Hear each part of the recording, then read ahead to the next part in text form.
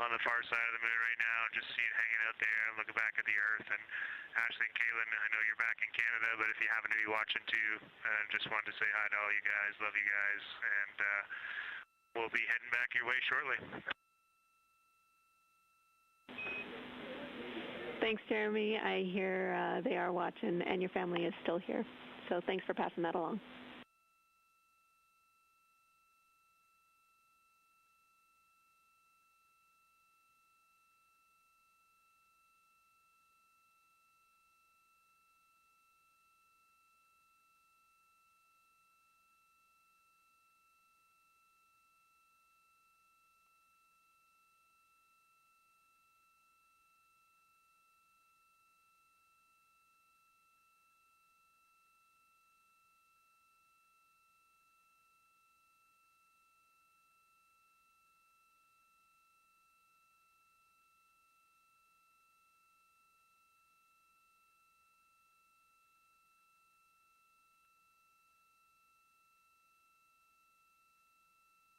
This view inside the Orion spacecraft, and it's a little hard to make out, but on the left there, that is Jeremy Hansen, just calling down some well wishes to his family, joining us in the viewing room and watching online. Currently in the window are Victor Glover and Christina Cook. They are taking pictures outside of the window as they are now in their flyby observation block. At this time, Reed Wiseman and Jeremy Hansen are serving as support crew members, and they are also going to have an opportunity to enjoy their midday meal at this time.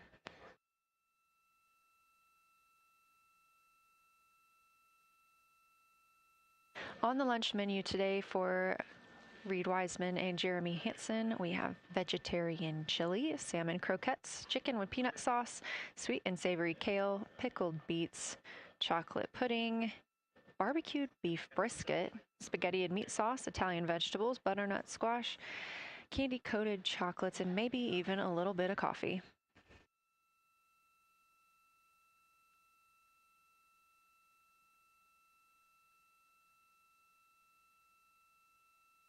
And if you look closely, you can see it looks like they are getting into some of their food for the midday meal.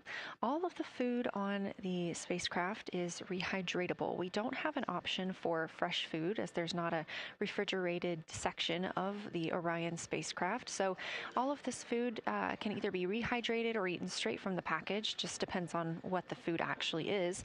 And for food that needs to be rehydrated, there is information on each package of how much water needs to fill that bag and what temperature it needs to be.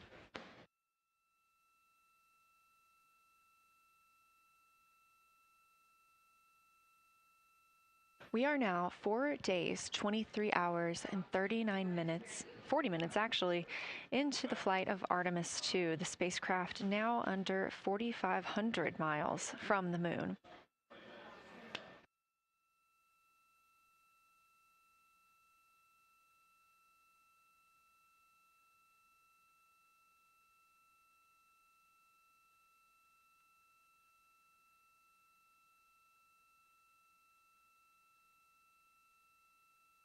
We are now also under 30 minutes away from loss of signal with the astronauts. We will regain that communication about 40 minutes later. They will still be photographing the moon and documenting what they're seeing while they're behind the moon.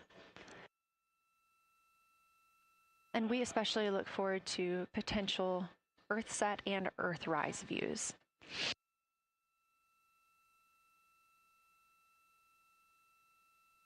As you can see on the left side of your screen, we are streaming this solar array camera view throughout the flyby. And the science team also plans to capture an occasional still photo with the solar array intermittently, perhaps one every 8 to 10 minutes. Still photos represent the highest resolution imagery from those GoPro cameras.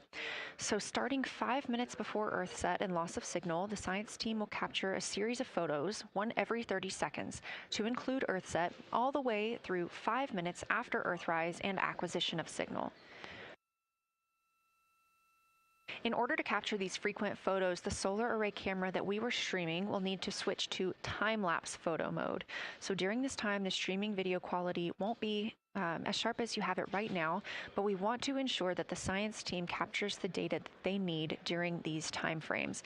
And we really look forward to seeing those higher resolution images once they're available. But with the view you are seeing right now, we are sharing bandwidth on the Orion spacecraft with every system that is keeping the spacecraft powered and the crew alive, especially the environmental control and life support system. As this is the first flight with crew, this is also the first flight of a life support system, keeping the crew healthy and safe on the way to the moon and the way home.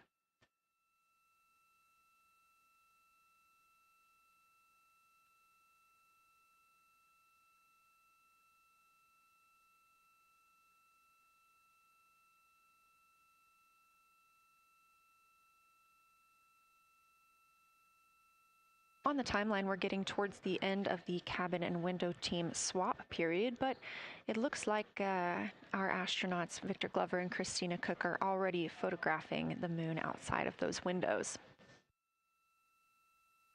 The next target is Ohm Crater, and this is something that they have photographed previously during the flyby. This is a small, complex crater with a prominent ray system, and as referenced earlier, it's the size of the Eye of the Sahara. That Eye of the Sahara is a feature in Mauritania. Seeing this crater more than once throughout the flyby allows the crew to photograph it at different lighting conditions.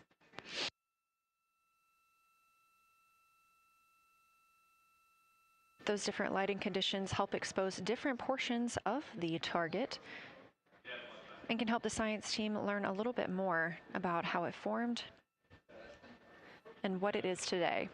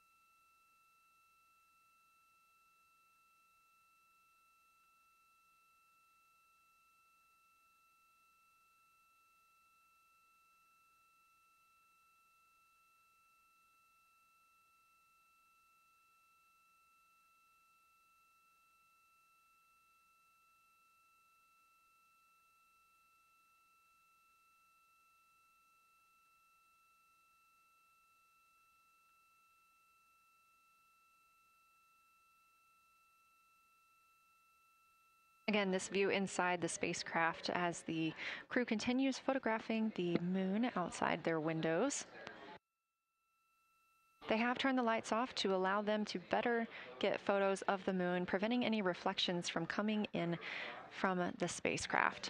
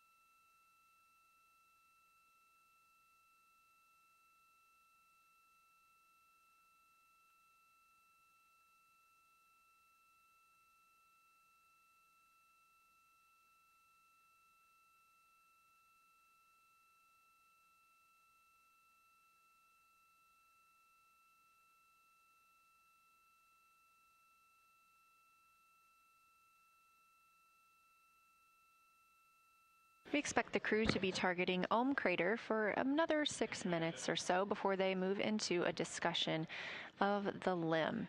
Now, the science team has asked for a science sit rep or situation report during that time, so we hope to hear calls from the crew on what they are observing.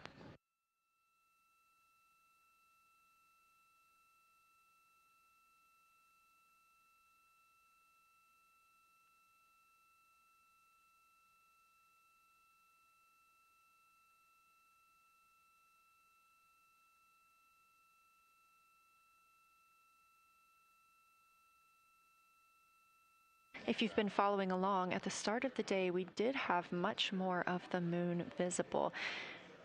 And even just an hour or so ago, we could see about half of the moon. We are now continuing to see more of the far side and that darkness where the moon is not reflecting light from the sun.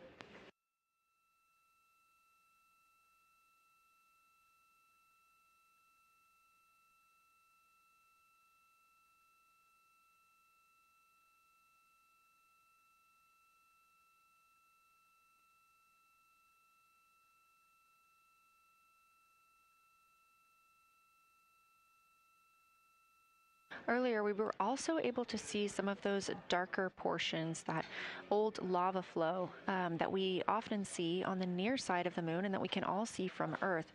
That has mostly gone away. We are now just seeing very little of Oriental. That's down to the bottom right of the moon. You can see just a small dark portion near the limb.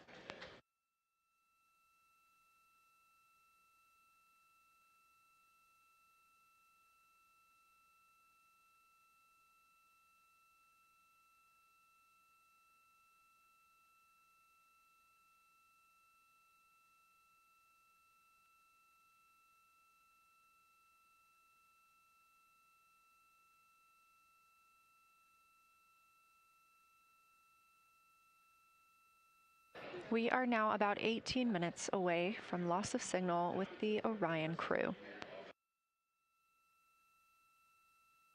Again, we use the Deep Space Network to communicate with the crew members when they are this far from Earth.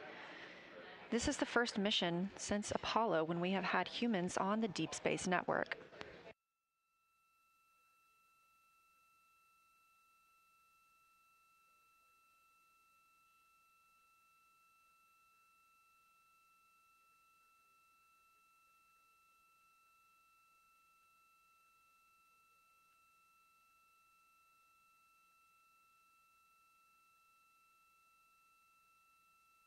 As you recently heard Capcom Jenny Gibbons call to the crew, we expect their closest approach to the moon to be at MET, or mission elapsed time, of 5 days, 25 minutes, and 34 seconds. At that time, their altitude would be 4,067 statute miles above the Earth's surface. Just over 2 minutes later, they will reach their maximum distance from Earth at mission elapsed time 5 minutes, 5 days, 27 minutes, and 39 seconds. The altitude at that time would be 252,756 statute miles. These are our latest numbers, and we'll make sure to verify and confirm those once those milestones have been achieved. Obviously, we will be without communication to the spacecraft at that time, so once we regain communication, we will make sure to find out those numbers and report those to you.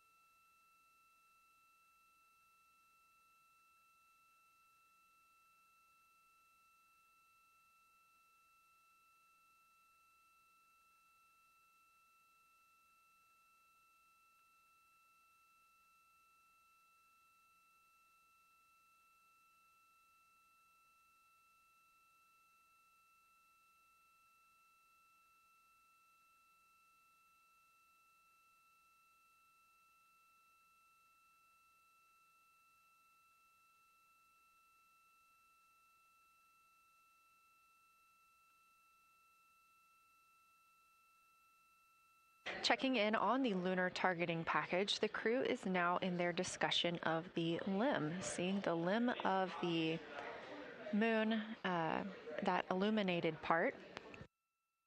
Currently at the windows taking photos and making annotations are Victor Glover and Christina Cook. And we are expecting loss of signal in about 13 minutes. We will regain that signal with the crew about 40 minutes later.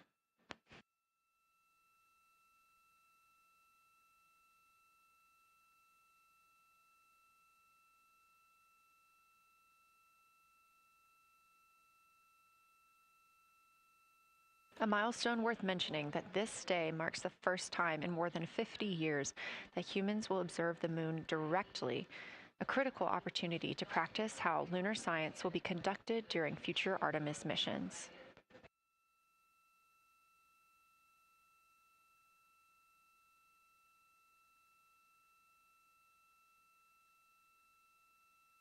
I've continued to reference the lunar targeting package throughout this broadcast, which is the primary tool guiding the crew observations, and that consists of two key components. The first of those is the Lunar Geography Review, which helped the astronauts study major lunar features in advance.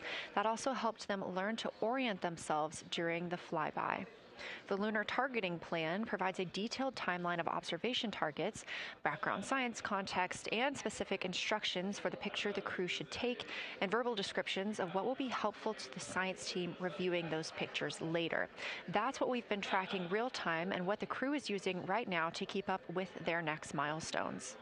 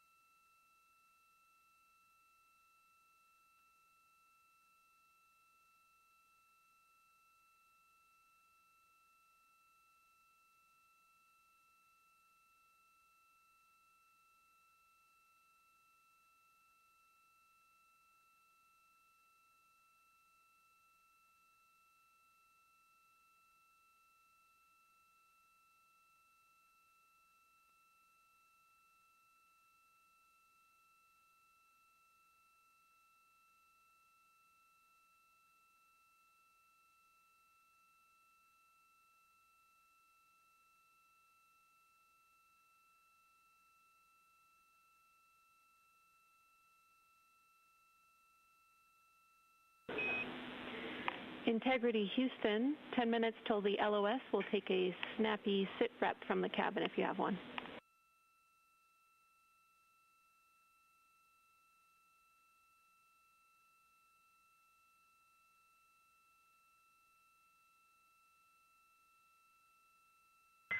Okay, Jenny, that came, we missed most of that, but just a 10-minute warning, is that what you're saying? 10-minute warning for the LOS, and I'll take a quick sit rep from the cabin, please.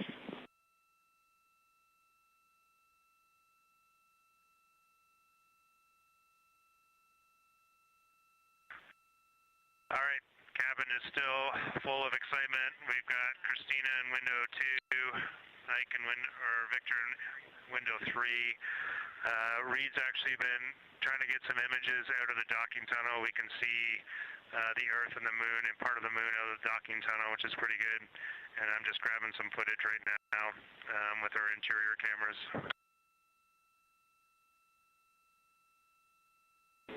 Copy, Jeremy. We'd like to know what camera Reed is using and also the status of window 1. Looks like there might be a shroud removed.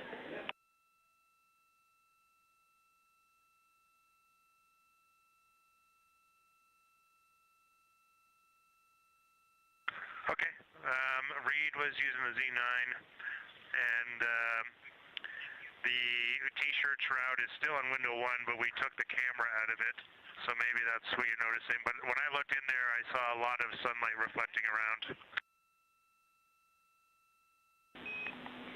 Copy. That makes a lot of sense to us, Jeremy. I want to remind you, coming up on this LOS, that we'll take sit reps in the blind, and as more and more of the moon is in darkness, we will take any report you have on impact flashes.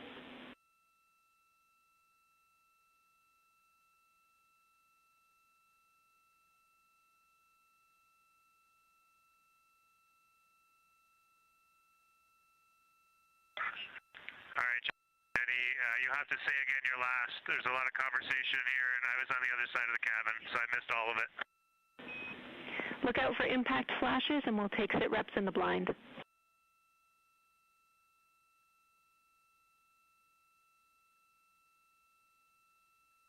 Okay, impact flashes, sit reps in the blind. We got it. And yeah, just so you understand what's going on with window 1, there is light coming through the outer hall from window 2 into the inside of window 1, if that makes sense. Like I can see the inside of the vehicle when I look between the 2 panes of glass. Copy.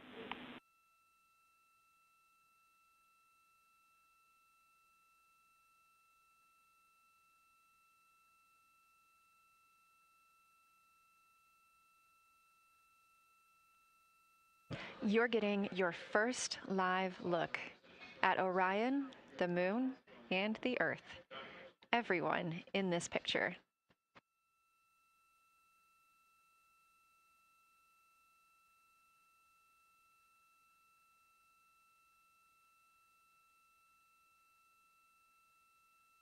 This is a live view from the Orion spacecraft.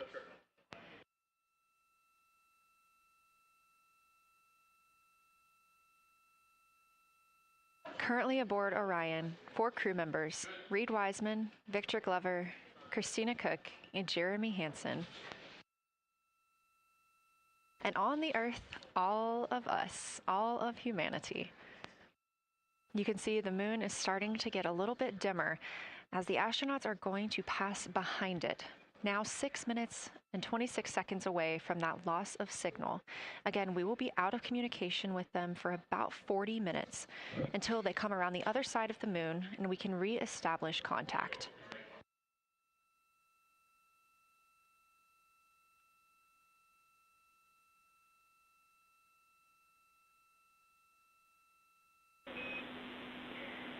Integrity Houston, you are 6 minutes from your 40-minute lunar flyby LOS.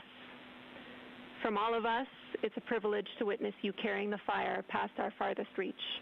Thank you. Godspeed.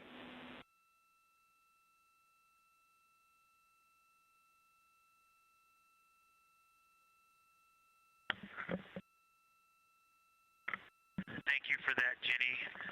And thank you to all of you for allowing us the immense privilege to be on this journey together.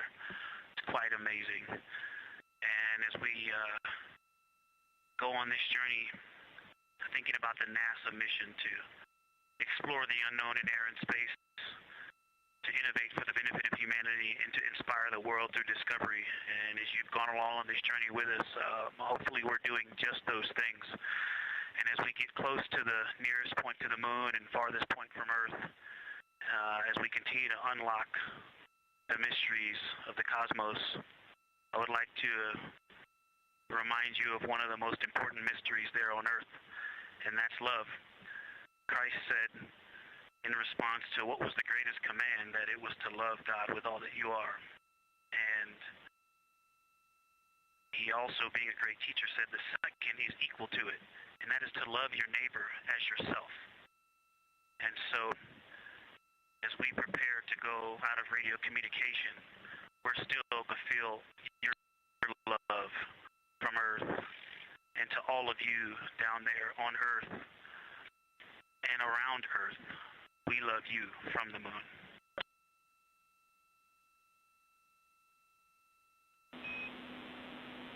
Houston copies. We'll see you on the other side.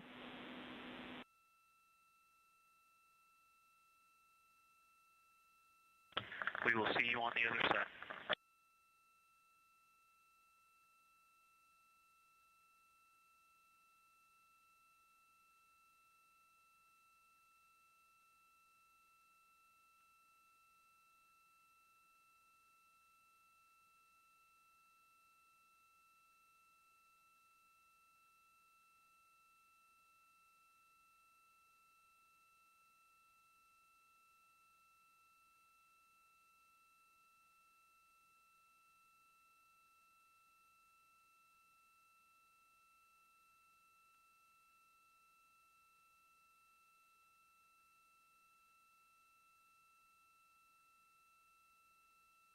poignant words from NASA astronaut Victor Glover, and a little bit of a love letter from the other side of the moon all the way to Earth.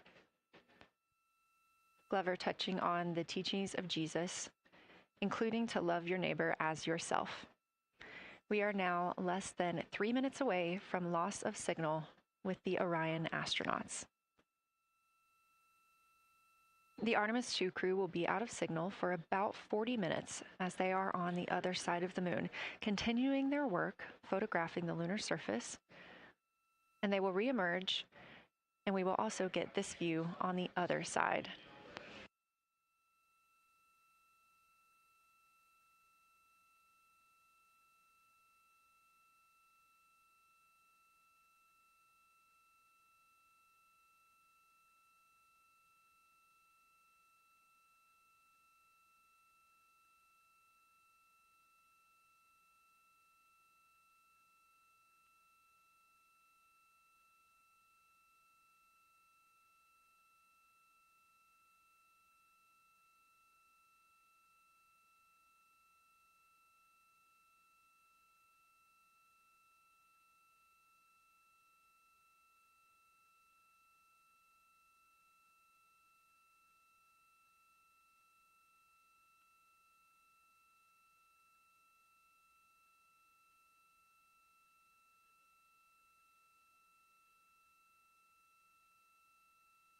Just about a minute and a half now until we lose communication with the astronauts aboard Orion on the Artemis II mission.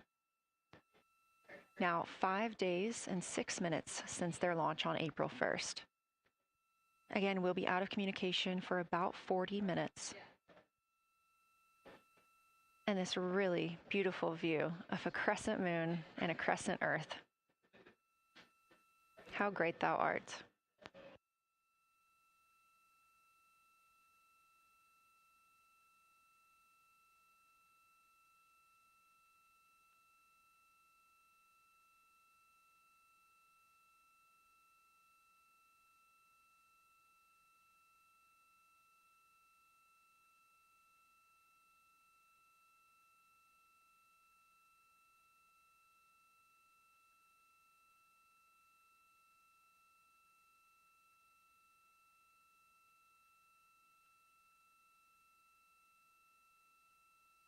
"30 seconds now until we expect loss of signal.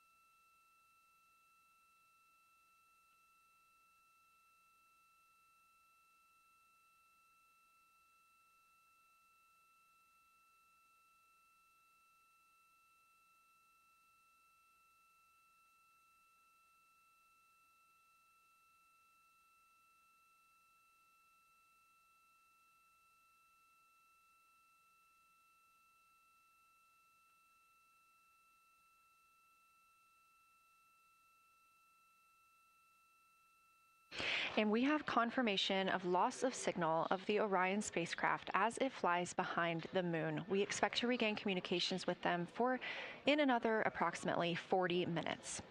This was expected as their spacecraft is now out of direct line of sight with Earth and behind the moon. And this is a poignant moment as it's the first time in over 50 years that we have humans completely unreachable by anyone else on Earth. No matter how distant or secluded, we could reach anyone living on Earth, but while the crew flies behind the moon, it's simply impossible to make contact with them. This is a live view inside the Science Evaluation Room here at Johnson Space Center and just down the hall from Mission Control.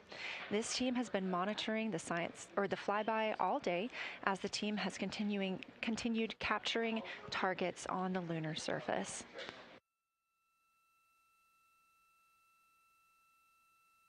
We even got to see this team in action as they were helping the astronauts identify some of the features they were seeing on the moon but not expecting. There will be a couple of milestones during this loss of signal.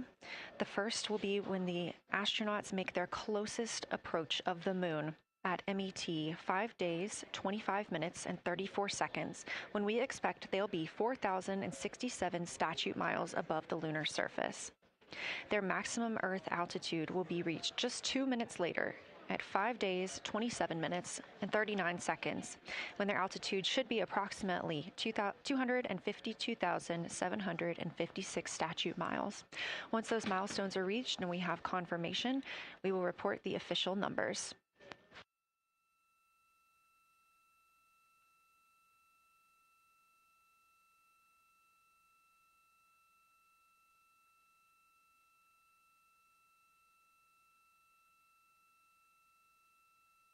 Throughout the Artemis II mission, astronaut voice, images, video, and vital mission data must traverse thousands of miles, carried on signals from NASA's powerful communications systems, the Near Space Network and the Deep Space Network. Let's learn a little bit more.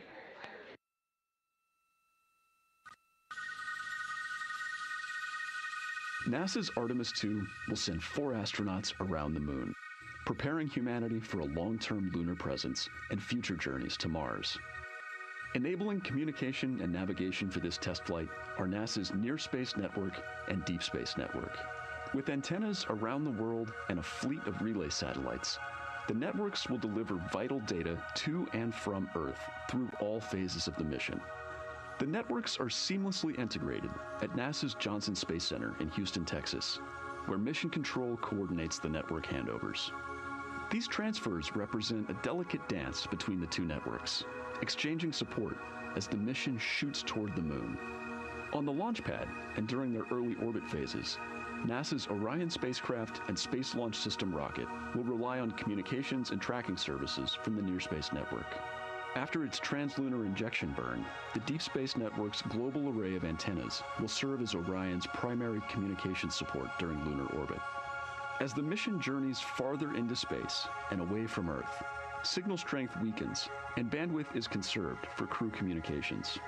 The astronauts will have a near constant connection to Earth, ensuring their safety on a journey farther into space than ever before. We say near constant because as Orion goes behind the moon, a planned loss in communications will occur.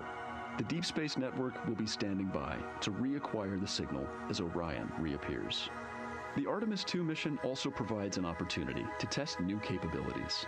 Using laser links, NASA will periodically transmit Orion data to showcase the benefits laser communications could have for future human spaceflight missions. The data from Orion, sent by radio signals or laser links, is massive.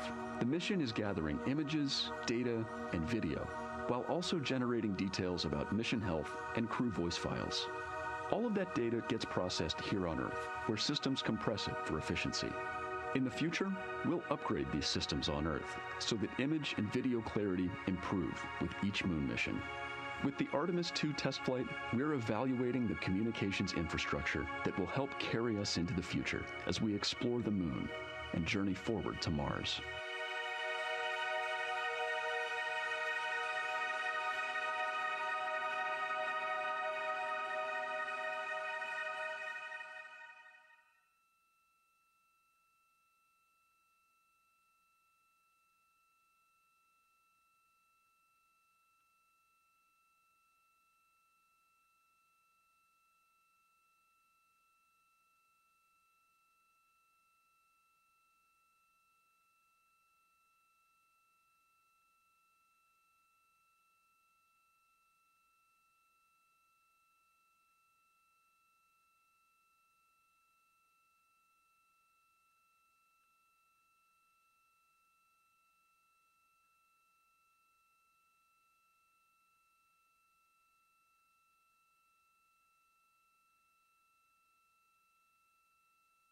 We are now about 33 minutes until we expect to regain communications with the astronauts aboard Orion. And in the meantime, I've got Dr. Kelsey Young, Artemis Science Flight Operations Lead, here with us. Thanks for joining me, Kelsey. Thanks for having me. This is such an exciting day. Oh, no kidding. It has been so cool to hear you communicating directly with the crew.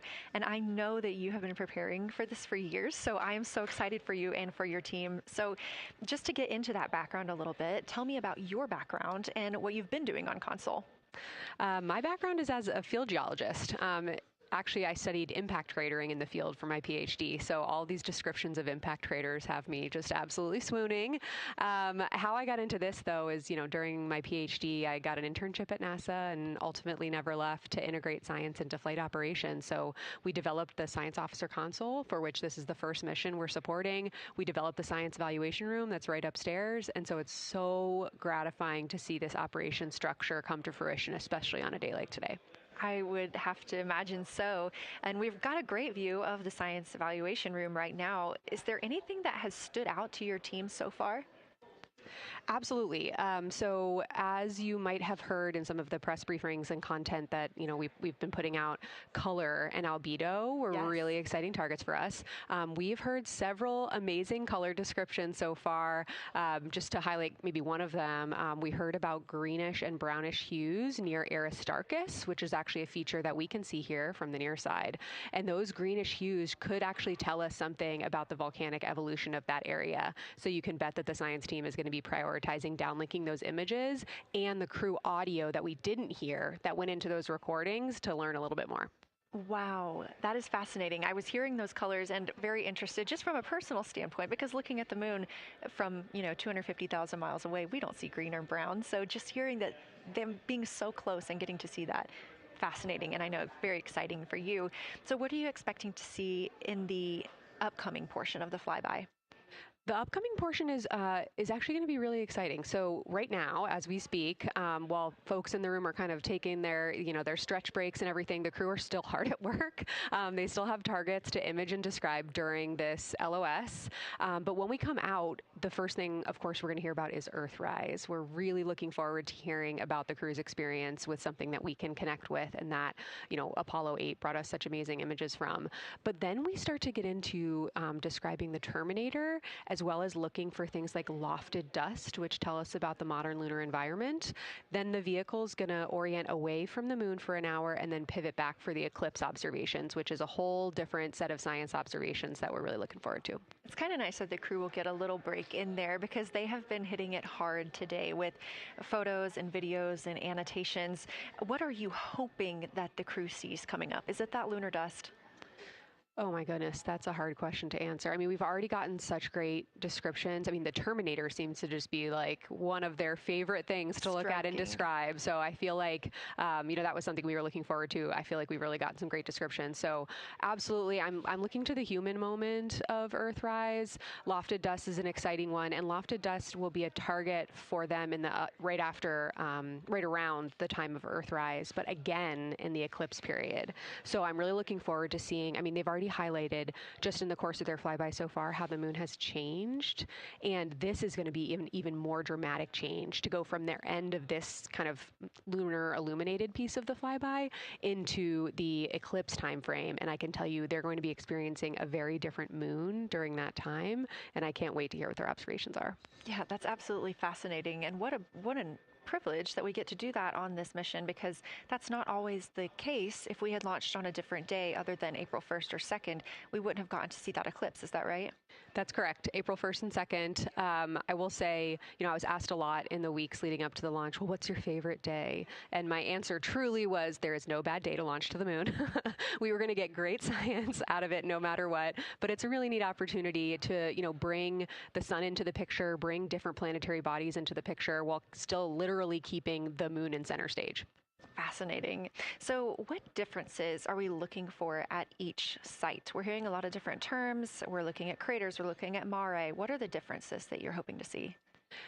We do have, as you highlight, kind of different prompts for each target. That's what they're looking at in their lunar targeting plan, which I know you've been showing.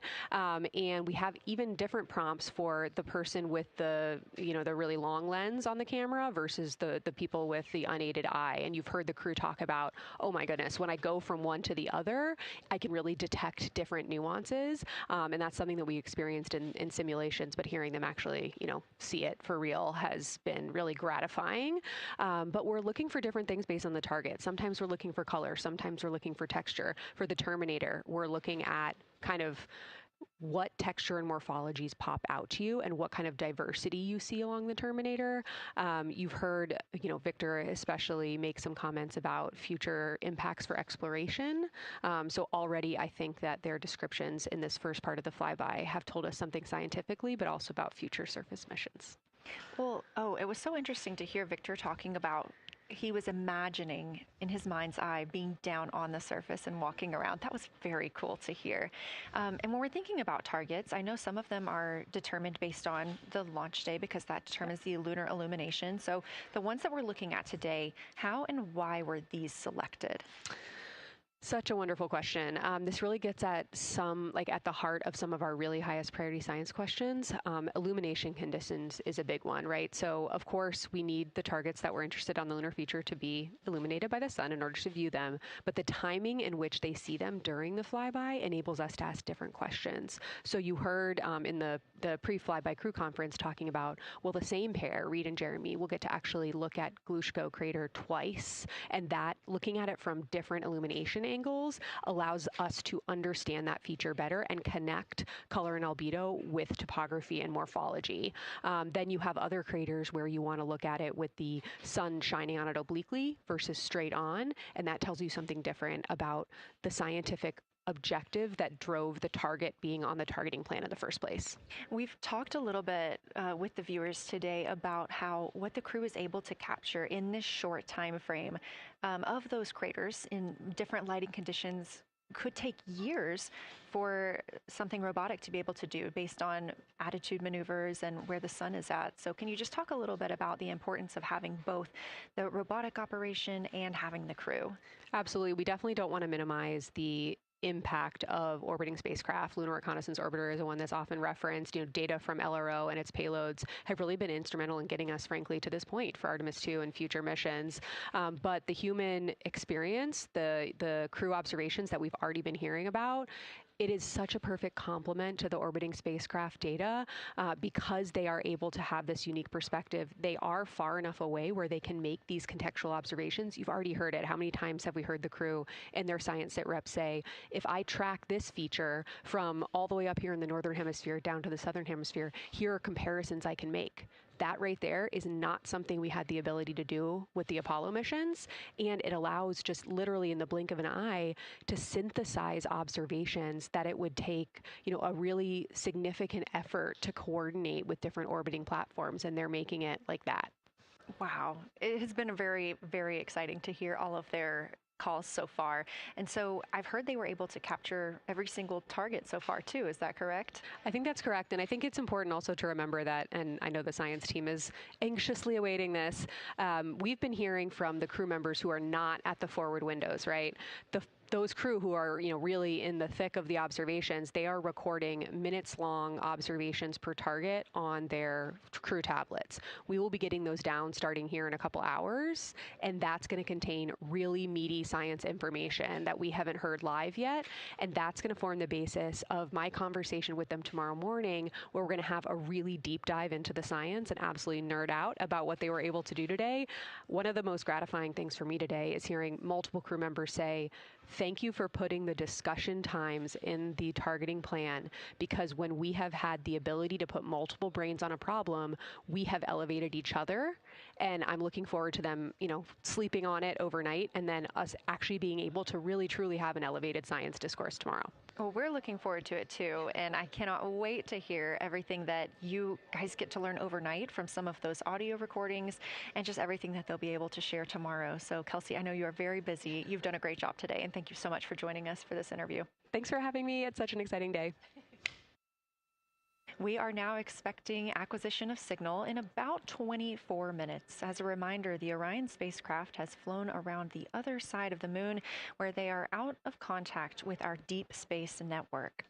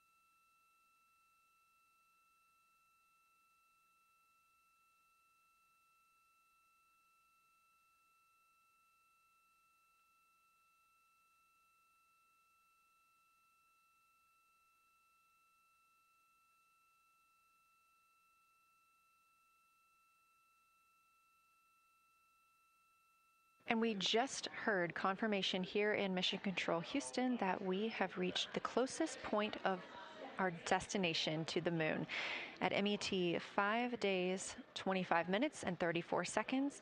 And we anticipate the spacecraft's altitude is approximately 4,067 statute miles above the moon.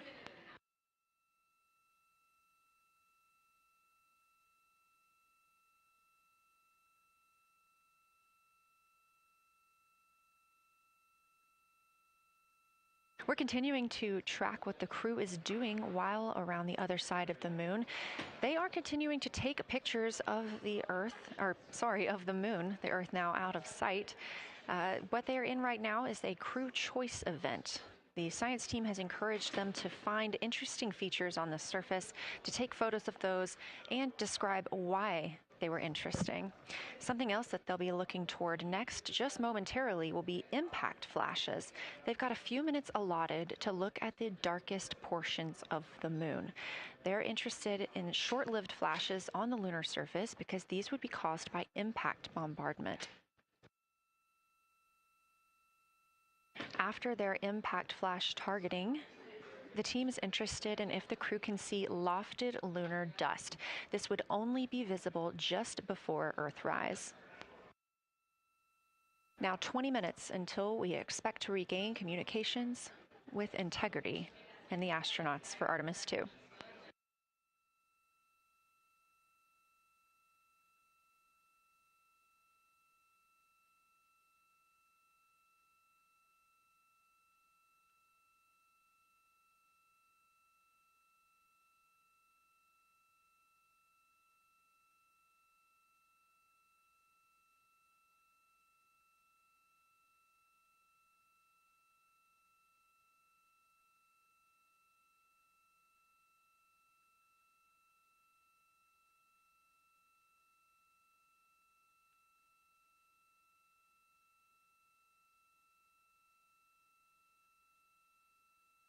We're live in Mission Control Houston at NASA's Johnson Space Center, but there's a team over 750 miles away also monitoring today's operations. And of course, just like us, they are in LOS, or loss of signal, with the spacecraft. This is LUCA, the Lunar Utilization Control Area, and it's joined by LISA, the Lander Engineering Support Area, which are twin control rooms that will support missions and operations in lunar orbit or on the moon's surface in real time at NASA's Marshall Space Flight Center in Huntsville, Alabama. The Luca and Lisa are right next to each other and just a short walk away from the SLS Engineering Support Center, which is used during launch, and the POIC, where science on the International Space Station is monitored. Luca primarily supports Artemis science operations, while Lisa will provide engineering support for landing astronauts on the moon. During this mission, Artemis II, teams in the Luca will use the facility to support first-of-its-kind science operations to better understand the deep space effects of microgravity and radiation on the crew's physiology, immune systems, and ability to complete various tasks. The data from these science operations will inform future crewed flights to the moon. For future crewed missions to the moon, members of the NASA Human Landing System Mission Insights Support Team, a group of engineers, safety leads, flight operations experts, and technical authorities will work in the LISA.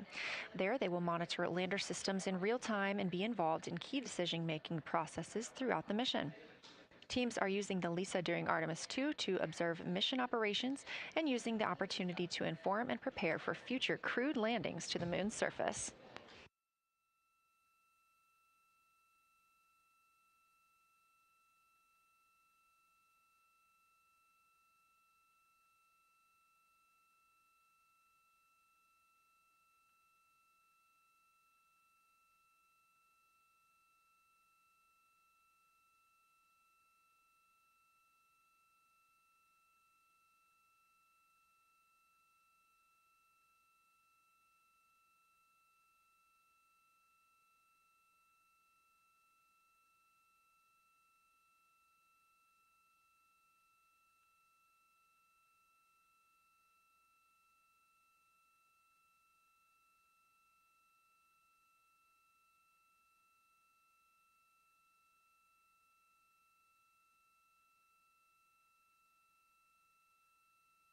We now expect to regain communications with the astronauts aboard Orion in about 17 minutes. In the meantime, a little overview of how our crew members flying by the lunar far side at an altitude of between 4,000 and 9,000 miles are testing the capabilities of the Orion capsule. Artemis II visualization lead Ernie Wright has simulated views of the flyby using detailed topographic maps of the lunar terrain and photorealistic lighting scenarios. The Artemis II crew members have been using these visualizations to prepare for this historic mission, which is paving the way for future exploration of the moon's surface and beyond. So the most exciting thing to me about Artemis II is just the return to the moon. We haven't been there in 50 years. Human eyes are going to see parts of the moon that haven't been seen by anyone before. It also recommits us to exploring the solar system in a way that we haven't in a long time. And I think it provides an opportunity for younger generations to understand the excitement of doing that kind of exploration. Artemis is our return to the moon after 50 years. The emphasis of Artemis is going to be, first of all, science, but second of all, learning to sustain a presence on another world. First on the moon, but we're hoping that that's a stepping stone to Mars and other destinations in the solar system eventually. Artemis II will be a flyby mission. It's not going to land. We're testing all of the technology that we've created for flying to the moon since Apollo. A lot of systems have been modernized, and we need to make sure that all of those work. The astronauts will be looking out the window at parts of the moon that have never been seen by human eyes before. They will be flying by the moon at an altitude that's much higher than Apollo's orbits. And so they will see the entire disk of the moon, including areas that are closer to both the North and South Pole that astronauts from Apollo never saw. All of that depends on the lighting, which we really won't know until launch day, but we can practice with different lighting scenarios. It's hard for people to sort of picture that in their mind. If you can make a visualization of it, show them a movie, that helps everybody choose the targets and also practice aiming at those targets. The astronauts have actually been looking at these visualizations through the lens of the camera and practicing aiming at the various targets. This is a map of the surface of the moon, obviously, but it shows what the Apollo astronauts could see in sunlight while they were in orbit. The brighter parts are the parts that they could see. The darker parts, like this entire area here and places that are farther north and south, are places that they couldn't see in sunlight, either because it was nighttime there or because it was beyond the horizon of the astronauts. All of the Apollo flights orbited the moon at a distance of about 110 kilometers. Because the astronauts were flying at such a low altitude, their horizon was actually quite close, and they couldn't see the North and South poles. And this whole area over here was not in sunlight at the time. And it includes this amazing impact feature here called Oriental. Oriental is a very large impact feature. It's about 650 kilometers wide. It's got multiple rings. These are rings that form like ripples in a pond from the impact, but of course it's on a huge scale. The middle of Oriental has that sort of dark basalt lava covering it, like the dark spots that we see on the near side. It's one of the biggest ones that's more on the far side than the near. So seeing it with human eyes and sort of picking out features that maybe you don't even see in robotic cameras is an important goal for the mission.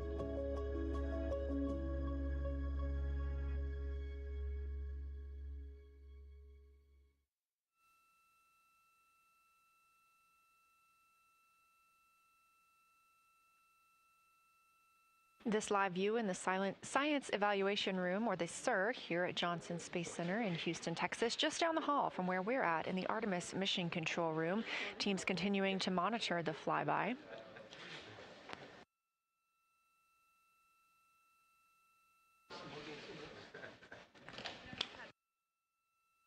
The crew continues their observations of the moon, even though they are out of touch with Earth. We expect to hear from them in 12 minutes and 26 seconds. Again, this is approximately 40 minutes loss of signal while they are out of reach of the deep space network.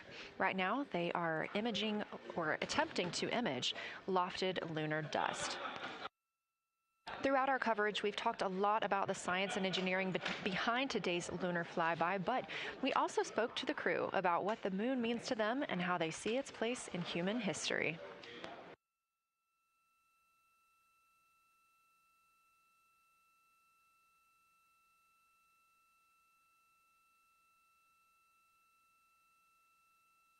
I remember being a little kid lying in bed at night and just looking out at the moon and whatever phase it was in, I was thinking, man, my friends that live like 20 miles away, they can probably look out and see that same exact moon. And then when I was in the Navy and I would look out at the moon and I'd be halfway around the planet, I would think, man, my brother can see that moon where he is and he's halfway around the planet from where I am. And it's a connection of life on Earth. We can all look up and see that moon. It represents history. It is a witness plate. Everything that's ever happened to the moon is still written on the moon. There's no processes of wind or change in the Earth, geologic processes like we have here that change it. And something that's been telling and can read out the story of its own evolution, there's something beautiful about that.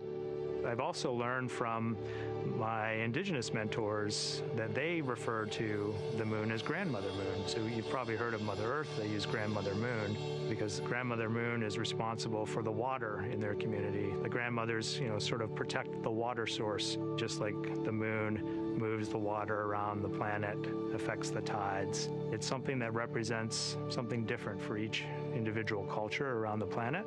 And that's really neat because we all share that same moon in the night sky.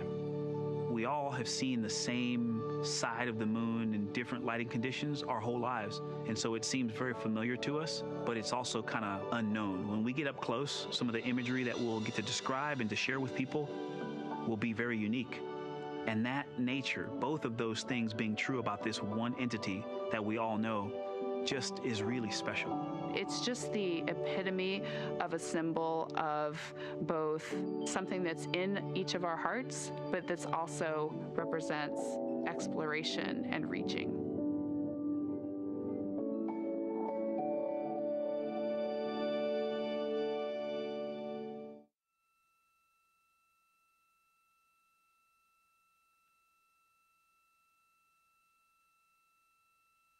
You're looking at a live view inside Artemis Mission Control here at Johnson Space Center in Houston, Texas. We are currently out of contact with the Artemis II crew. This was a planned, or not really a planned, but a tracked loss of signal that occurs when the crew flies behind the moon. We use the Deep Space Network to communicate with the crew, and when they are behind the moon, they are out of reach of that Deep Space Network. And when you consider our nonstop communications during the time in which we live, this is even more striking. For the Artemis II crew, they're only currently communicating with each other. Now, we expect to regain those communications in under 9 minutes from now, and we also are hopeful for a view of Earthrise. Despite being out of communication, the crew is continuously capturing imagery of their predetermined lunar targets.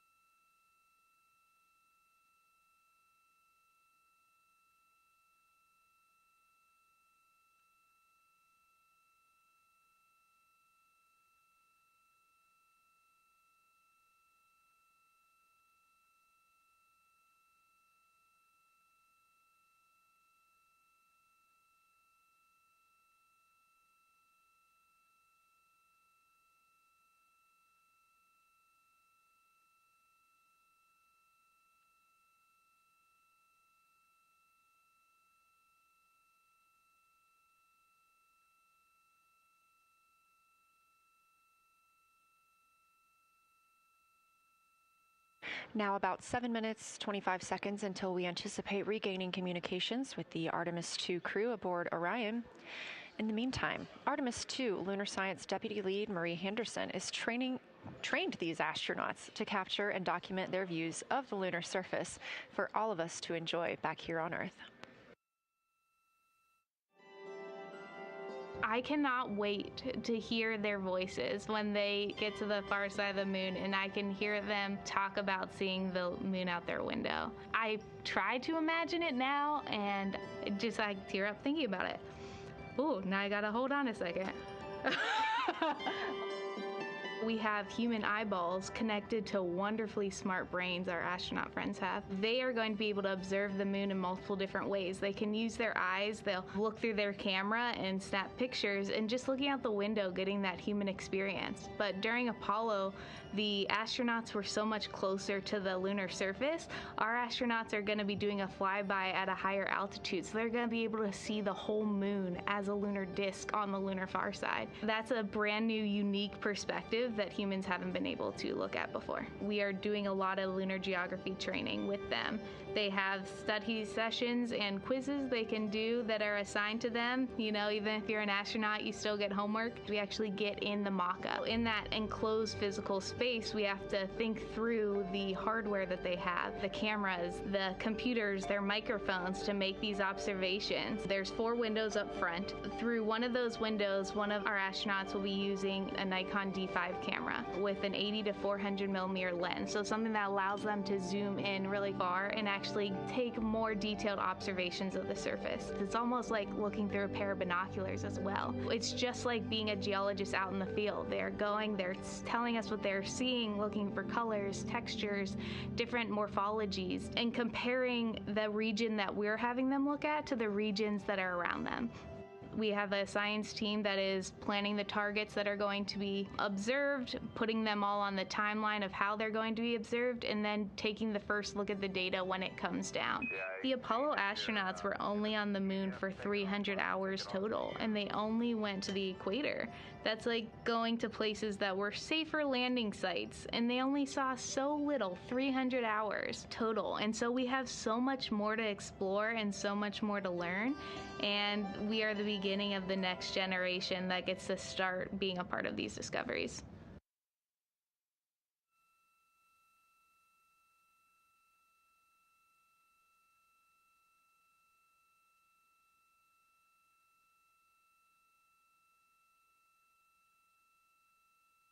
We are now 4 minutes and 28 seconds until we expect to regain communications with the astronauts flying aboard Orion on the Artemis II mission. They are now flying behind the moon. While behind the moon at an MET, or mission elapsed time, of 5 days, 25 minutes, and 34 seconds, we expect this was the point in which they made their closest approach, 4,067 statute miles above the lunar surface.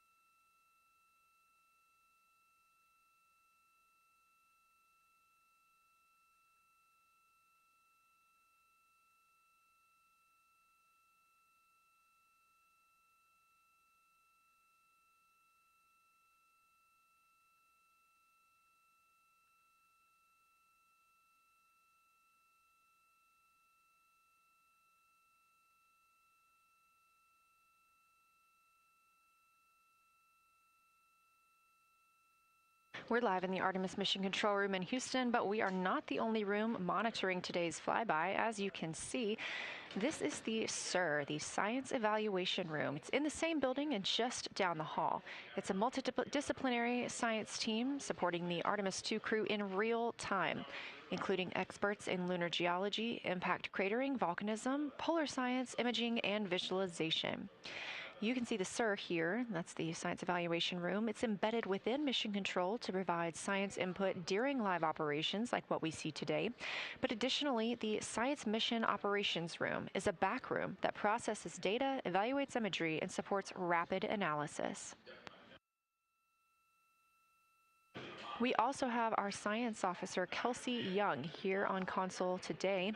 She's serving as the primary interface between the science team and the flight controllers, ensuring science priorities are represented during mission execution.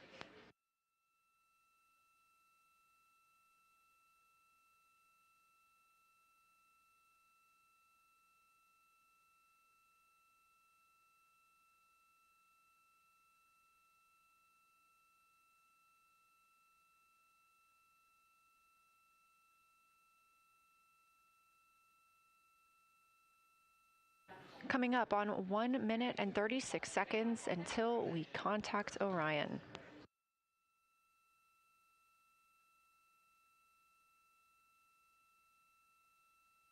Meanwhile, aboard the spacecraft, the crew has continued executing their lunar flyby tasks.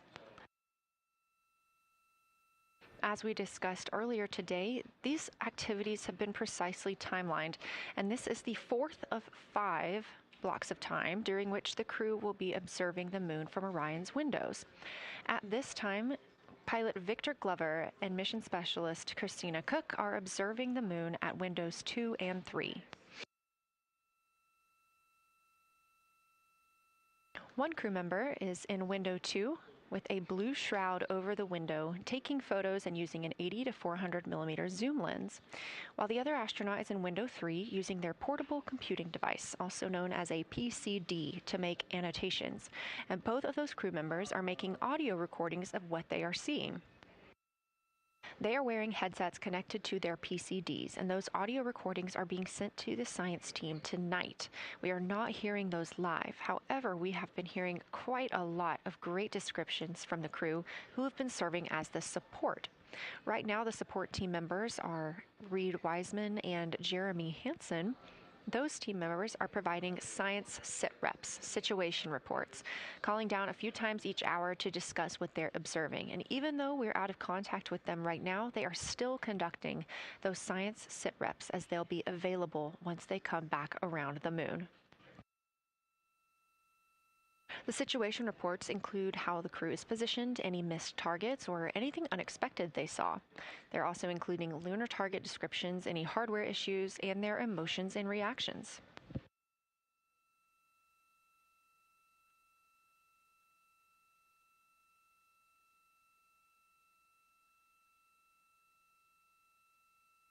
Again, we are standing by to acquire signal from the Orion spacecraft.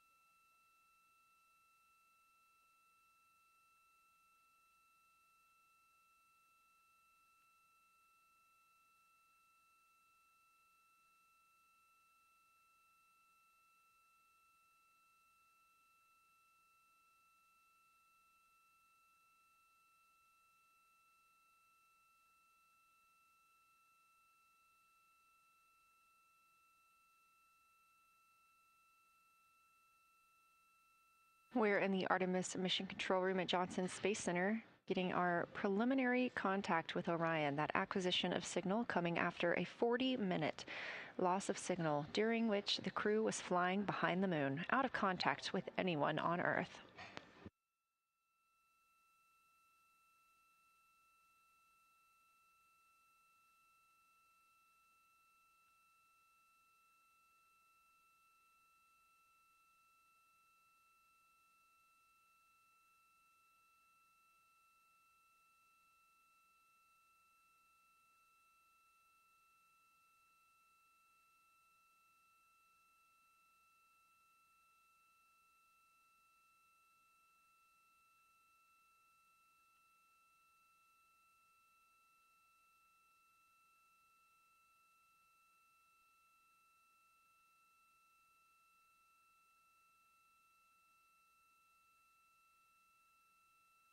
We are getting our first views from Orion after the loss of signal.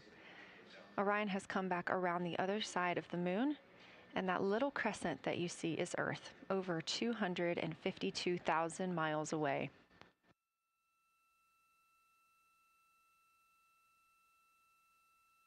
With this transit complete, lunar flyby continues, but Orion has also technically begun its journey home.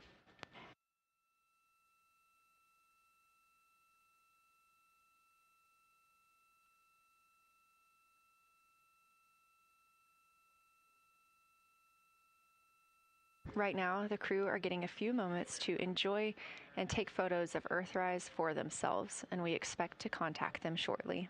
But we do have good signal coming from Orion.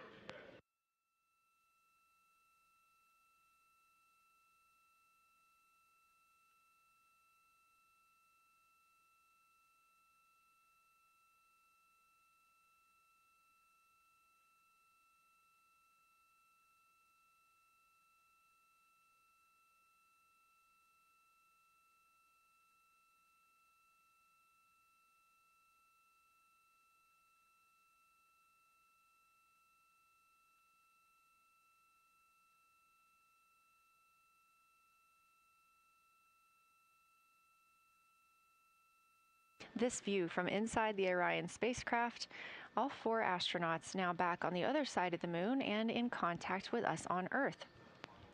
Their tasks for lunar flyby did not stop as they went behind the moon and out of contact with us. We anticipate during that time they were attempting to image some impact flashes, short-lived flashes on the lunar surface, which would be caused by impact bombardment and potentially even a lofted lunar dust. Right now, of course, they are getting pictures of Earthrise. After this target, they will get a short observation break. It's about an hour long, actually. Houston, integrity, comm check. Integrity, we have you loud and clear. How many?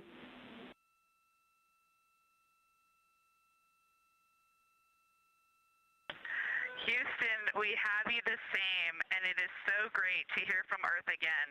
To Asia, Africa, and Oceania, we are looking back at you. We hear you can look up and see the moon right now. We see you too. When we burned this burn towards the moon, I said that we do not leave Earth, but we choose it. And that is true. We will explore, we will build ships, we will visit again. We will construct science outposts, we will drive rovers, we will do radio astronomy, we will found companies, we will bolster industry, we will inspire. But ultimately, we will always choose Earth. We will always choose each other. Integrity from Earth, our single system, fragile and interconnected. We copy. Those of us that can are looking back.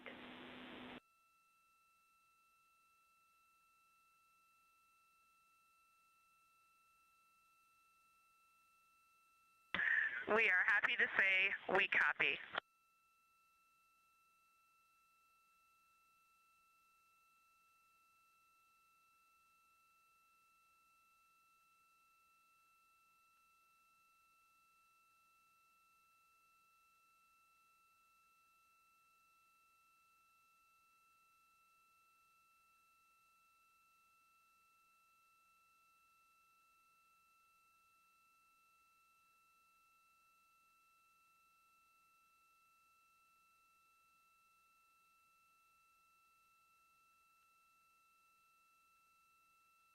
Those first communications back with the astronauts aboard Orion.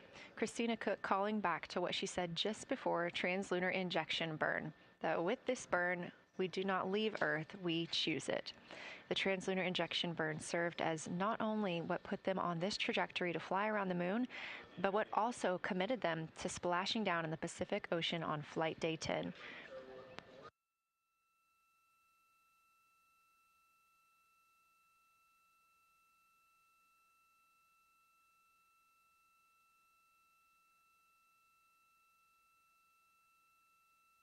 At this time, the crew is entering an observation break. We expect this to last about an hour, and it's probably a welcomed break following their very, very busy day taking pictures, making annotations, making audio recordings, and communicating all of the wonderful things that they are seeing on the moon. This observation break is also partially due to the fact that we will be entering an eclipse later. This will be the first solar eclipse that humans have seen from the moon.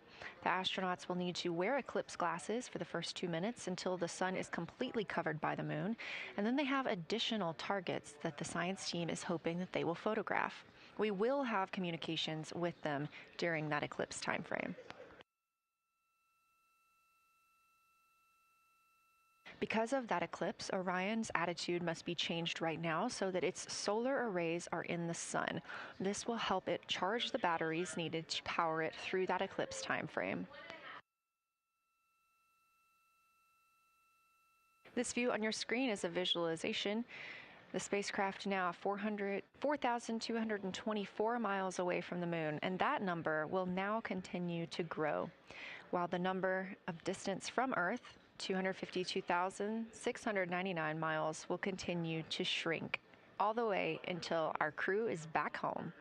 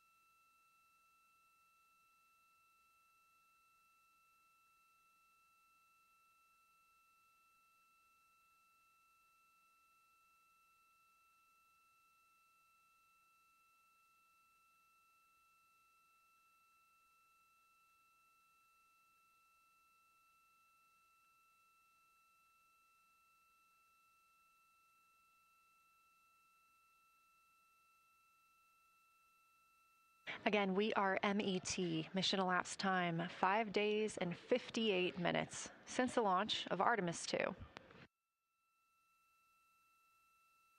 We have reestablished communications with the crew and the Orion spacecraft, now entering a little bit of a break while they are out of visibility, or the moon is out of their visibility. The spacecraft will be reoriented to view the moon ahead of an upcoming eclipse. This current attitude maneuver helps charge the solar arrays and batteries aboard Orion that will power them through the eclipse.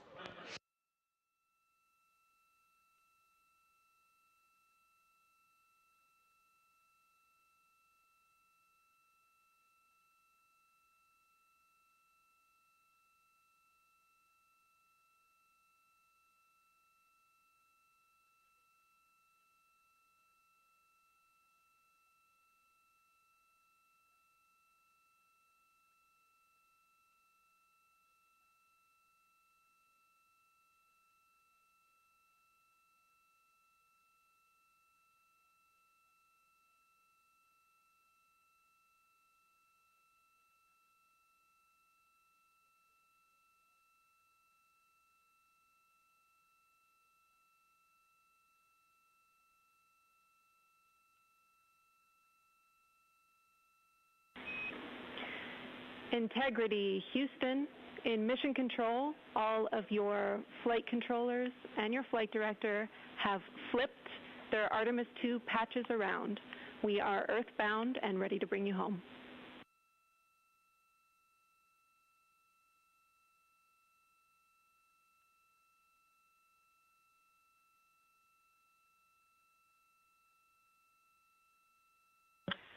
That's great. Great to see the light of day as we head back to sea.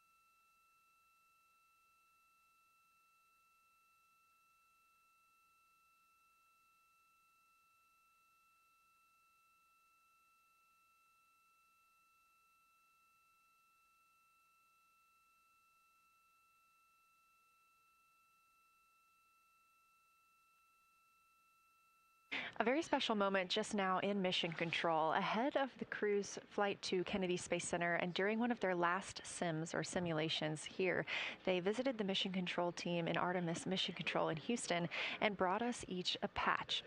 Everyone in the flight control room has had these on their signifiers at their console. On one side of the patch that you've probably seen is the moon with the Earth behind it. Now that we've passed behind the moon and we are returning home, the flight control team has instructed everyone in the room to switch their patch around so that the Earth is closer and the moon is behind us. We are really looking forward to seeing the Artemis II crew, and the Capcom Jenny Gibbons did call that update up to the crew that the flight control team here has turned their patches around as was instructed by the crew during that last sim, and we are counting down the days until they get home. They are now 5 days, 1 hour, and 3 minutes mission elapsed time into the Artemis II mission.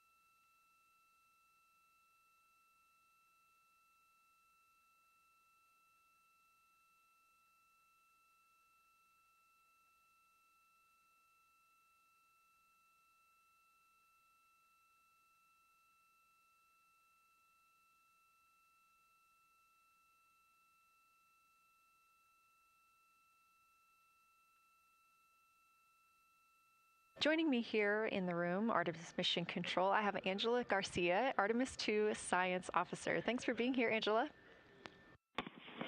It is an honor to be here. What a day. Everyone's been buzzing. I can't contain myself. So it's been a really awesome day. So you're sitting on console at the Science Console now. Have you been in the SIR earlier today? There's a lot going on. So I went here first, and then I'm going to go there after. Clear, Houston.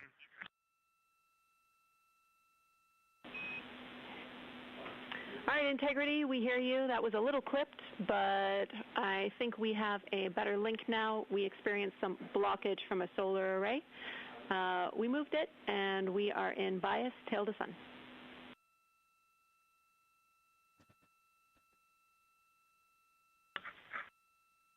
Okay, Houston, you're coming in loud and clear, and copy, we're in bias tail to sun now.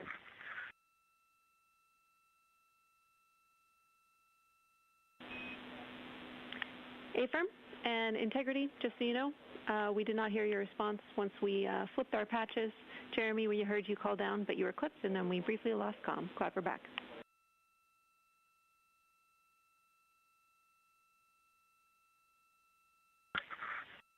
Okay, copy that.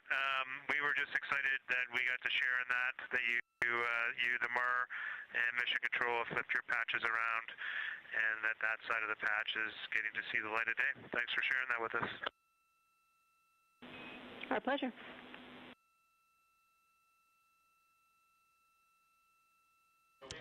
Okay, Angela, so can you tell me a little bit about your role supporting Artemis II and the science preparation for the mission? Yes, so I'm one of the 3 science officers. So Kelsey's been on console all day. I'll take over kind of closer to the end of the day. And then Trevor Graff is on the planning shift. And so it's the 3 of us in this 24-hour cycle supporting the mission. And so the science officer console is a brand new console to Mission Control. And it's not every day that you get a new discipline incorporated into Mission Control, so it's been such a significant milestone for us.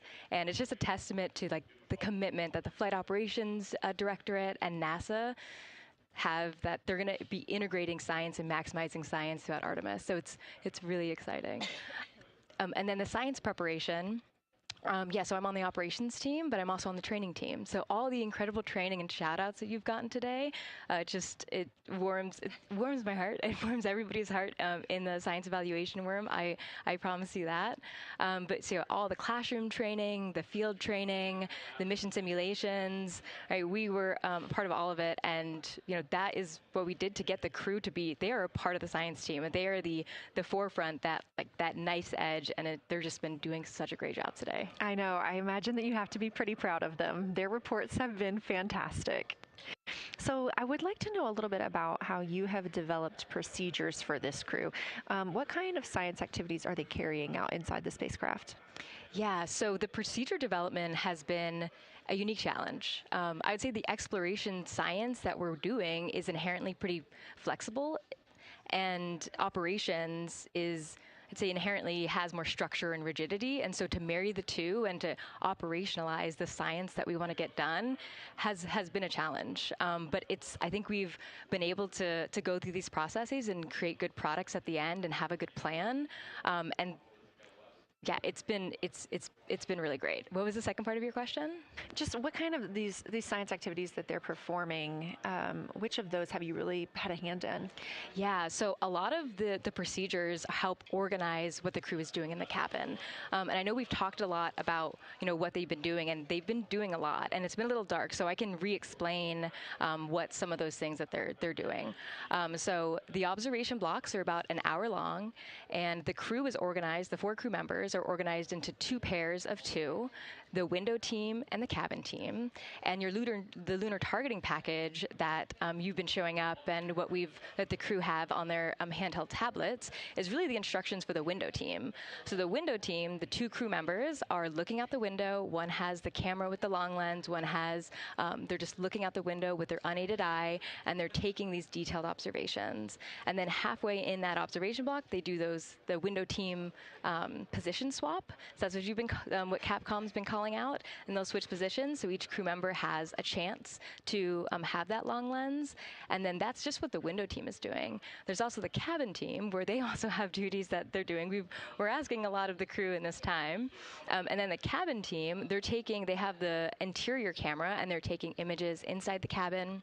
They're also supporting the window team where, you've heard some call outs where looking out at the bright moon and then looking inside the dark cabin and looking at their LED screen is a lot. So the cabin team is also helping support, target, and guide the window team into specific targets on their plan. They're also helping call out these science situational reps. So they're looking out a different window and listening in to what the crew who are really down and in the science on the window team are doing, and they're giving us insight. And those recordings that the window team is doing are going to be uplinked or downlinked overnight, and we're going to be able to chew on that data. But yeah, they're helping. They're doing a lot, and so making sure we have a plan that's flexible, but also make sure that we check off all those boxes was really important. So tell me a little bit more. You talked earlier about the analogs that the crew has done. What kind of analogs or environments were really useful for this? Yeah, so for procedure development, right, you have so many different environments that you can do. You have classroom, like we said, you have the Orion mock-up, you have simulations, and at least for developing the plan, we kind of did it in a tiered approach because each of those different analog environments helps us answer a slightly different question and has a little bit of a higher fidelity. So we would start with the classroom. So we would we would just get into a classroom, we would put all the hardware on the table, and then we'd almost role play of like, you be Victor, you be Reed, you be Jeremy, and I'll be Christina, and like, let's just do the plan how we think we should do it. Write that down, and then just keep iterating on that, and then Integrity Houston for a tag up pre-forward link LOS in place of the Flight Director Conference.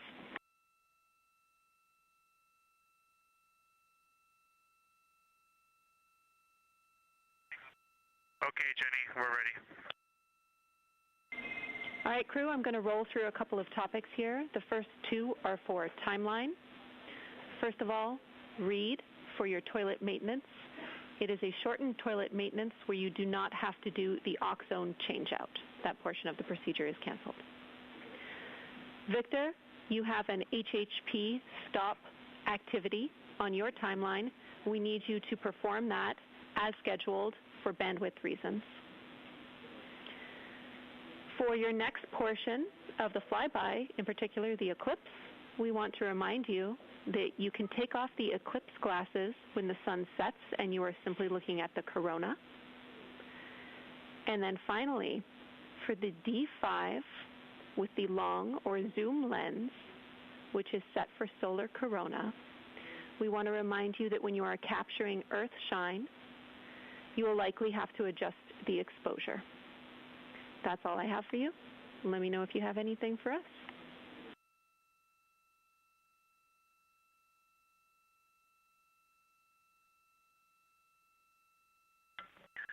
Okay, Houston, we copy all. Thanks for those words, Jenny.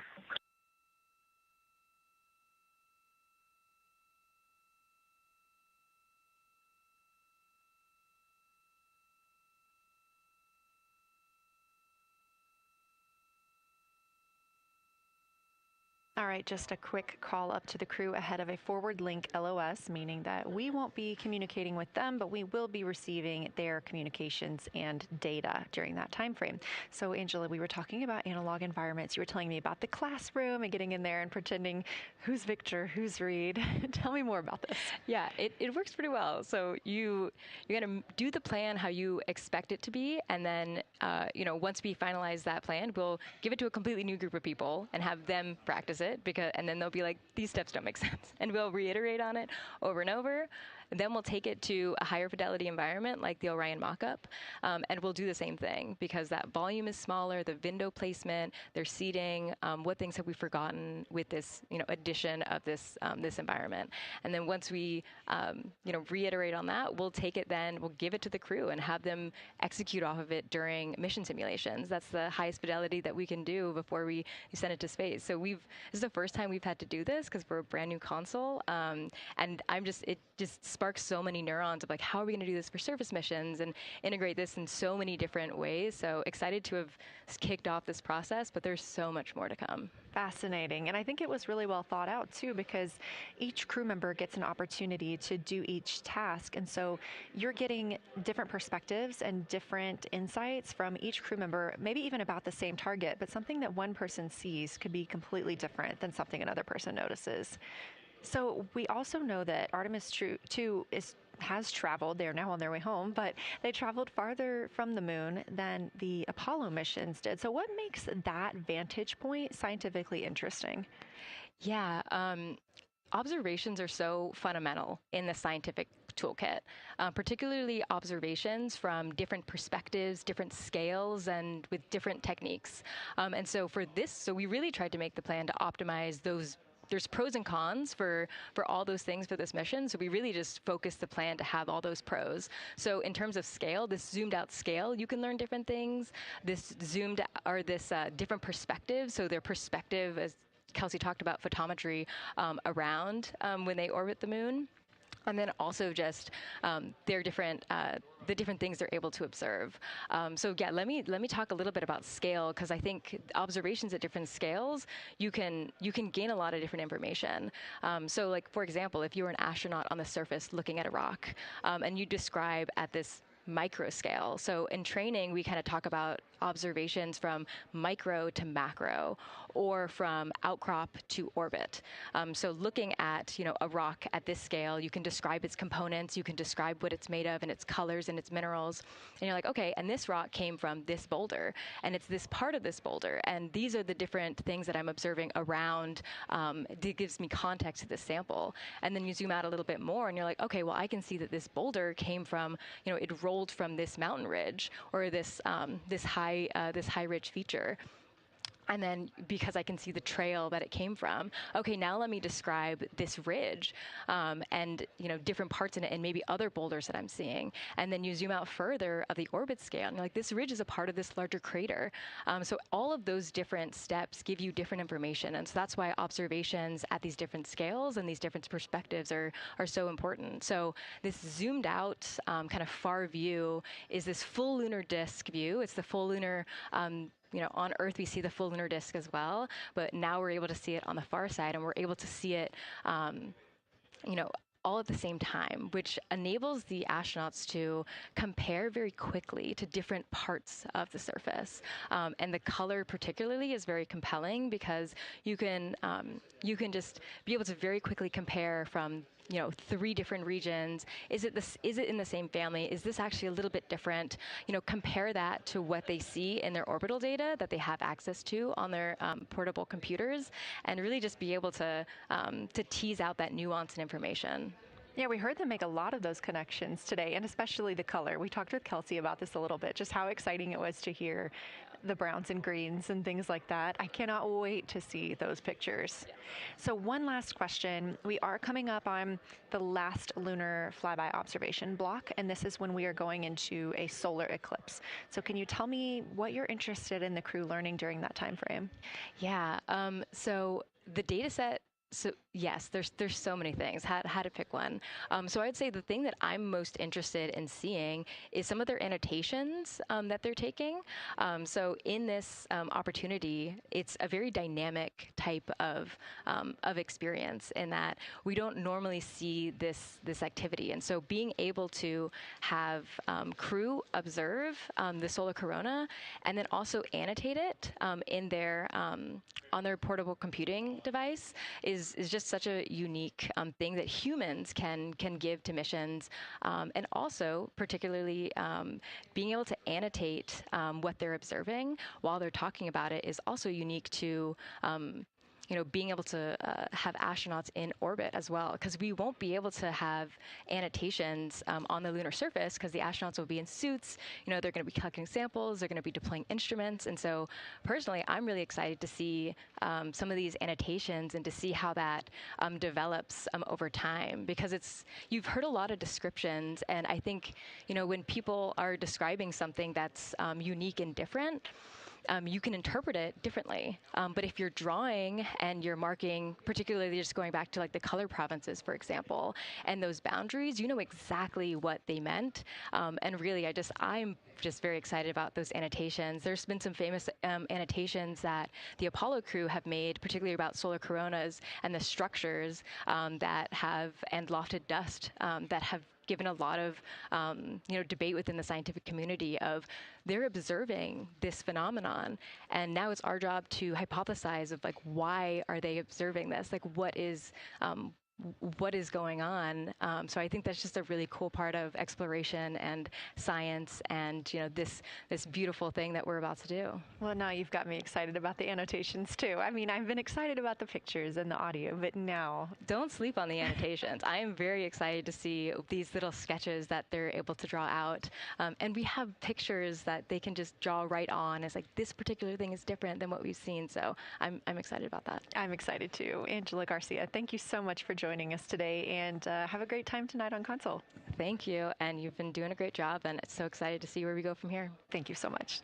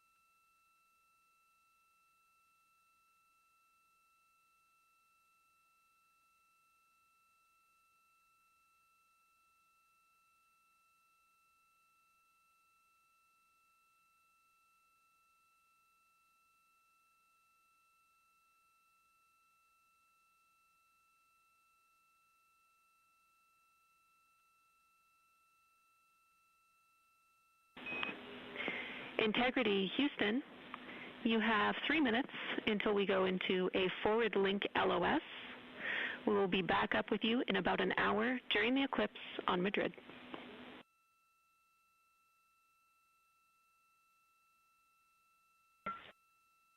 Thanks for the heads up. Look forward to seeing you on the other side. Likewise.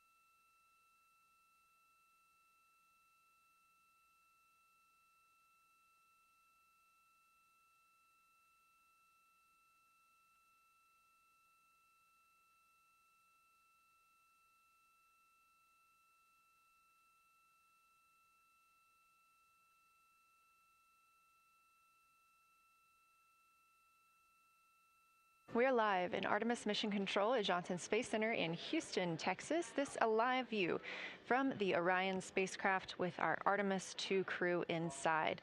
That's Reed Wiseman, Victor Glover, Christina Cook, and Jeremy Hansen.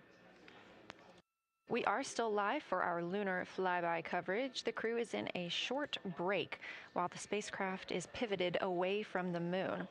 We are going to be going into a solar eclipse. This is the first time anyone has ever seen a solar eclipse from the moon. So it's going to be a unique vantage point for our crew.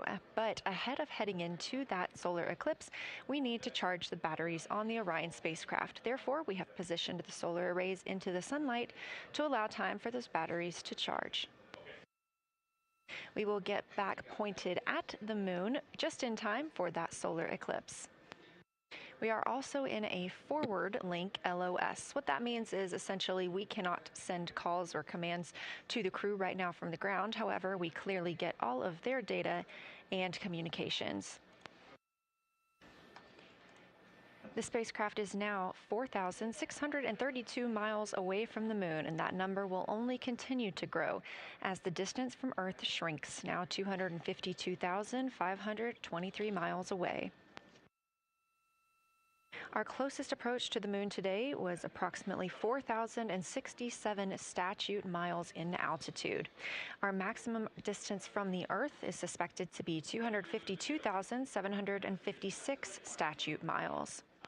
Both of those moments came while Orion was flying in their loss of signal time frame behind the moon. The crew also set that new record today, beating the Apollo 13 record of distance from Earth. This is an animation or a visualization that you can track anytime, day or night, by visiting nasa.gov/track-Artemis. This shows you how the spacecraft is positioned as well as their distance and velocity, now traveling 930 miles per hour.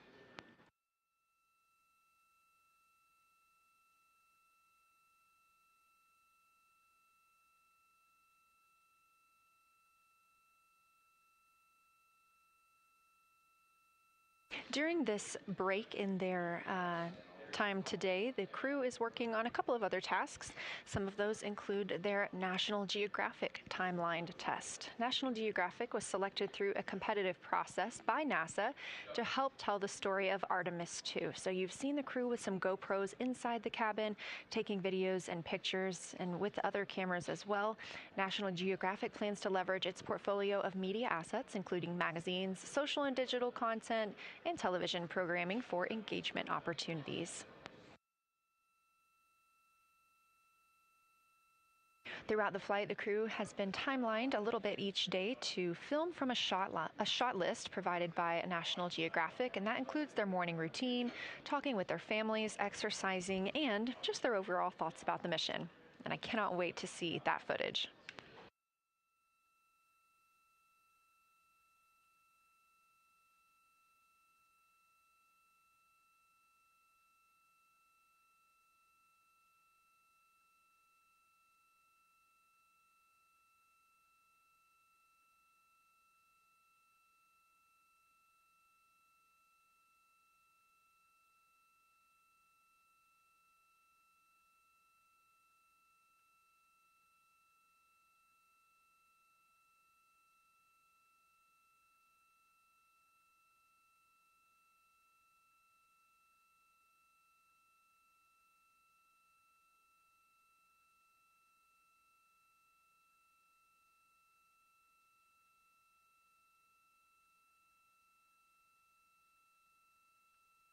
Teams on the ground reporting that the spacecraft is looking good and that the power aboard is good as well, all setting us up in a proper position before eclipse.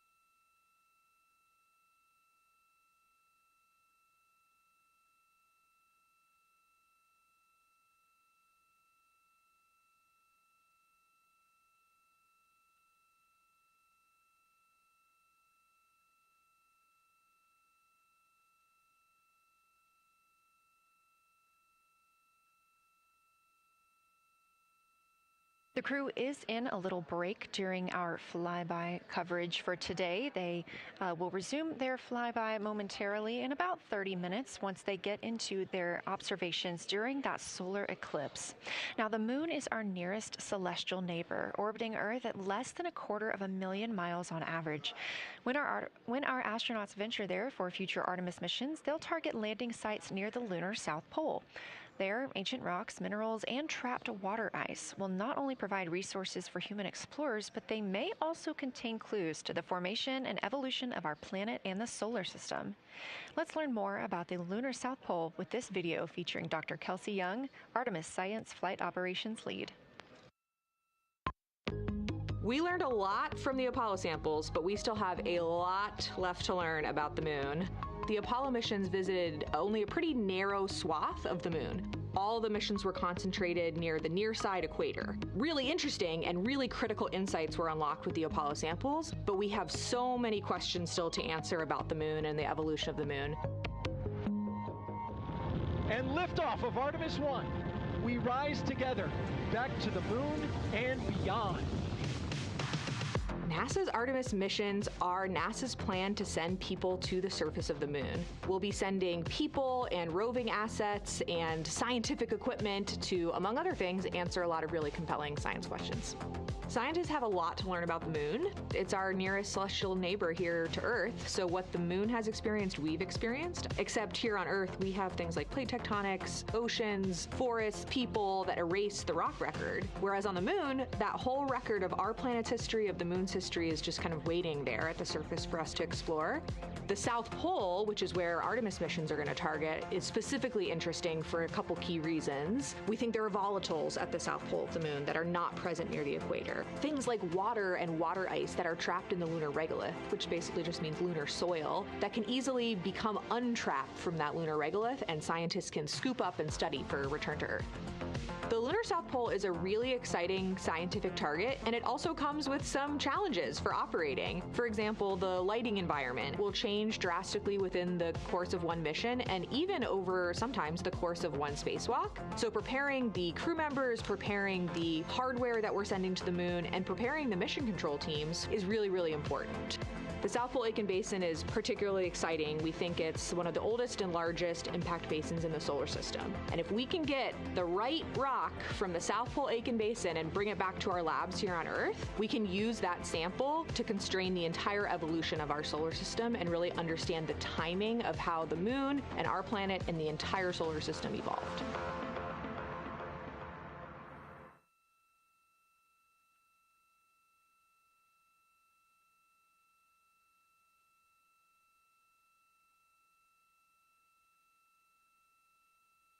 You're looking at a live view aboard the Orion spacecraft of the Artemis II crew, working in the middle of one of their breaks, or really their only break today, during this lunar flyby period. Coming up next will be that solar eclipse.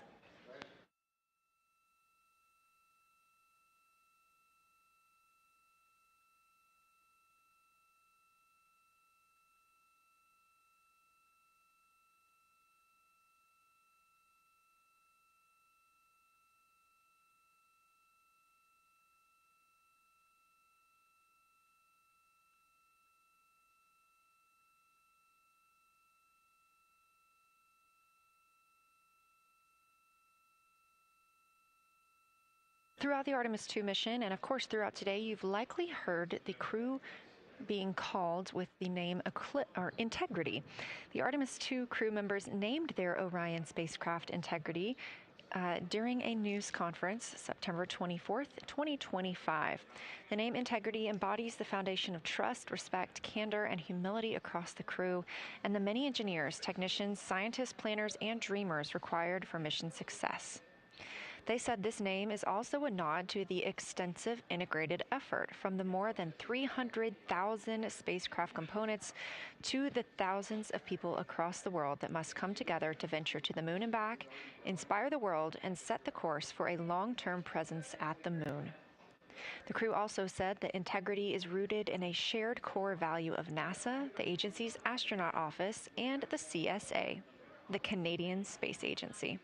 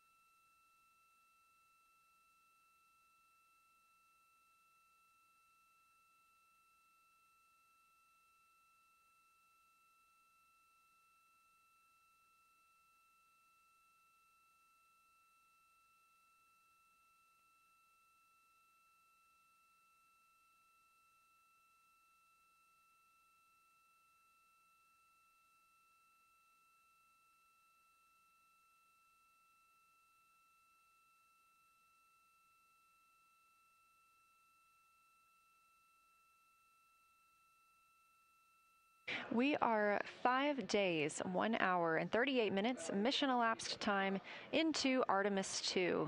In this view on the screen, you can see the crew starting to even look through some photos that they may have captured today. We really look forward to sharing these photos with you as soon as we possibly can. And the best way to keep up with those is to follow NASA on social media. You can do so at NASA, and for this mission specifically, at NASA Artemis.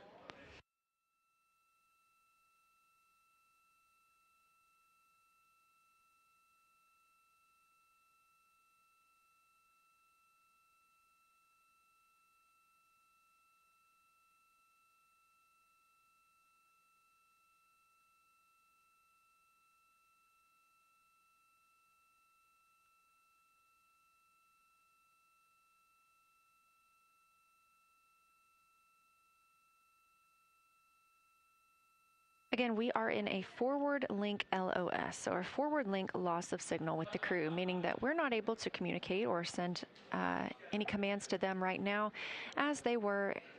This is a tracked event that occurs at times, but they could still provide communications down here to us, and we are obviously still receiving their video and their data.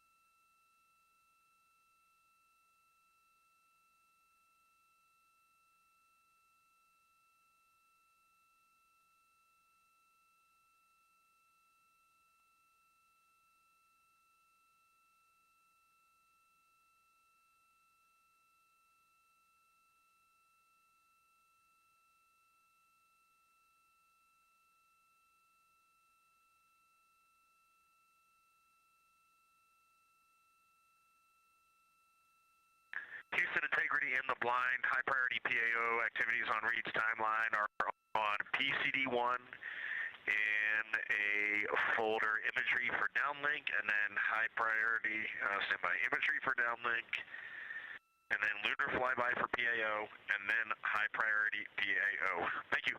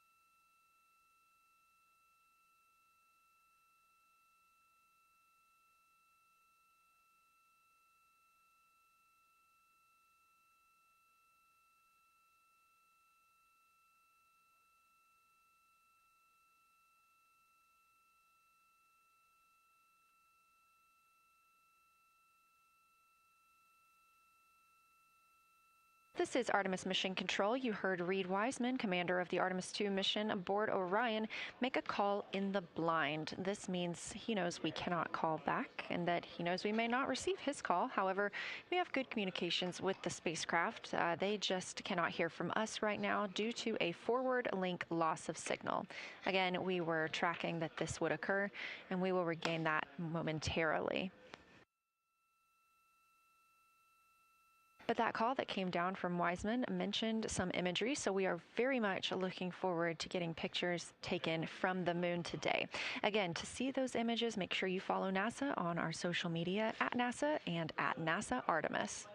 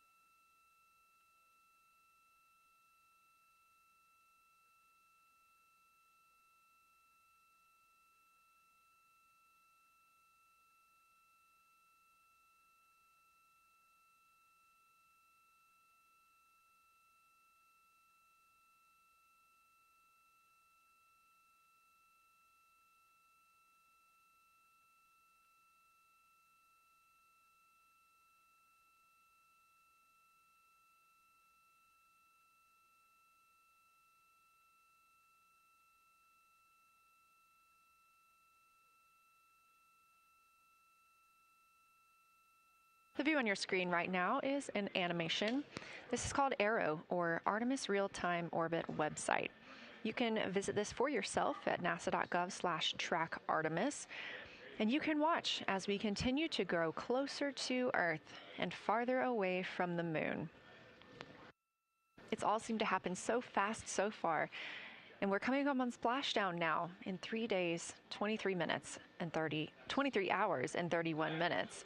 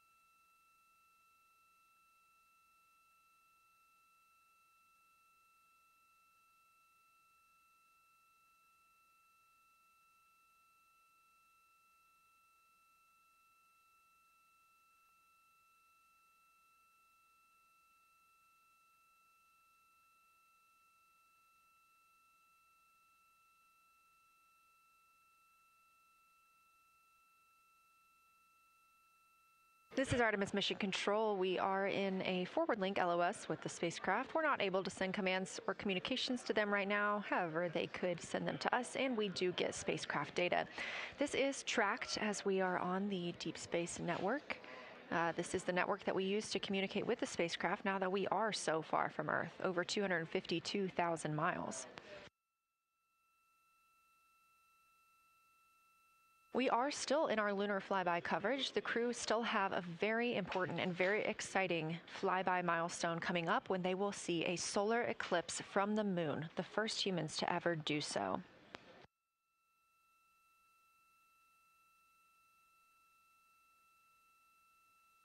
Something that we also have to consider when it comes to our missions and launches is space weather. So since the Apollo 16 and 17 missions, there were some solar eruptions near that time frame that could have been dangerous to our explorers. Over those 50 years since those storms, the data, technology, and resources available to NASA have improved, enabling advancements towards space weather forecasts and astronaut protection, which is key to NASA's Artemis program to return astronauts to the moon.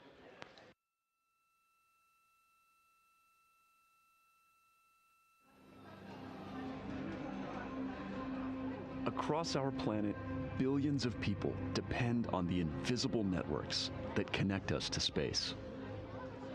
Every day, those networks are at the mercy of our temperamental sun and the space weather that it unleashes across our solar system. That's why NASA's Space Weather Program tracks solar storms from the moment they erupt, modeling their paths, anticipating their impacts, and leading the research that the world's industries rely on. NASA's space weather research and modeling is driven by the needs of society and enables critical decision-making that equips pilots to reroute around high radiation areas, farmers to adjust GPS-based precision planting and harvesting plans, and power grid operators to mitigate the impacts of potential surges. For those exploring other worlds, NASA provides 24/7 space weather monitoring for Artemis crews at the moon and future Mars astronauts who may be exposed to dangerous levels of radiation during solar storms.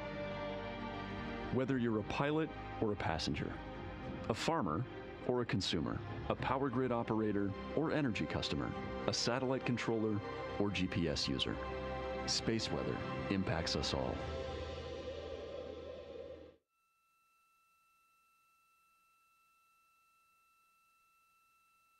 This is a live view from the Orion spacecraft on the Artemis II mission. It's now been 5 days, 1 hour, and 54 minutes since we launched.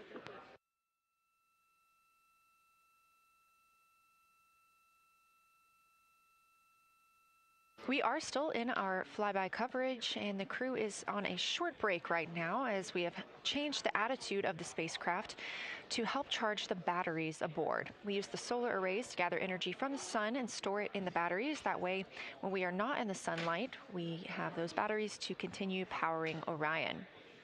Now, we're doing so because the Artemis astronauts are about to experience a solar eclipse from their capsule. And this is a solar eclipse that no one else on Earth will experience. This eclipse is about 54 minutes, and to the astronauts, it'll look a lot like a total solar eclipse on Earth, except the moon is going to be huge compared to the sun, unlike when you watch one on Earth and the moon and the sun appear about the same size in the sky.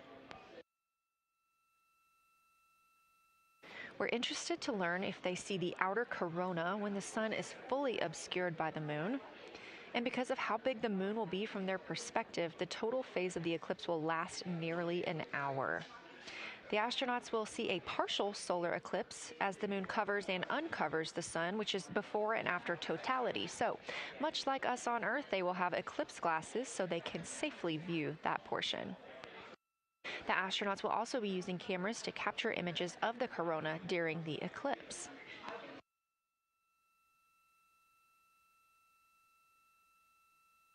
There also may be some other planets visible during the eclipse, including Venus, Saturn, Mars, and Mercury. If they can identify what part of the sky they're looking at, this can help train future Artemis astronauts on what part of the sky they're seeing.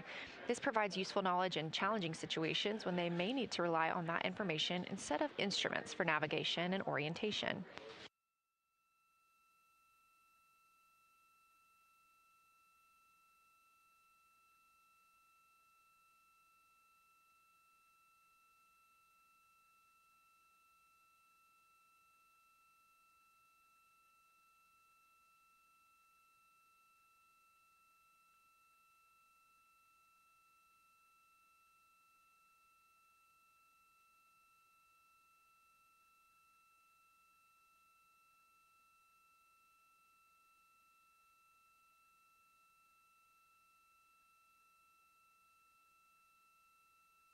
Confirmation from teams here in the ground that we have reached the eclipse attitude, meaning Orion is in the proper position to observe it.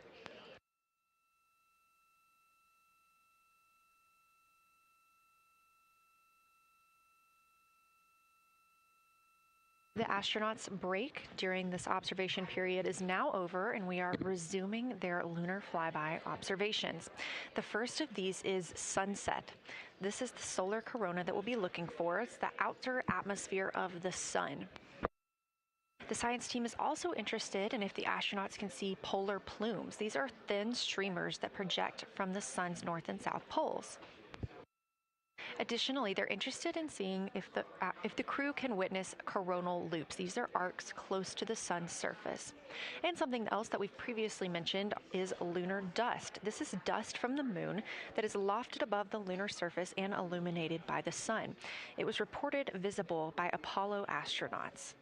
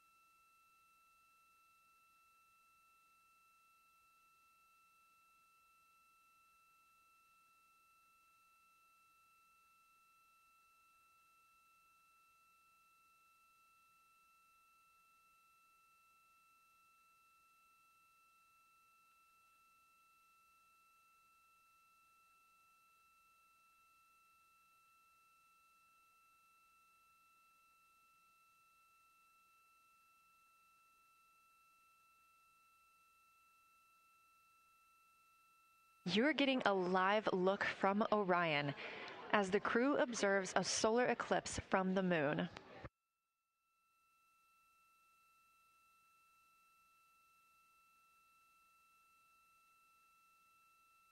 And this solar eclipse is only visible to the crew on the spacecraft. It's not visible to anybody on Earth. The science team is interested in several different targets for them during this time frame. And we're personally looking forward to getting those images as well. Again, during the beginning portion of this eclipse, the astronauts will need to use eclipse glasses, just like we do from Earth, to safely view it. Once the moon has completely covered the sun, they'll be able to take off those glasses for almost an hour. Totality on Earth during a solar eclipse lasts only a couple of minutes. So this opportunity gives them a chance to look out into deep space and to look into see if there are other planets nearby.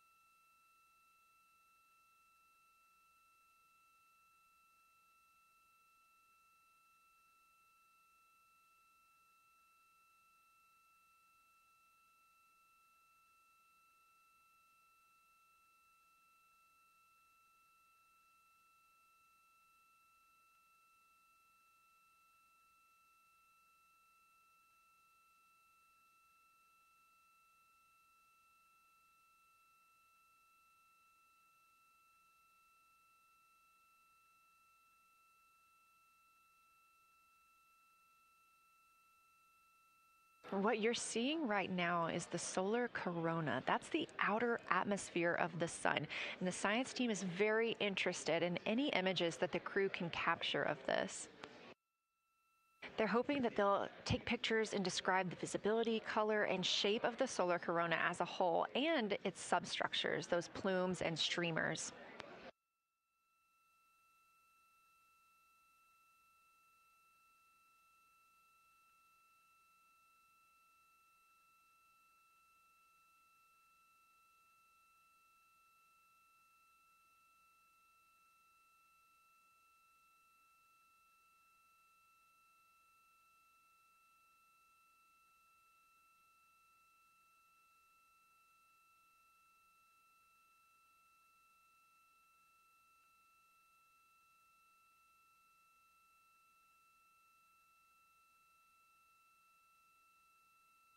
Science, integrity, in the blind. This is continues to be unreal. The sun has gone behind the moon, and the corona is still visible, and it's bright, and it creates a halo almost around the entire moon. But when you get to the Earth side, the Earth shine is already shown. I mean, almost seconds after the sun set behind the moon. You could see Earth shine. The Earth is so bright out there, and the moon is just hanging in front of us. This black orb out in front of us, in front of now, not the blackness, but the gray that blends and drifts into the blackness. We can see stars and the planets behind it. And Christina is in window 1, Reed is in window 2 with the long lens, and Jeremy is describing it in window 3, and it is quite an impressive sight. You can still see the horizon lit up brighter where the sun set on that side of the moon. It is bright, and Earthshine is very distinct, and it creates quite an impressive visual illusion. Wow, it's amazing.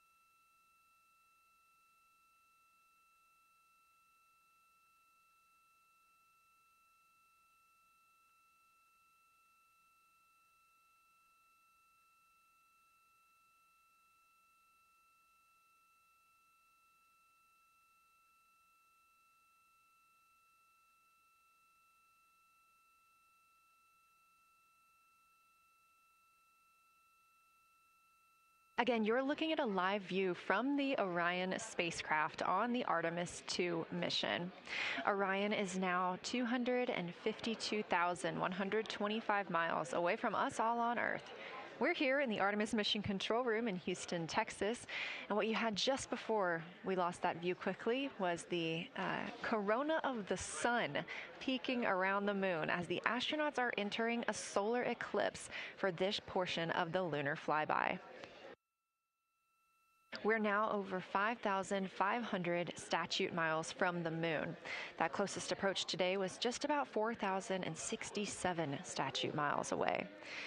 And teams in the room beginning to get a little busier and filter in and out as we are stepping through a handover. The Orbit 1 team is handing over to Orbit 2, who will continue monitoring lunar flyby and all of the systems aboard the Orion spacecraft.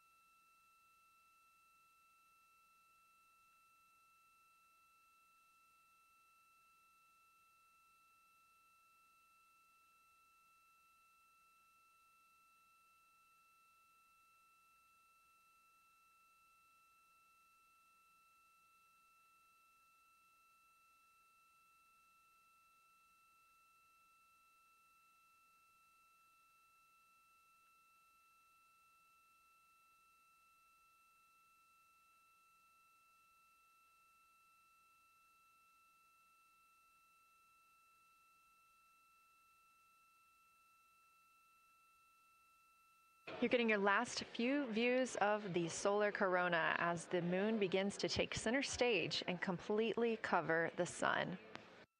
If you see that bright dot up near the top left of your screen, we think right now that that may be a part of the spacecraft, but we'll be sure to correct that if we end up figuring out later that it is something else entirely.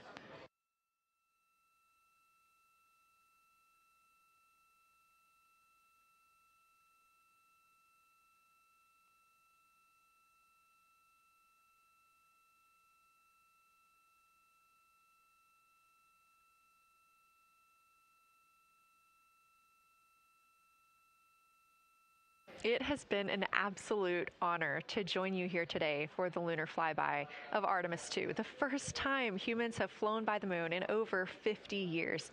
I'm Leah Cheshire Mustachio, and I'm excited now to hand over the game is shifting around in the windows, and we are transferring settings on the camera to pick up Earth shine, and it is amazing.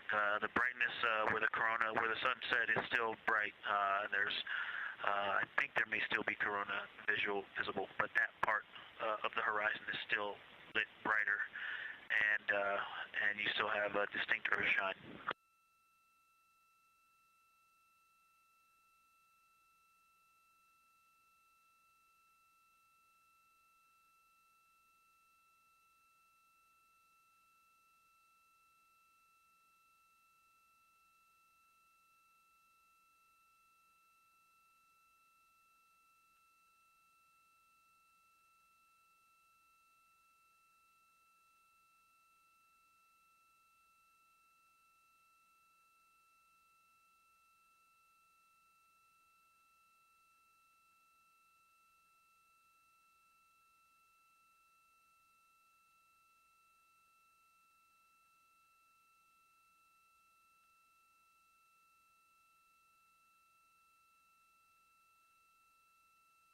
You know our rules that we don't talk when the crew is talking, so wanted to give Victor Glover a moment there to call down what he was seeing now that the moon is covering the sun.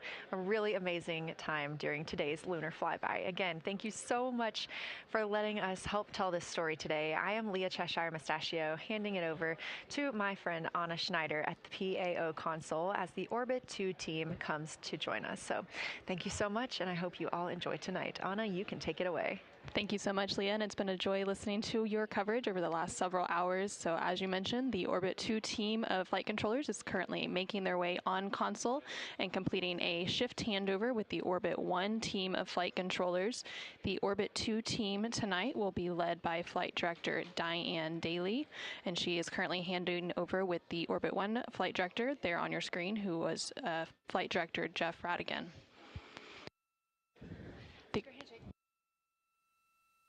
The Artemis II crew currently on board the Orion spacecraft. It continues to observe the eclipse that they are witnessing. There's about 43 minutes remaining in that eclipse period.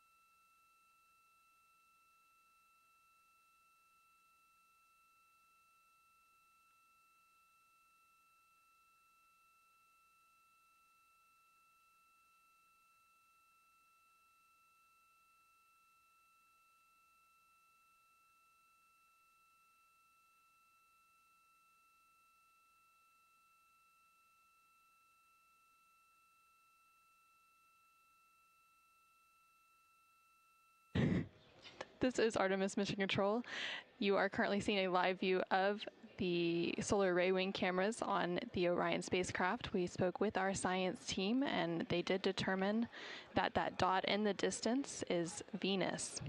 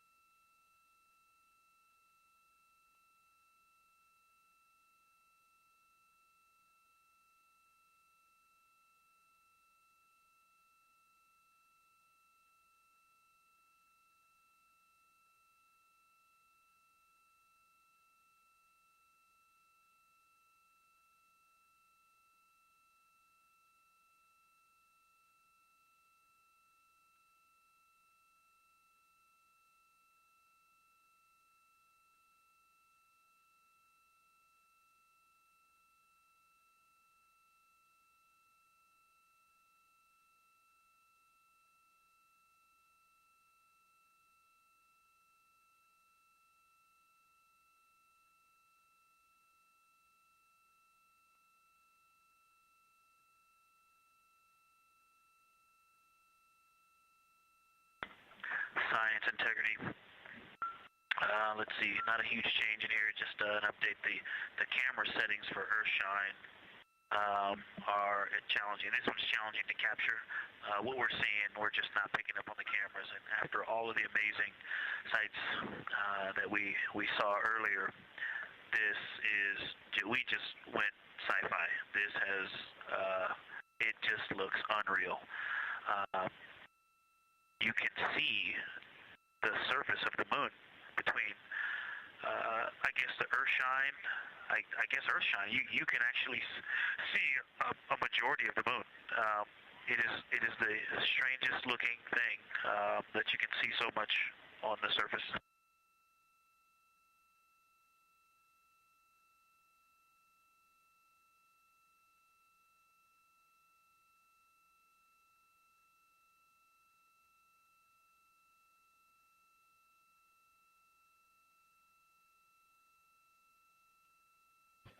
This is Artemis Mission Control. You were just hearing some communications called down from NASA astronaut Victor Glover, currently on board the Orion spacecraft.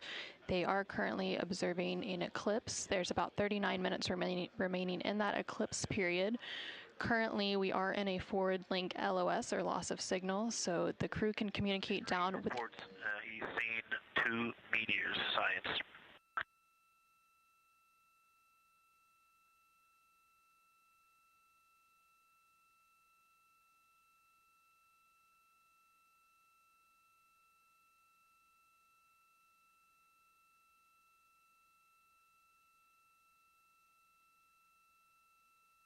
So we are in a forward link loss of signal. We do expect to regain signal in about 3 minutes, and at that point then the ground can communicate back up to the crew on board the Orion spacecraft.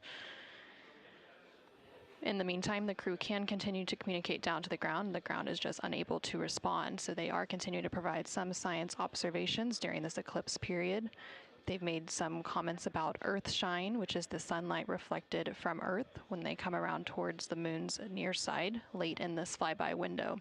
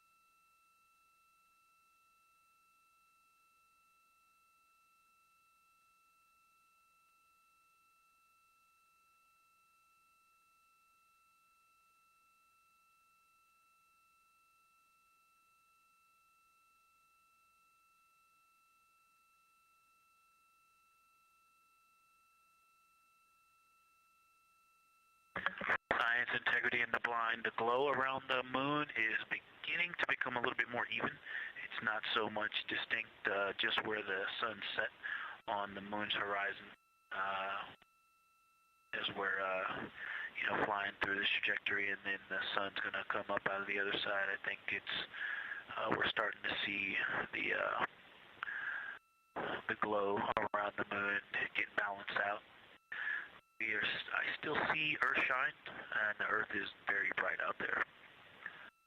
Still quite an unreal sight. Integrity Houston, we have that sit rep loud and clear, and we are back with you. How do you hear me?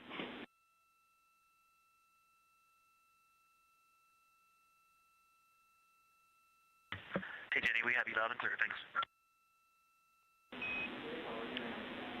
Copy. Victor, we're handing you over to Science for some critical questions. Thanks for your report.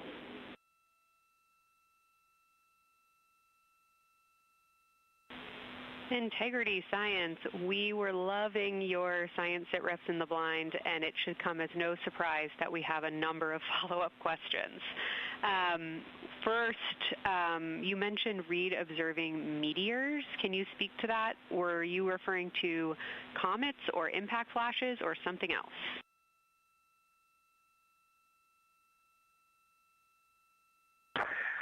Yeah, there was a little bit of giddiness. We have seen 3 impact flashes so far.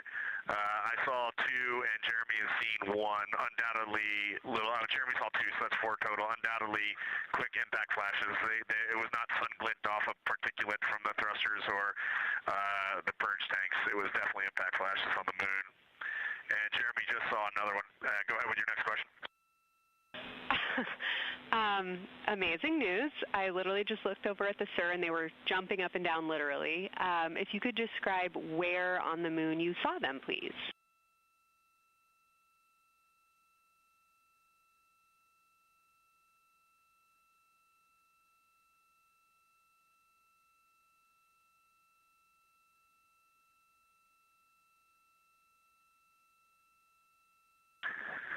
So they've all been either on or a bit south of the equator and on the Earth side of the moon. Stand by. All right, so Jeremy has seen them kind of on and south of the equator, kind of spread across the moon, and mine were both south of the equator and just a little bit left of center of the moon. Incredible news, Reed, and reminder, we have citizen scientists here on Earth looking for impact flashes, so hearing you saw them on the near side means that people saw them too.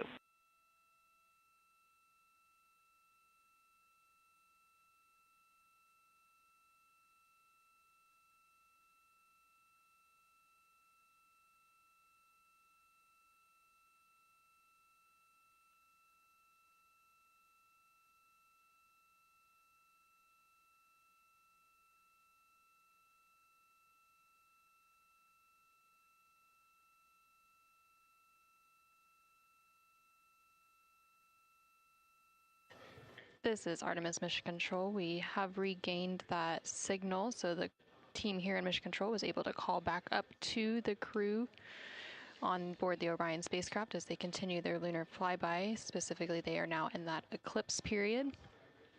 So the science team here in Mission Control was able to ask some questions about some of the situational reports they were providing during that loss of signal. Specifically, they were interested in some of the meteors that they mentioned seeing and those impact flashes, and they did provide confirmation that they did see at least 4 impact flashes during that loss of signal. Are you still with us, Houston, or do we lose you?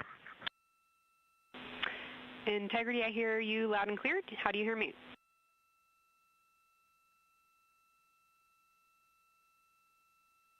Okay, we got you loud and clear.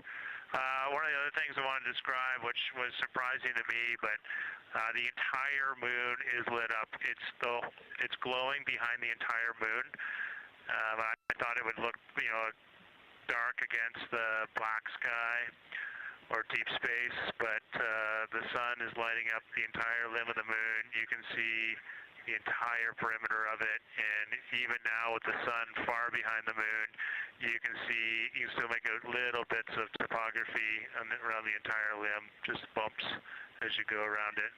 And there's about the glow around the moon, once your eyes adjust, is easily 10 widths or diameters of the sun around the entire moon.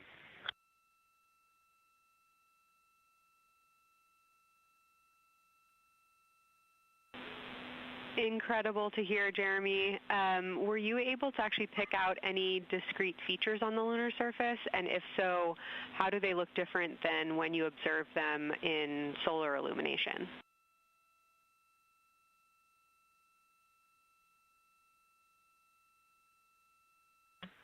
No, we really haven't been able to identify features on the lunar surface yet. We just see, the topography on the limb. For the Earth glow, we're about a quarter moon, waxing quarter moon, if you will, from the Earth glow perspective, and it's just at a very, just the sight angle. I'm just not able to tell what I'm looking at yet in the Earth glow. Understood. Thanks, Jeremy. One other question for you on the solar corona. Were you actually able to see any structure or color in the corona before most of it disappeared behind the moon?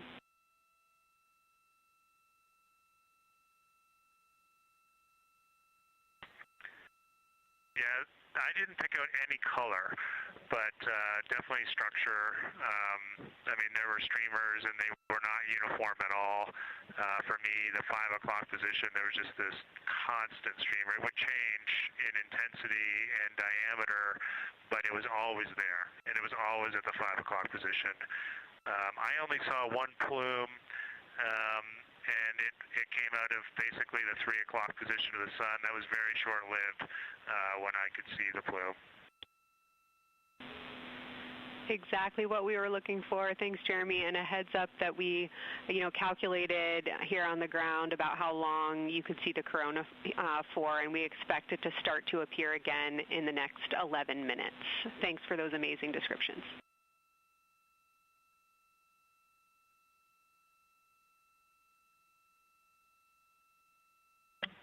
Okay, we're excited to see it all again.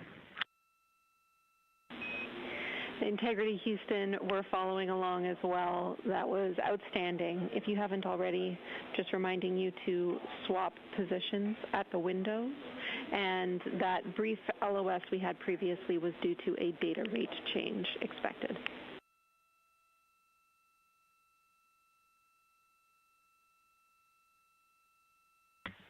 Okay, we copy that, Jenny.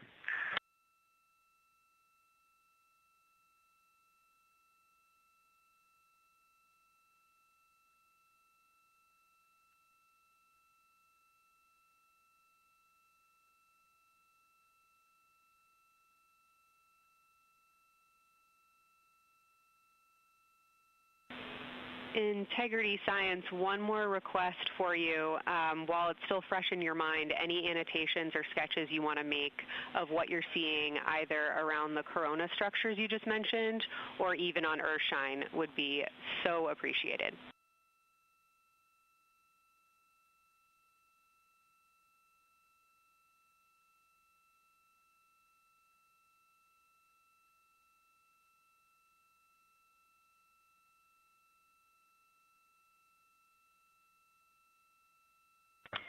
Okay, Kelsey, it's going to be pretty hard to go looking at a PCD right now, but we'll definitely try and annotate what we saw.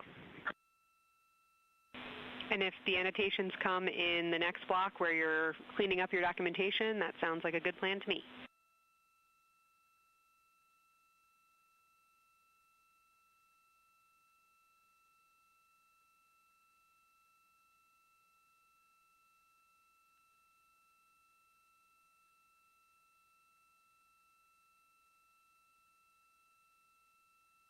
This is Artemis Mission Control. On the bottom right corner of your screen, you can see a view of the Science Officer console here in Mission Control.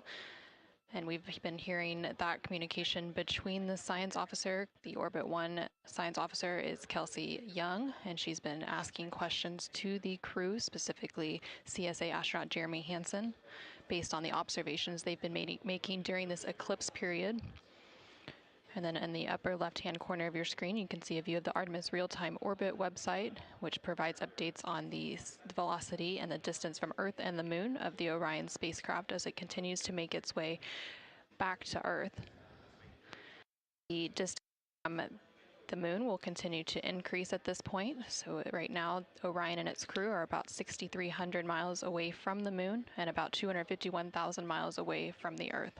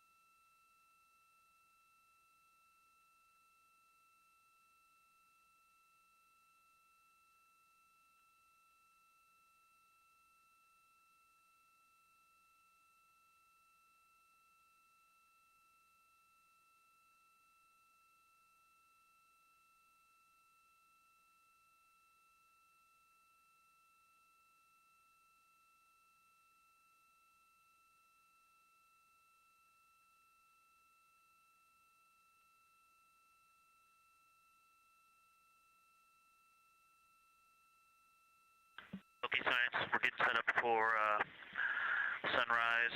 The window teams are, Christina is supporting, and also Xena in window 1. Jeremy's got the long lens in window 2, and the short lens in window 2. And Reed is in window 3, and he has started recordings and is set up to see Corona.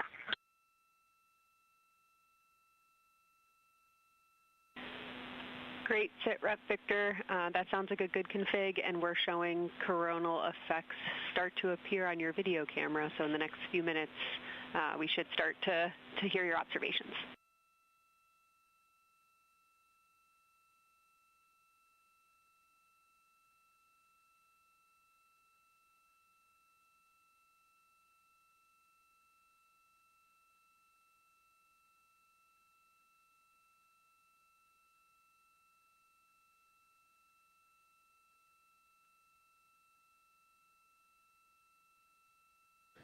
This is Artemis Mission Control. We just heard the crew call down to the team here in Houston, reporting that they have swapped out who is in the windows for the final portion of the lunar flyby. So Christina Cook is in window 1, with Jeremy Hansen in window 2 and Reed in window 3. Reed is focusing on observing corona, which is the solar corona, which is the sun's outermost atmosphere. There is about 18 minutes remaining in the eclipse period. Science, and Houston, Integrity, I know this observation won't be of any scientific value, but I'm really glad we launched on April 1st because humans probably have not evolved to see what we're seeing. It is truly hard to describe. It is amazing.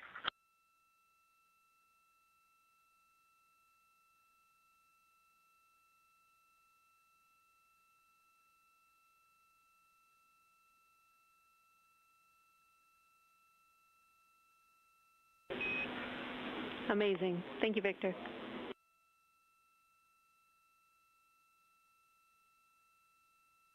And just one more logistics note, we have gone as dark as we can in the cabin. We have turned the DUs all the way as dim as they can go, so you can't see anything on the screens. Every bit of light in the cabin affects the view. You're definitely seeing the brightness go closer. It's definitely brighter on the Earthshine side, and so we're expecting to see some corona here soon. We copy all. Excited for what you see next.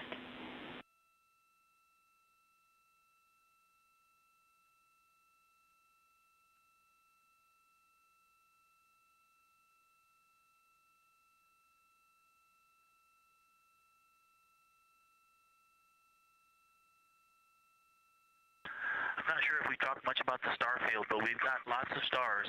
You've got the nice glow around the moon, but, right off the, well, we're upside down now, but from upside down 4 o'clock, right off the edge of the moon, looks like a planet, that line of planets, there's something a moon diameter to the left and something right off the limb of the moon to the right, and then something orange. It looks orange to the right of that, about half the moon diameter. So, but anyway, there are definitely stars. I think some of those planets that you said we might see, we're seeing. And so, in unreal view, yeah, the moon in the foreground is one of the darkest things we see out the window, and now it's deep space behind it is kind of dark blue like it looks from Earth, but we can also still see stars. It's quite a wicked view.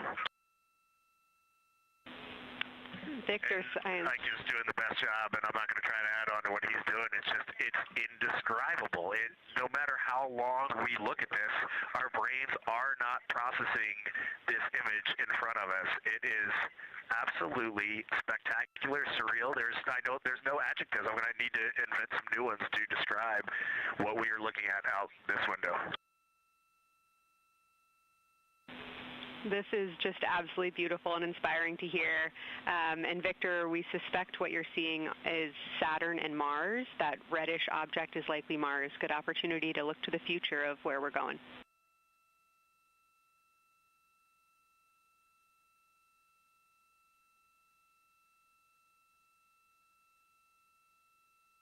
Yeah, we can absolutely see the color of Mars. That's awesome.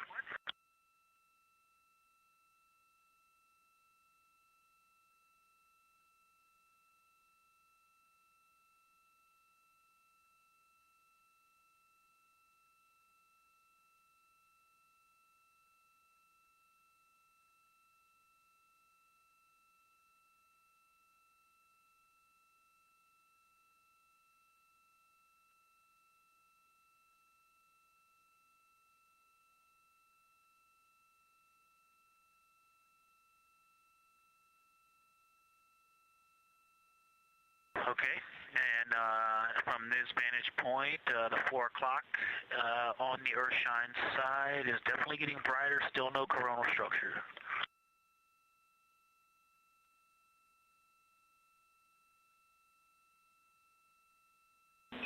Houston copies.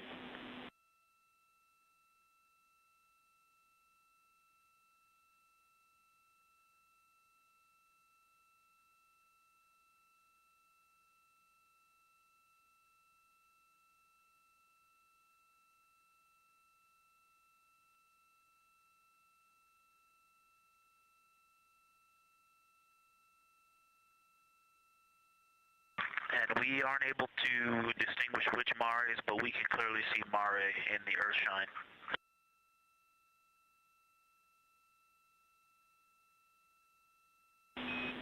We copy.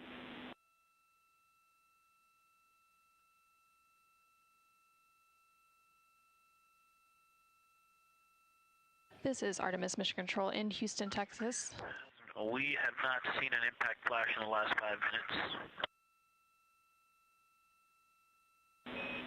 Sounds unlucky, but you had a pretty strong start, so we'll take it. And actually, right after I said that, right at the South Pole, near the South Pole on the Terminator, Reed just saw one. Amazing.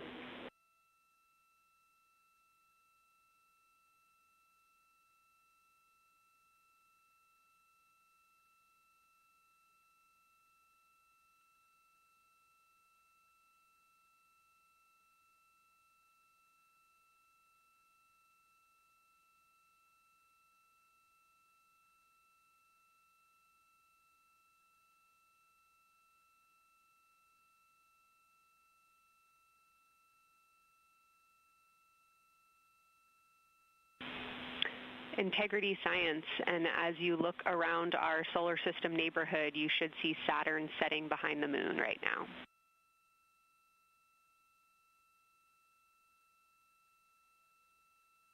We do. We've been watching it track close to the horizon, and it's right tangential to the moon at this moment.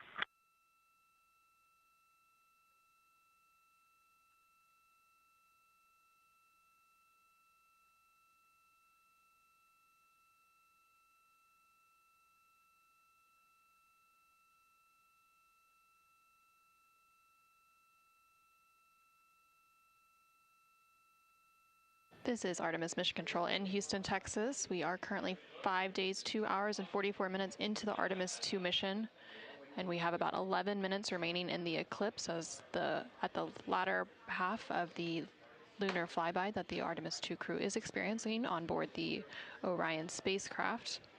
We've received several different call downs from the crew and questions up from the science officer here in Mission Control. One of the things that they said that they were able to see is Mars off in the distance, and then the science team also confirmed that they should be seeing Saturn setting behind the moon.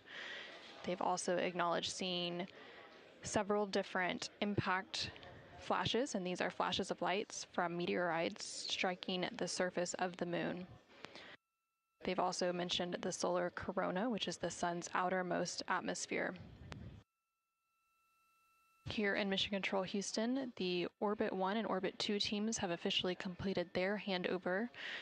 So the Orbit 2 team is now leading here in Mission Control, and that is being led by Flight Director Diane Daly, and the Capcom here in Mission Control will be Tess Caswell. And you can see there on your screen on the right-hand side is the Flight Director console, and Diane Daly is in the far right of that screen, and Tess Caswell, the Capcom or capsule communicator, is in the far left hand of that screen.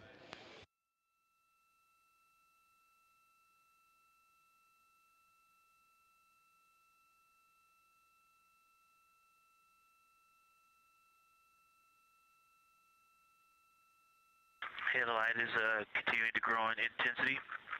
At about the 4 o'clock position on the, about the 8 o'clock position on the Earth-shine side. Saturn has set. Mars is tracking towards the moon's horizon.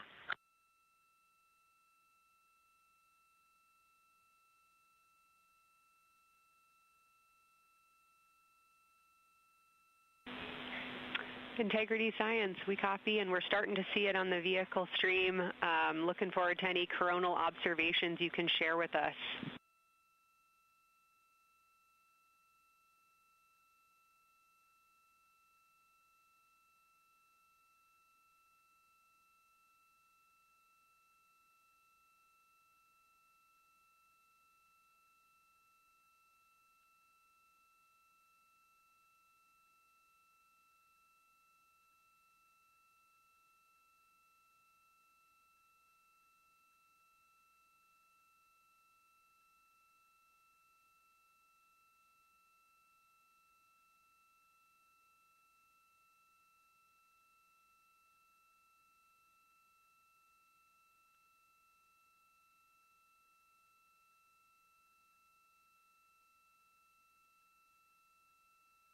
This is Artemis Mission Control. That view you're seeing on your screen is coming from the solar array wing cameras outside of the Orion spacecraft.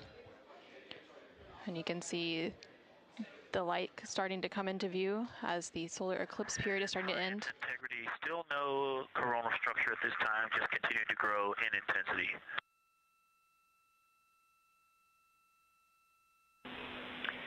Copy, Victor. And reminder, you still should have several minutes before the eclipse classes need to go on, and we can send you up a reminder when you're getting close to take your eyes away from the D5 viewfinder, but you should be good for several more minutes.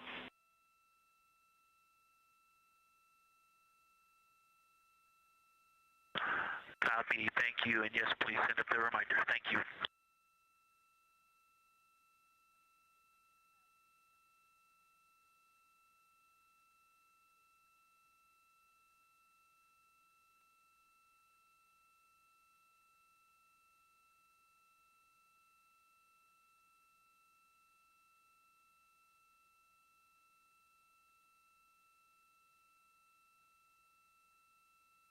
Okay, we all think we're starting to see something. I believe the most popular term is baby hair.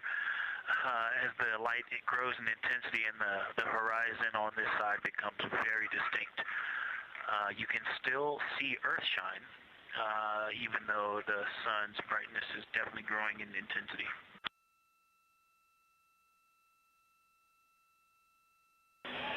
Love the description, Victor. I'm sure as the next couple minutes progress, more of those structures will continue to pop out.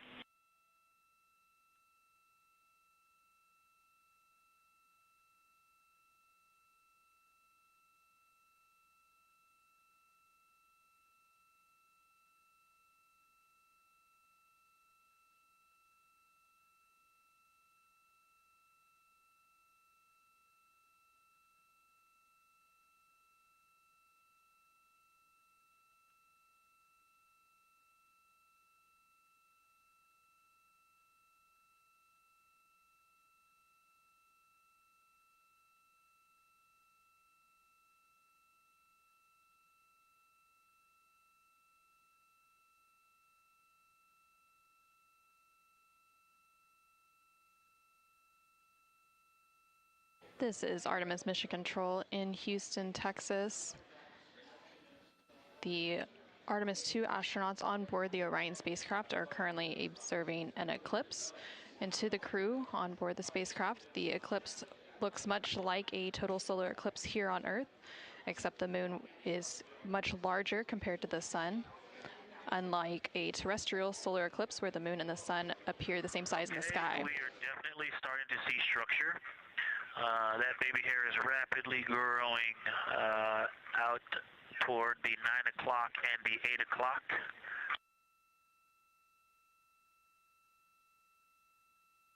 It's almost as if it were reaching out for Venus or for the Earth.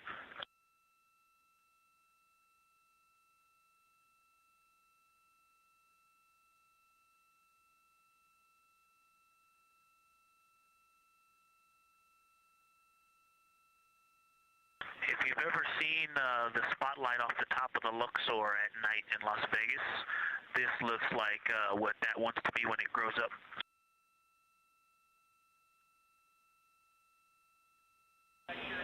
Integrity Science, glad to hear you're following your training of tell it like you see it.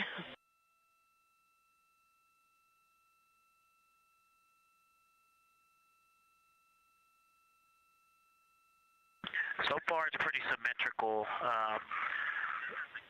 There are 2 or 3 streamers that are growing in intensity and in magnitude, and it's slowly starting to widen, starting to spread out across the horizon.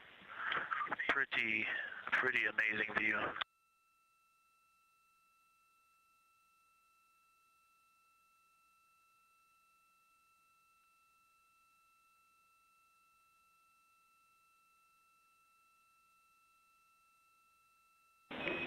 And Integrity Houston, great words. Reminder for you, we are approaching the brightness level at which you should no longer be using the viewfinder on the D5.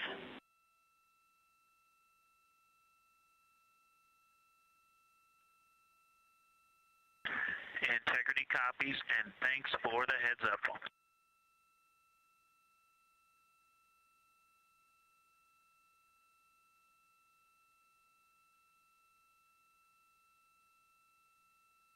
This is Artemis Mission Control. And I think we're seeing some directionality. Some of it is going in different directions because it appears to be moving and combining and recombining as it it's pointing in different directions, and some of it appears to be going like down toward the south pole of the moon, but it's and then coming back together and going out towards Venus and the Earth. And depending on how I stare at it, it looks like one large structure, but then it definitely has wisps, and you can see 3 or 4 structures inside of it. It's like watching a flame. It's like looking at a flame, and stand by. And so it has some inherent movement. Now there's a very bright spot. There's a very bright spot in the center of it. There's a towering light and then there were like 2 streamers that were going 30 degrees out from it, and now it is just extremely bright.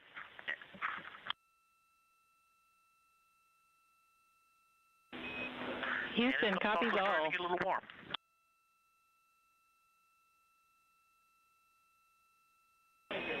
And we copied all. We wanted to remind you at this point on the eclipse glasses. Should be about time for those.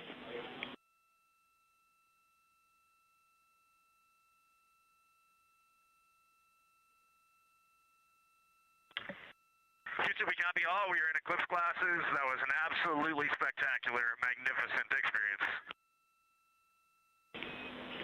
Thanks for the report. We sure wish we were there with you.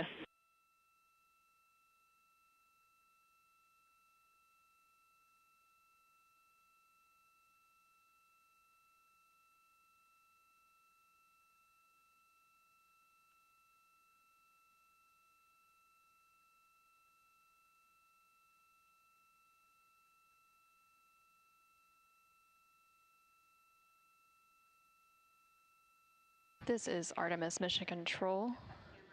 The eclipse period is coming to an end, and we did hear that call up that the crew now has to put on those eclipse glasses to be able to protect their eyes for this final portion of the eclipse. And these views coming to you from the solar array wing cameras on the Orion spacecraft. And Houston, if you could give me about 20 new superlatives in the mission summary for tomorrow, that'll help my vocabulary out a bit. Thank you. We will solicit input from the team.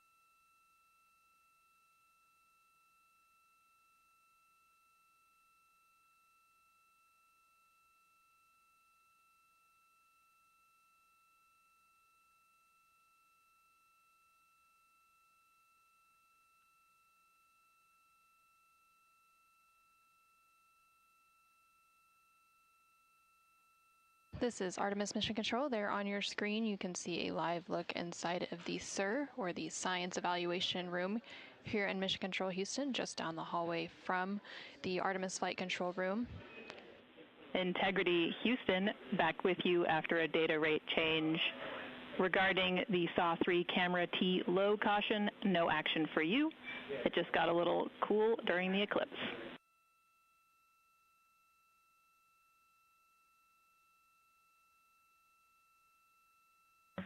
Okay, we copy, and if you didn't copy my request for the mission summary to add about 20 new superlatives to help my vocabulary, I would appreciate it. We copied it fantastically.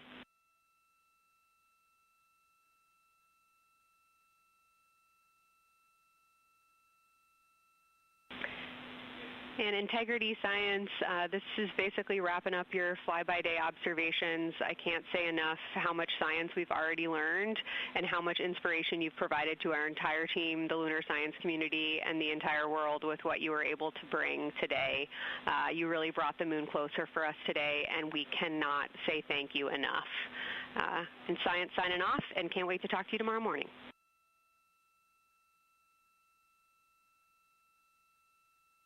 To your entire team, Kelsey, to the entire NASA science team, you all really turned to when we shifted launch dates to April 1st, and you got the most incredible package together for us to go do some great science and some great, truly human experience moments here. And we were well prepared, and we appreciate all of you. And this is what we do best when we all come together and work as a team. So you all knocked it out of the park. Thank you for giving us this opportunity. Beautiful words, Reed. Thanks so much.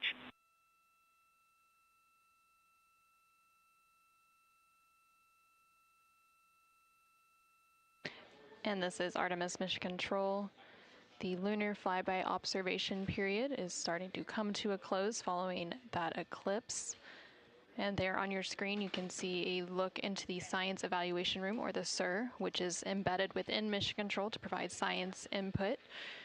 And they provided that input throughout the live flyby operations today.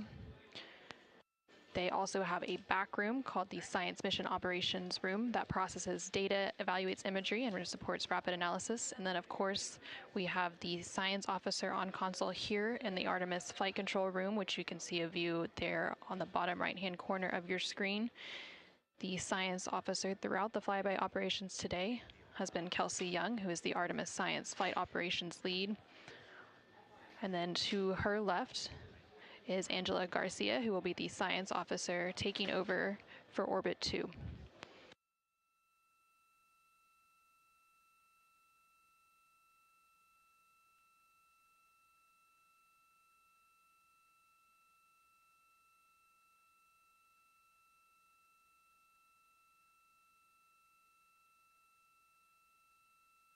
And for the past 7 hours or so, the crew has been going through their lunar flyby observation period.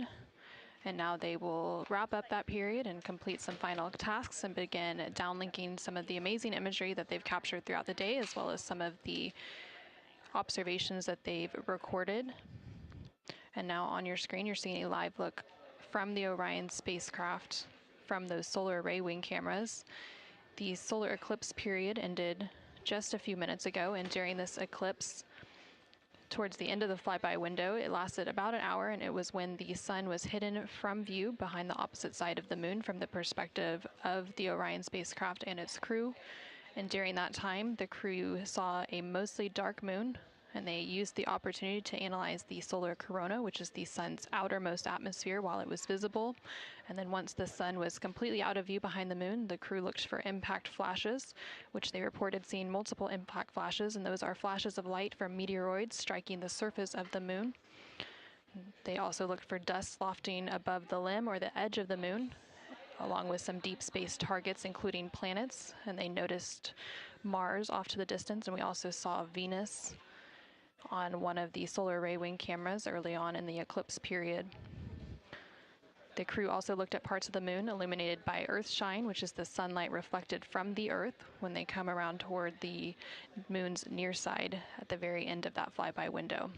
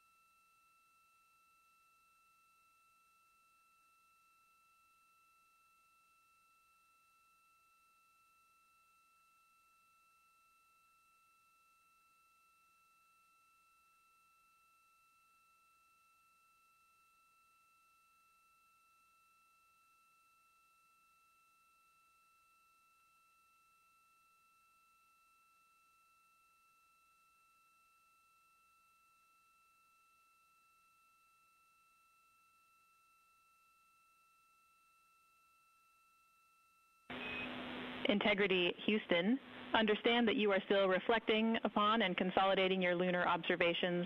At your convenience, I have 2 items related to the upcoming VIP event.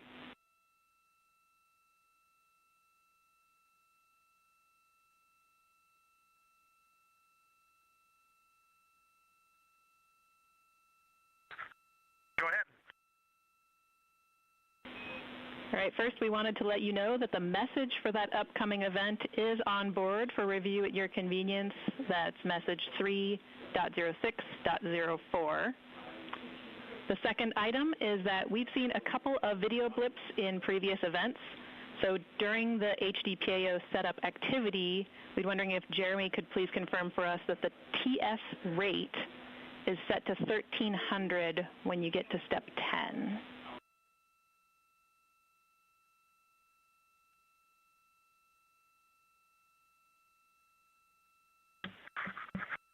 Okay, Jenny. Yeah, we're pretty sure we've been in 1300 for all the PAO events. We've been tracking that when we swap between the HHP and the D5. We copy, Jeremy. Thanks. And for the record, the phenomenal Jenny has gone on to her next appointment of the day, and you've now got Tess with you.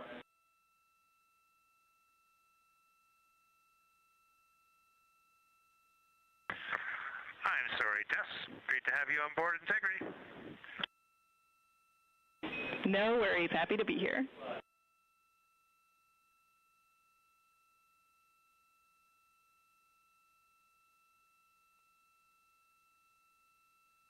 This is Artemis Mission Control. We heard some communication there between the Capcom or capsule communicator here in Mission Control, which for Orbit 2 is Tess Caswell, and the CSA or Canadian Space Agency astronaut on board the Orion spacecraft, Jeremy Hansen. They were discussing an upcoming public affairs event. And Integrity, 3-minute warning for the maneuver back to bias tail to sun.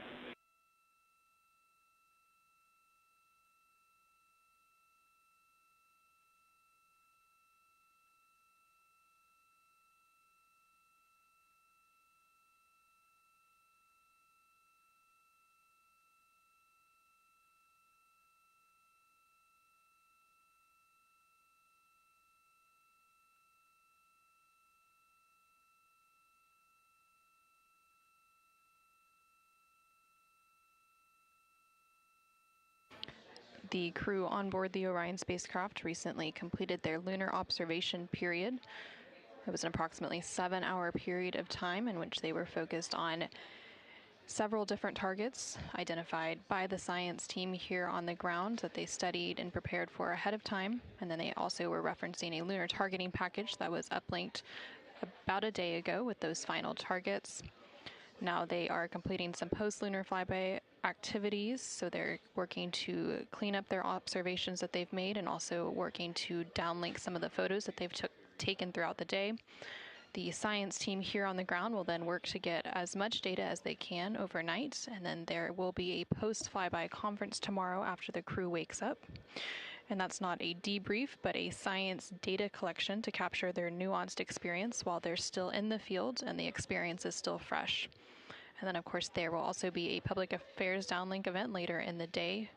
Now that once the post-lunar flyby activities are complete. And then after that, the crew will go into some of their final activities for the day. They will have a private medical conference or PMC with the medical teams here on the ground. These are regular conferences that they have at the end of every day, and then there's also a flight director conference that they will have before they go into their pre-sleep period, during which they can complete hygiene activities and they will have the chance to eat their dinner and complete any other final personal activities for the day before they head into their sleep period.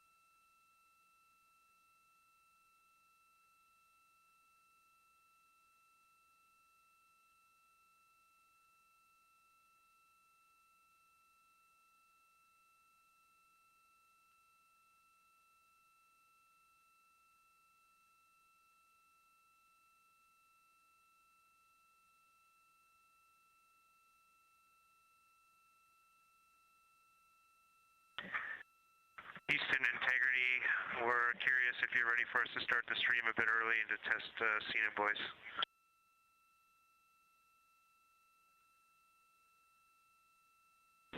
Checking.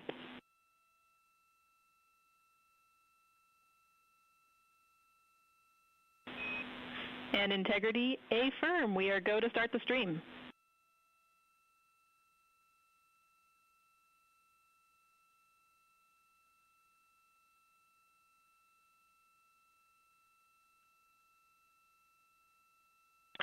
Okay, Houston, the stream has started. We checked the TS rates 1300 and audio is true. So I will give you a voice check now on the mic. We copy good settings and we've got a good view.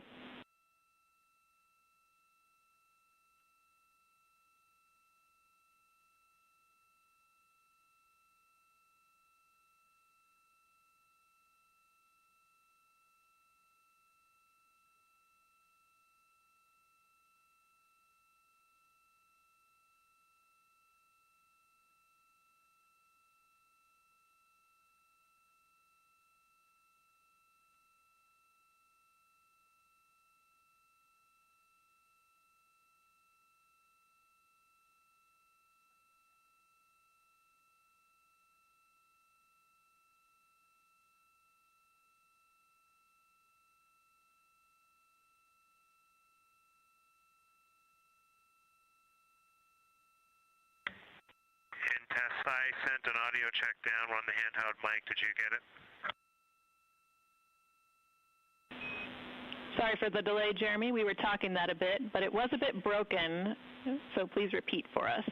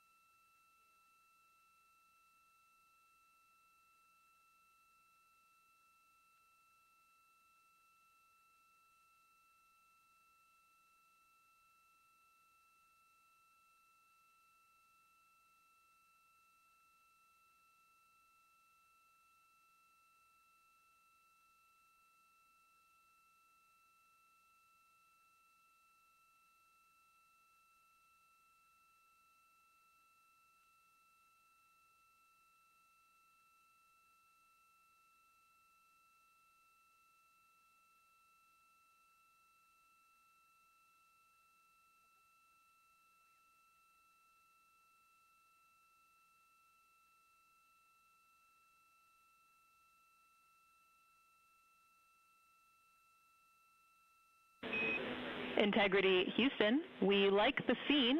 At your convenience, we'll take a 10 count with Jeremy in frame.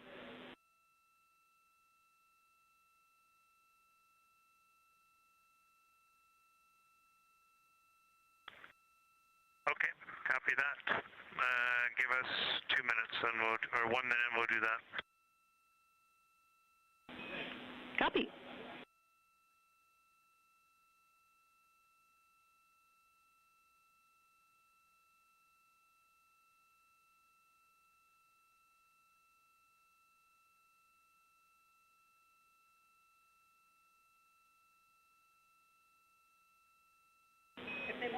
Great voice check and good words. We like the scene.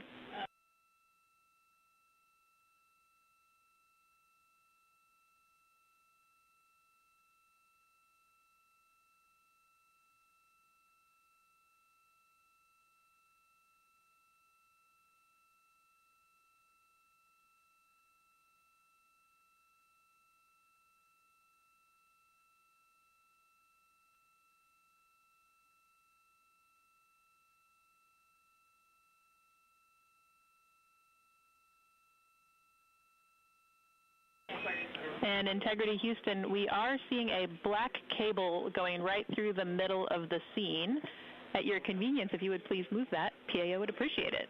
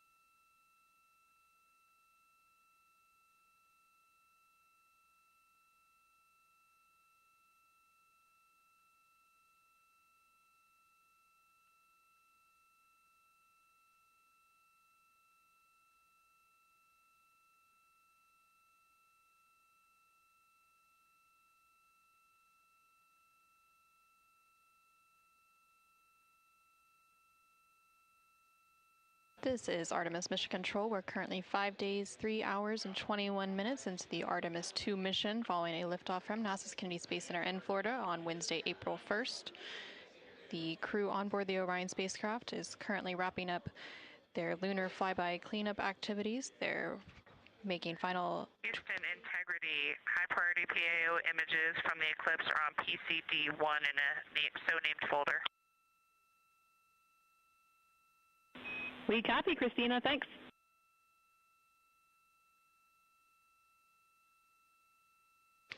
And NASA astronaut Christina Cook there calling down to the ground regarding some public affairs imagery that was captured during the lunar flyby activities. She referenced a PCD, that is in reference to their portable computing devices, which are basically tablets that they're able to transfer files and also follow along on processes and procedures and their timelines for the day. No.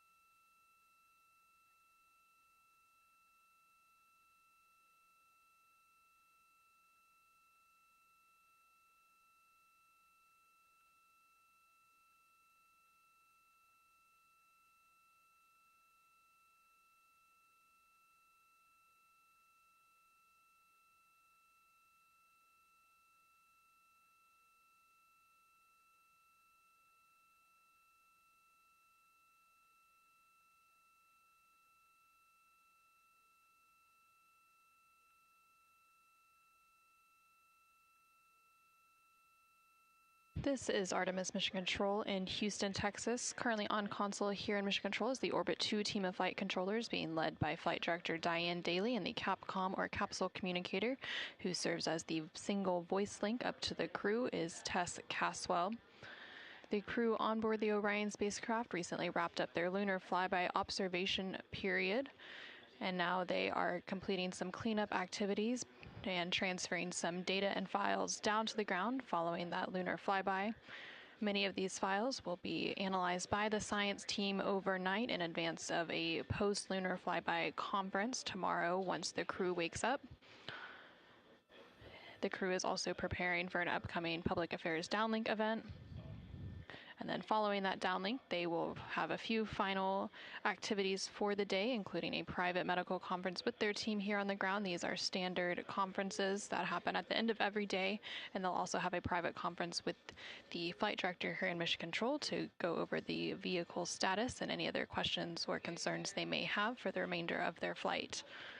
We are currently in flight day 6. And we have a splashdown expected on Friday, April 10th. That splashdown expected in about 3 days, 21 hours, and 49 minutes from now.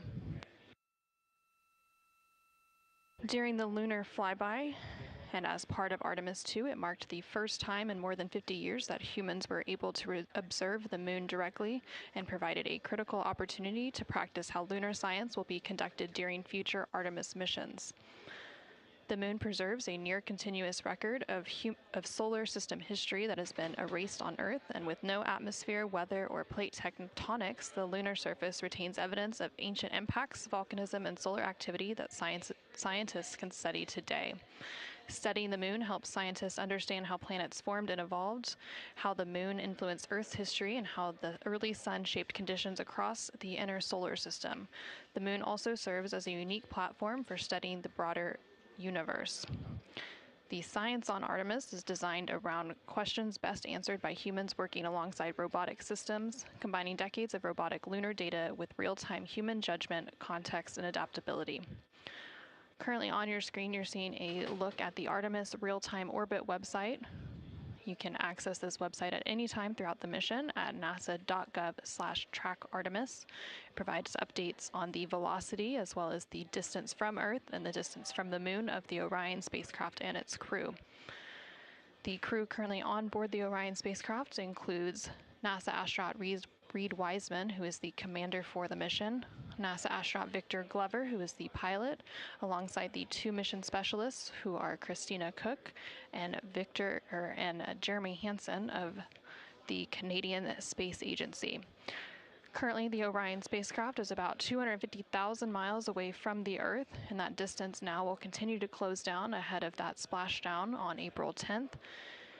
And they are now about 8,100 miles away from the moon, and that distance will continue to increase as they are now in the return leg of their journey.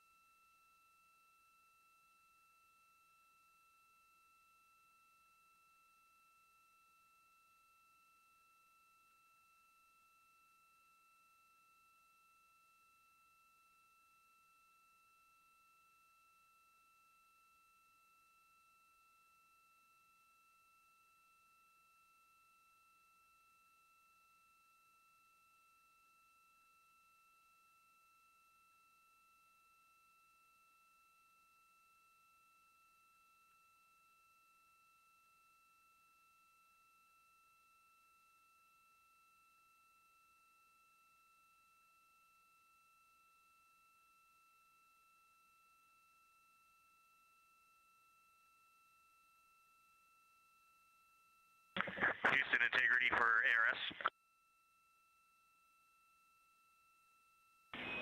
Go ahead, Integrity.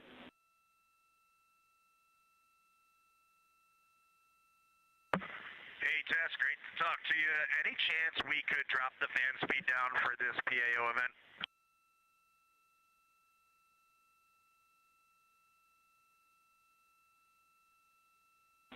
We will put that in work. Great to be talking to you, too.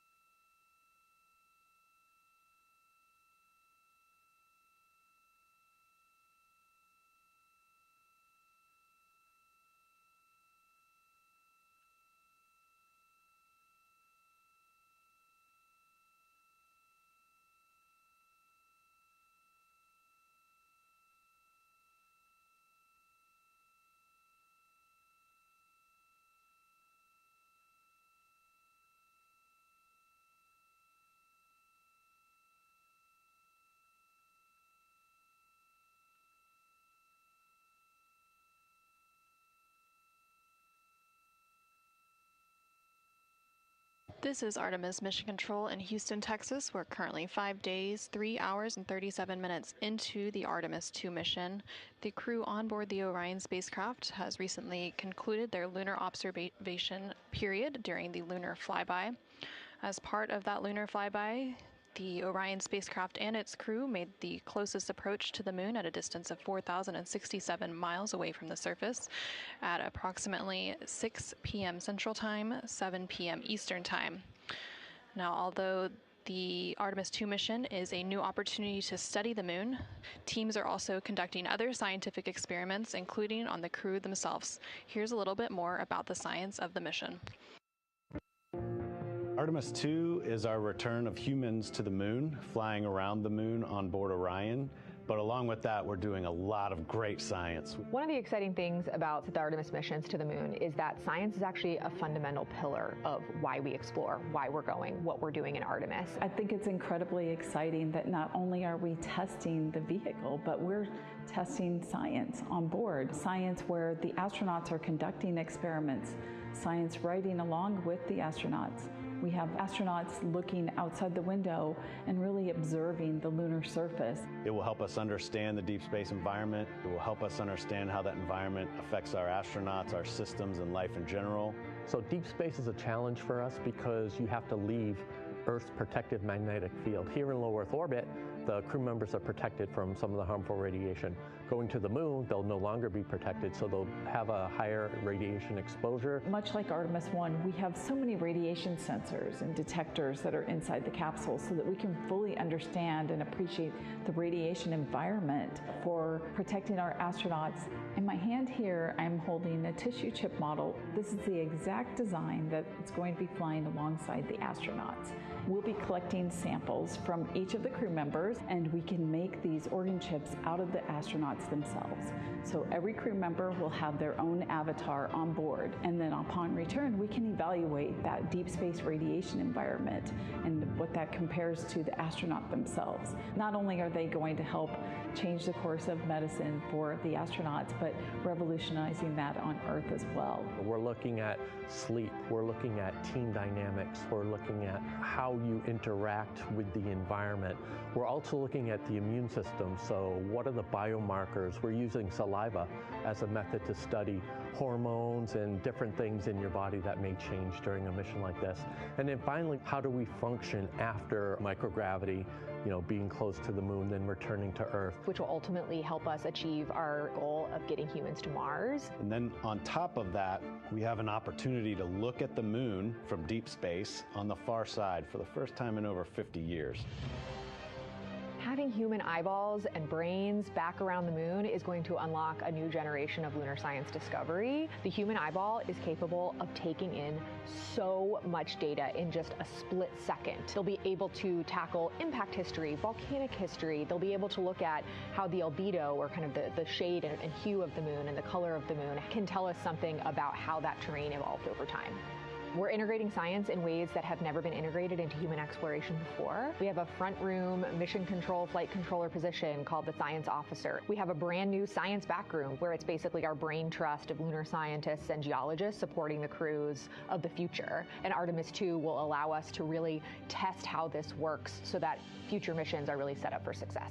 We'll also be deploying some CubeSats. They're small shoebox-sized spacecraft of their own. They're each provided by another country, one of our partners. As they conduct their research, they'll complement what we are doing at the moon with Orion. It is so incredibly exciting to be a part of this mission. And it has been, really one of the privileges of a lifetime. I can see the work I'm doing benefit crew members right now and benefit the crew members in the future. So it's incredibly exciting and it's very rewarding. As this rocket launches humanity off of the Earth, we'll be setting the stage through our science to prepare humanity to leave Earth and explore the solar system.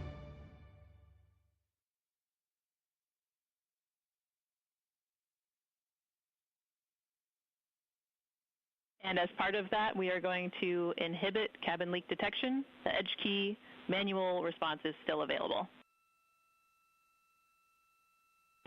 Copy, thumbs up.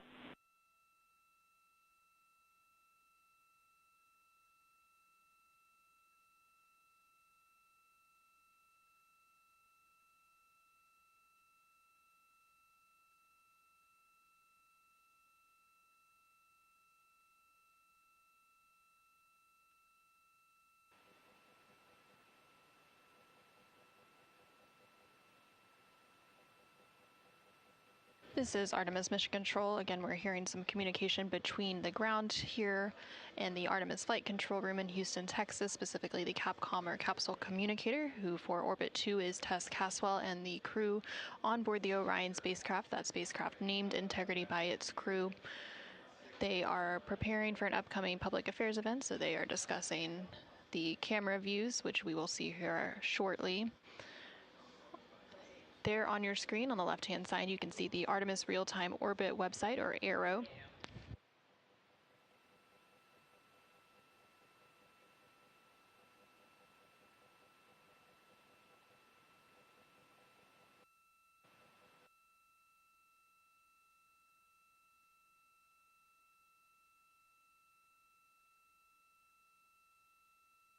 The Artemis Real-Time Orbit website there on the left-hand side of your screen provides updates on the velocity of the Orion spacecraft during its journey around the moon. Following a lunar flyby earlier today, which concluded about an hour ago, the crew has been conducting some cleanup tasks, so they've been transferring some of their documentation, their photos and data that they captured during the flyby to the ground to be evaluated by the science team, and of course some of that imagery will also be evaluated by the public affairs team here at NASA and then shared with the world once it's available. The crew will also have a post-lunar flyby conference with the science team tomorrow following their sleep period to go over some of their observations while it's still fresh and at the top of their mind. On the bottom right-hand corner of your screen, you can see a look into the Artemis Flight Control Room here in Mission Control Houston, specifically the Flight Director Console and the Capcom or Capsule Communicator Console. The flight director currently on console for Orbit 2 is Diane Daly, and throughout the Artemis II mission, there are 3 shifts or orbits of flight controllers who provide 24/7 coverage and support to the Artemis II crew and the Orion spacecraft and its systems during its journey around the moon. We are expecting a splashdown on Friday, April 10th. That splashdown, it will take place in about 3 days, 21 hours, and 33 minutes.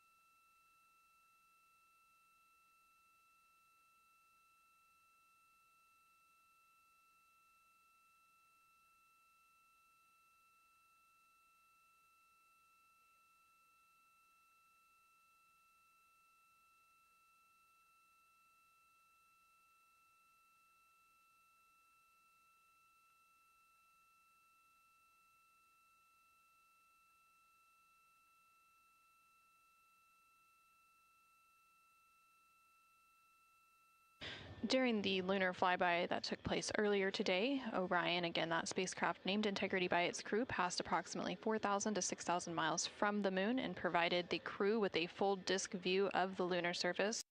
And from that higher vantage point, much farther than Apollo's lunar orbits on average, the astronauts were able to observe both poles and large-scale geological features in a single view.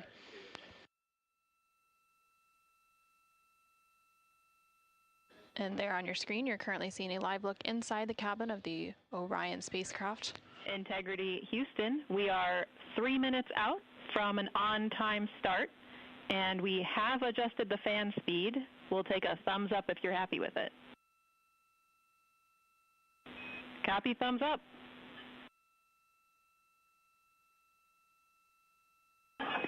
Superlative thumbs up.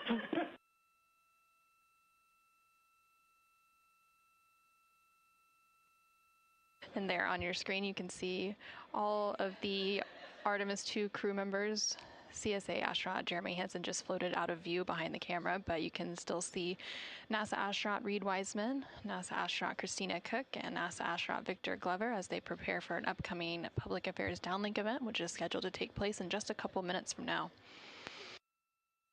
And there, floating back onto the screen, is CSA or Canadian Space Agency astronaut Jeremy Hansen. He is making himself comfy on some of the OX or Orion Crew Survival System suits that have been stowed for the outbound and now return journey.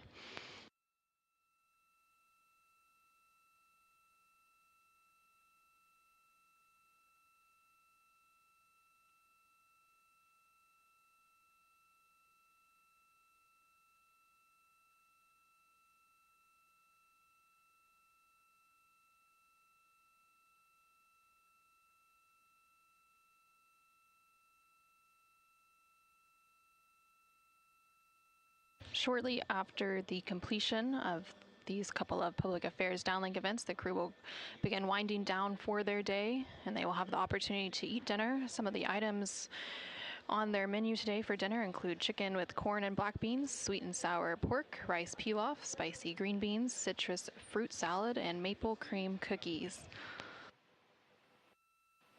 All of the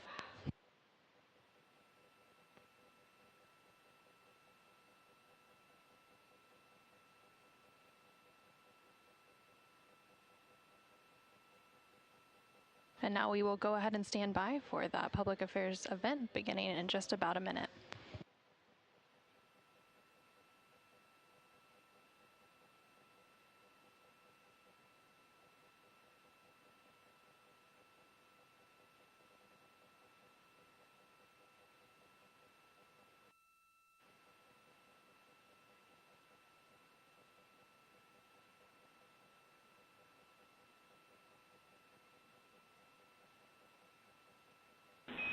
Integrity Houston, no action for the DU-1 caution. We're taking a look.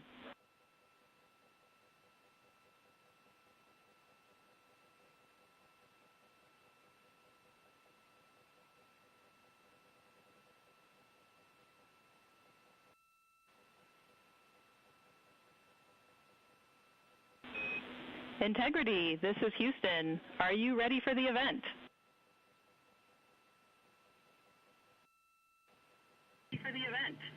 Hello, Houston. Integrity is ready for the event. Administrator Isaacman, this is Mission Control Houston. Please call Integrity for a voice check. Integrity, Jared Isaacman, comm check.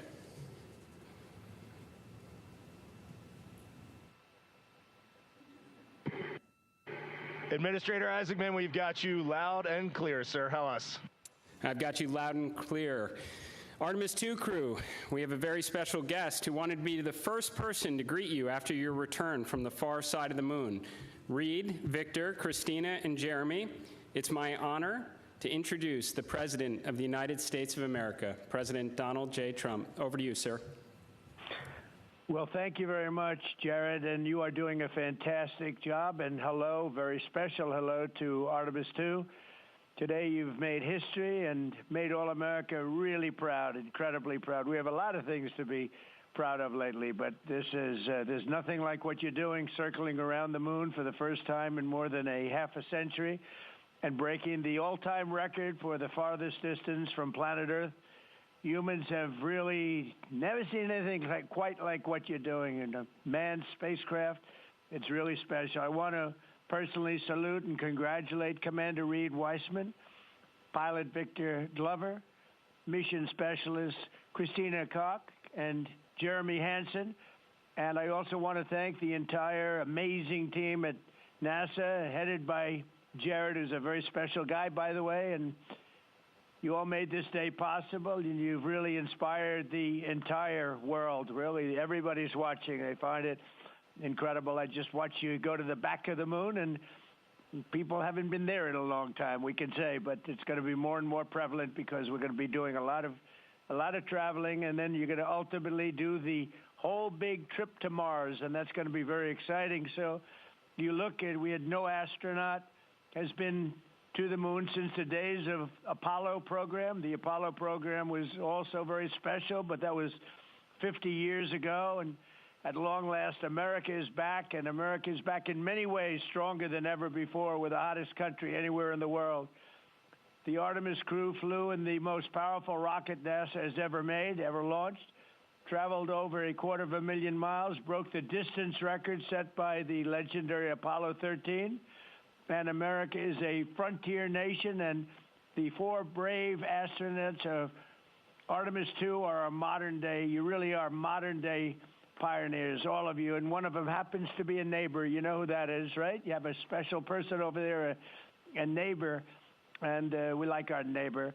Your mission paves the way for America's return to the lunar surface very soon. We're going all out. We're doing everything we can, and it's headed up by Jared. We'll plant our flag once again, and this time we won't just leave footprints. We'll establish a permanent presence on the moon, and we'll push on to Mars. That'll be very exciting. I'm waiting for that so much. I'd love to be here, but maybe we won't quite make it in terms of timing, but we will be up in the moon, and that's going to happen soon. So America will be second to none in space and everything else that we're doing, and we will continue to lead the whole thing into the stars, this incredible journey into the stars. So I just wanted, it's an honor to speak to you, and I wanted to congratulate each and every one of you. And tell me, what is the most unforgettable part of this really historic day? The whole world is watching and listening. Please tell me.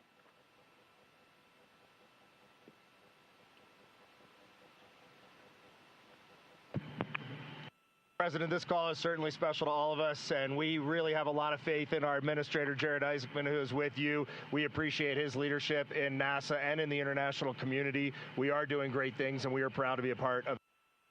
I have to tell you, as we came around the near side of the moon, seeing all the sights that we've seen from Earth for all of our lives, but we're seeing them from a different perspective, and then we started to get a glimpse of the and we saw sights, Oriental sights that no human has ever seen before, not even in Apollo, and that was amazing for us. And then the surprise of the day, we just came out of an eclipse where the sun, moon, and the entire dark moon about that big right out the window that we were watching. We could see the corona of the sun, and then we could see the planet train line up, and we at Mars, and all of us commented how excited we are to watch this nation and this planet become a 2-planet species. That is fantastic. You know, I had a decision to make in my first term, and the decision is, what are we going to do at NASA? Are we going to have it be revived, or are we going to close it down? And I had very little hesitation, and it's really great to have somebody like Jared involved because he really makes it much easier for me. But it was not even a question in my own mind. We've spent what we had to do, and then of course we have Space Force, and Space Force is very much related to what you're doing, and that was my baby. That was a very important one, and it'll turn out to be truly one of the most important, I believe, decisions I've ever made. So we're very proud of Space Force, and we're very proud of all of you. Does anybody else have anything to say? A lot of people listening.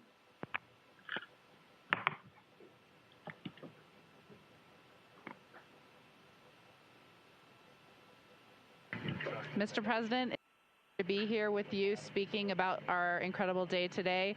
I think one of the biggest highlights was coming back from the far side of the moon and having the first glimpses of planet Earth again after being out of communication for about 45 minutes. It really just reminds you what a special place we have and how important it is for our nation to lead and not follow in exploring deep space. I'd like to ask, what was your feeling when you had no communication, zero communication? All of a sudden it was cut off by, obviously, your very special location. What was your feeling when you had no communication? A little bit different, perhaps.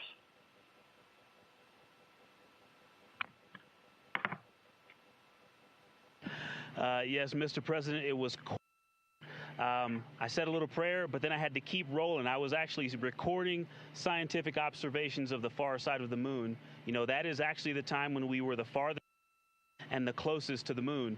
And so we were really able to make some of our most detailed observations of the far side of the moon up close. And so we were busy up here working really hard. And I must say, it was actually quite nice.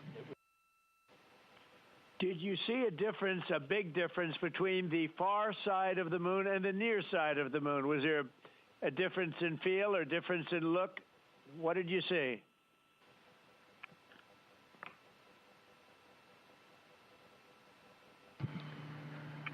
Well, Mr. President, we certainly did, and our science team really set us up well to understand what they thought we might see. And the gravitational pull of the Earth has had a profound effect on the near side of the moon, changing all those dark mares, those dark patches of the moon you see from Earth. It's very different on the far side. While you see some small patches of those mare in deep craters, it's very much absent on that side, so that's really neat. And while I have the microphone, sir, I just want to thank you on behalf of Canada. The space leadership you spoke of from America truly is extraordinary. I've said this many times before.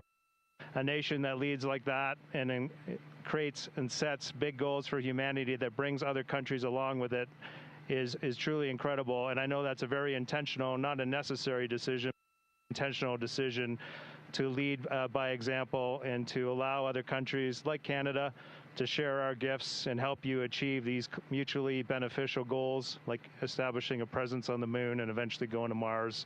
And Canadians are so proud to be a part of this program.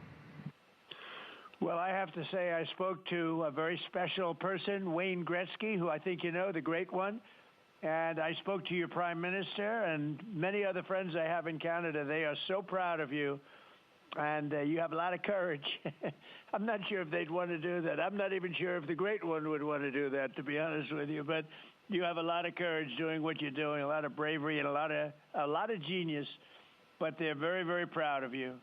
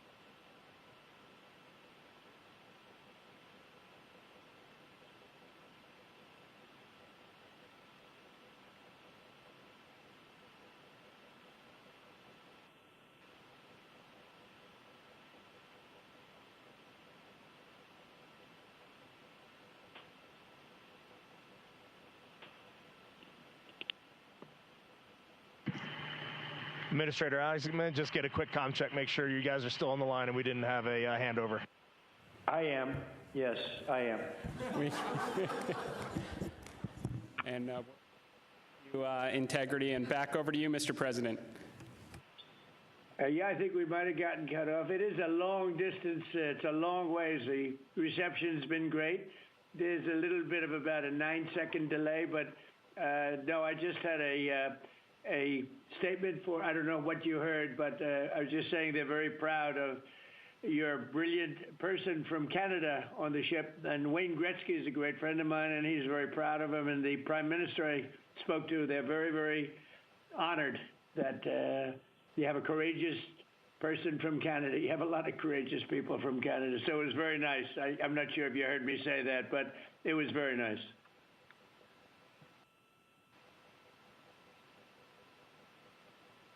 Yes, Mr. President, we heard that, and we do love our Jeremy Hansen. We love all our Canadian astronauts, Jenny Gibbons, Josh Kutrick.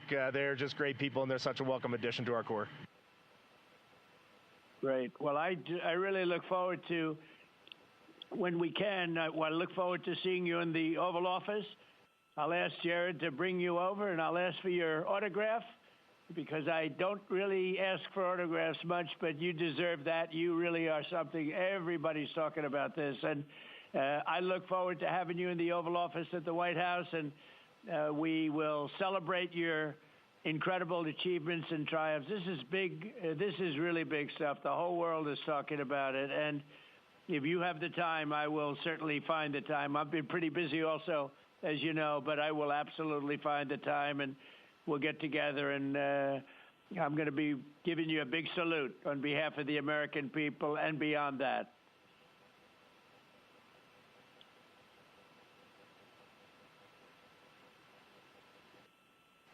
Thank you for that, Mr. President. And when you want us, we will be there. And thank you for your leadership.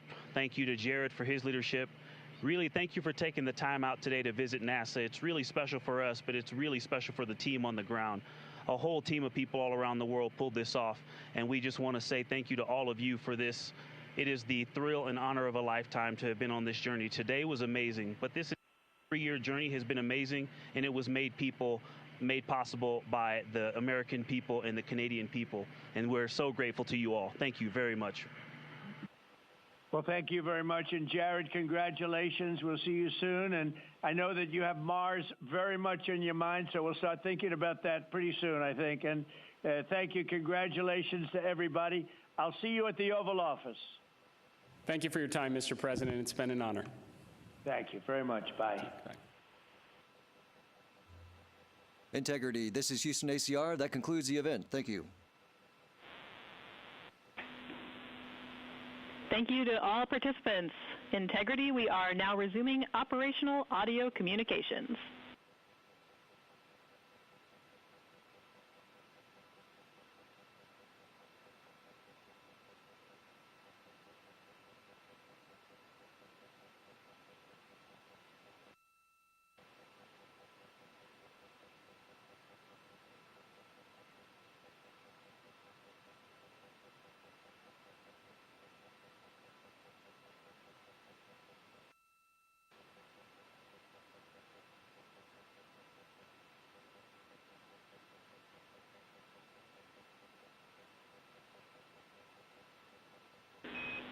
Integrity Houston, great job on the event. Just a heads up, we are on track to start the next event on time at 4:15.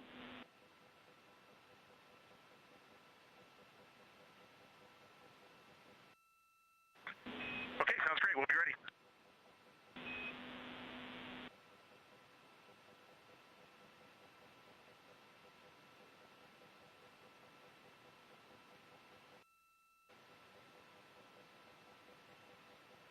This is Artemis Mission Control in Houston, Texas. We just had that public affairs event with President Donald Trump and the crew on board the Orion spacecraft. And coming up in about 10 minutes, there will be another public affairs event. That event taking place at a mission elapsed time of 5 days, 4 hours, and 15 minutes. Currently on your screen, you're seeing a look at the Artemis Real-Time Orbit website, which provides updates on the velocity as well as the distance of the Orion spacecraft from both Earth and the Moon. The Orion spacecraft and its crew, that crew including Reed Wiseman, Victor Glover, Christina Cook, and Jeremy Hansen, are currently about 250,000 miles away from the Earth, and that distance is starting to become smaller as they are now on the return leg of their journey. And they are about 9,300 miles away from the Moon. They made their close approach to the Moon. Integrity Houston with a question about fan speed.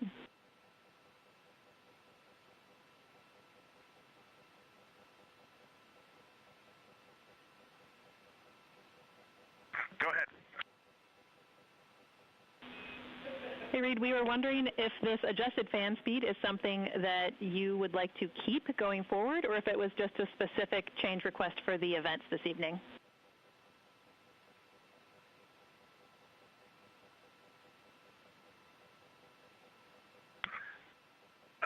Certainly for PAO events, this is an ideal fan speed. If you're willing to give us this fan speed for routine habitability, I think we would take it and try it for a while.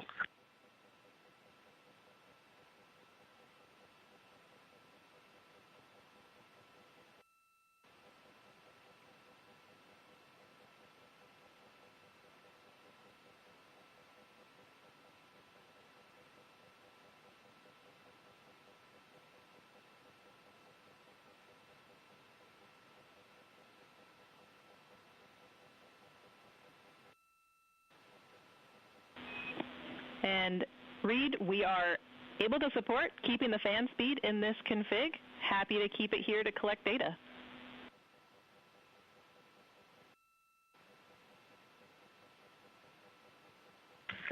Okay, you got 4 happy astronauts up here. We'll take it. Obviously, when we go to exercise, we'll need to bump it up, but I think for quiescent living, this will be great.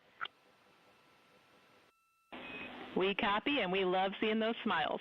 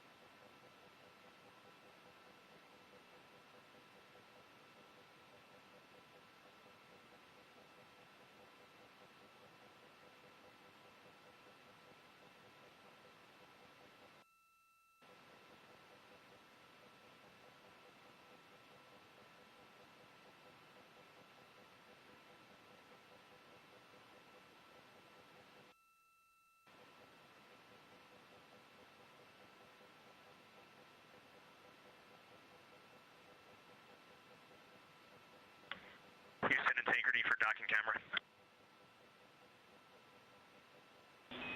Go ahead.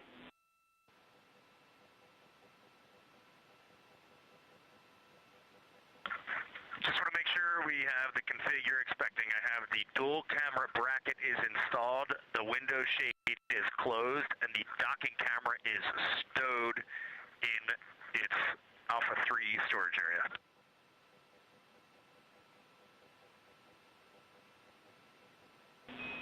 That's a good config.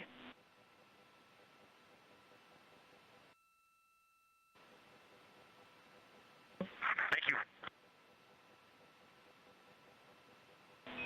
And while I've got you, we are 3 minutes out from an on-time start of the next event.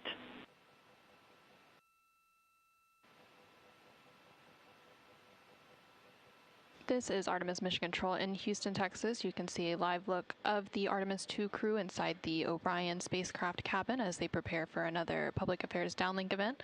There on your screen is CSA astronaut Jeremy Hansen along with NASA astronaut Reed Wiseman and NASA astronaut Victor Glover popping up. Earlier today, the crew completed their lunar flyby observation period, during which the Orion spacecraft and its crew passed approximately 4,000 to 6,000 miles from the moon and provided the astronauts with a full disk view of the lunar surface. And from that higher vantage point, the astronauts were able to observe both poles and large-scale geological features in a single view. Towards the tail end of that observation period, they also were able to see an eclipse. And that eclipse period lasted about an hour and was when the sun was hidden from view behind the opposite side of the moon from the perspective of Orion. Since then, the crew has been working to clean up some of their observations and transfer some of the data and imagery down to the ground to begin processing, and the science team will take a look at that imagery as it comes down ahead of a post-lunar flyby conference tomorrow with the crew following their sleep period. Now we are standing by for a second public affairs event taking place in about a minute.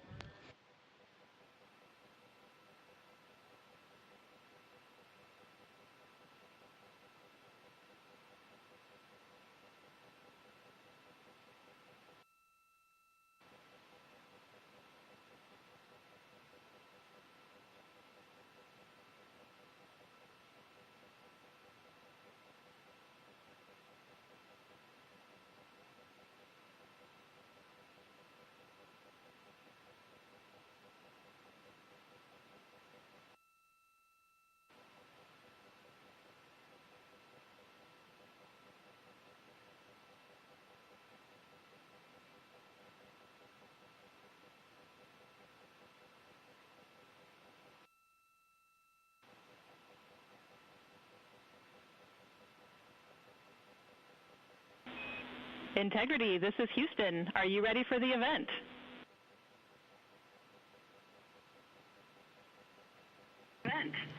Houston, Integrity is ready for the event.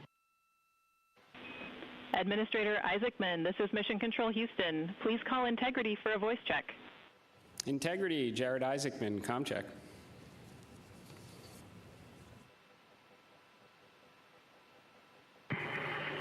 Administrator Isaacman, we've got you loud and clear up here. I've got you loud and clear, and let's see if we can top that last PO event. That was pretty special. So we are going to spend the next 20 minutes doing Q&A from a number of questions that have been submitted, and we are going to start with one from me. You all have spent years preparing for this moment and imagining what it must be like when you look down at the moon, at the lunar surface. What has surprised you all that you did not anticipate?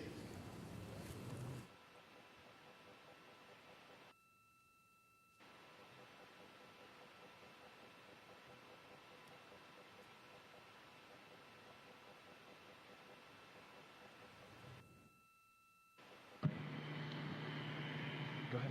No. It's on. Administrator, great to chat with you.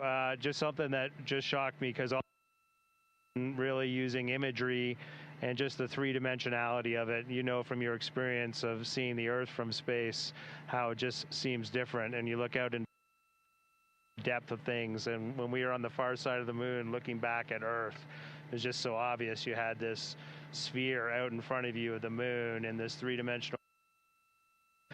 You really felt like you weren't in a capsule. You'd been transported to the far side of the moon, and it really just bent your mind. It was an extraordinary human experience. I'm so grateful for it.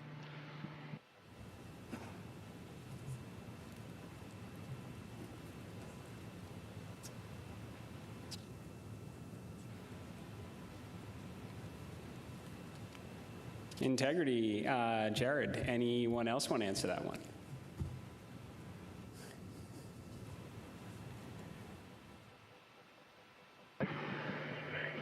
You know, we had an amazing launch. The SLS is quite a powerful rocket, and got us into a 1,200 by, eventually a 100-mile orbit, and clearly power and speed, and then we did our translunar injection, and we were going quite fast. And so with all of that speed, though, it still took us days to get here. And so the scope of all of the things to a 321-foot tall rocket was amazing. It just puts the power required to do this in perspective. But then even with all that power and to get to those velocities, it still took us days. And the breadth of the distance we had to cover. Watching the distance from Earth count up and the distance from the moon count down was one of the most surprising things I've enjoyed. Well, as I was trying to formulate an answer, at first I couldn't think of anything because there are so many things to choose from. I'll try to just narrow it down, but I'm going to go with something we did yesterday, a manual power flight test objective, where we just basically got to sit at the vehicle. It was Jeremy and I this time, and just drive around using the rotational hand controller, basically just drive it with the stick, and how well it handled, how tight the control algorithms were, and watching it respond when we actually degraded it on purpose by going into 3 degrees of freedom control, by actually inhibiting some of the jets, which even though we have jet redundancy, of course, for each other in these complicated algorithms. So it was just amazing to be in a deep spacecraft and just be flying it around by hand. The one other thing I'll say, how fast it has gone by. I'm not ready to go home. I can't believe that something this cramped of quarters can fly by and still be fun every single minute. And I'll just close out with, I think just scale, Jared, is the thing that is just blowing my mind. You flew Polaris Dawn to some amazing apogee numbers, and on the International Space Station, we're 250 nautical miles up, and that's the most beautiful view I think a human could ever experience. And we are dealing with numbers that are 250,000 miles, and every time Mission Control points this vehicle either at the moon or at Earth, and it reminds me every day that humans have to go, we've got to explore, we got to go further to expand our knowledge, expand our horizons. And every time we take another step forward, it makes the world seem a little bit smaller and a little bit more manageable. And just putting these numbers in perspective, it is impossible as a human to look at these displays and comprehend them. But here we are, and NASA is doing this, an international team is doing this, and they're doing it very well. Excellent words, Integrity. So certainly a very wild insertion orbit. I can imagine the contrast between perigee and apogee, the scale of it all, the 3D, seeing the moon come alive, and then certainly manual control. Well, every Dragon crew for the last 5 years is very jealous on that. Okay, so we're going to questions here. This one, the Artemis II crew, inspire all of us, but what inspires you?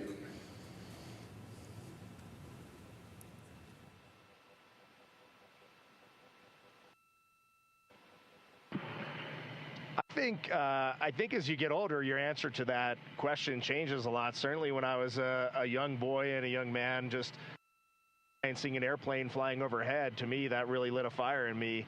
And then I think when you reach your middle age, it is interesting to watch leadership throughout the world kind of change the course of human.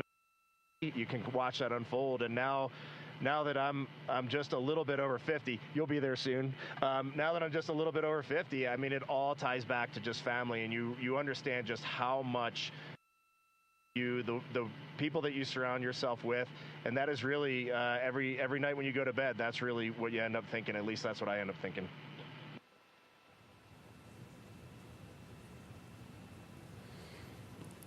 Thank you. All right, so here's a question. It's a good one. So for the Artemis III crew, what is the advice you would pass along for the next astronauts that will go in Orion?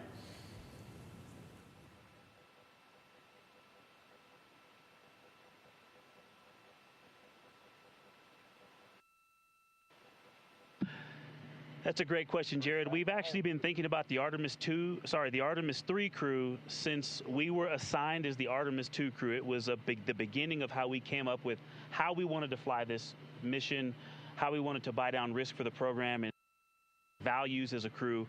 And so, over the course of these 3 years, we've taken a lot of notes. So we've almost got a book to hand them. But I think a few practical things, just sitting here, we've been living for the past 6 days, how you pack is a huge impact to how you will live on the journey. And so things like food and your hygiene products, and then you know what's going on with our waste management system, the technology that we have, practicing that and being familiar with that and being prepared mentally. I used it on the space station. I used it at home in training, but I'll be honest, I wasn't really prepared to have to use it for over half the mission. And but we adapt and overcome, and so I can't wait to talk to that crew. I'm glad you said it, or else I was. We definitely have to fix some of the plumbing. Okay, this question is from Merriam-Webster. So wordy one here. So you are going to be, you've already surpassed more than 250,000 miles from Earth, farther than any human has gone before. So what are some words that come to mind when you try to wrap your mind around this very unique experience?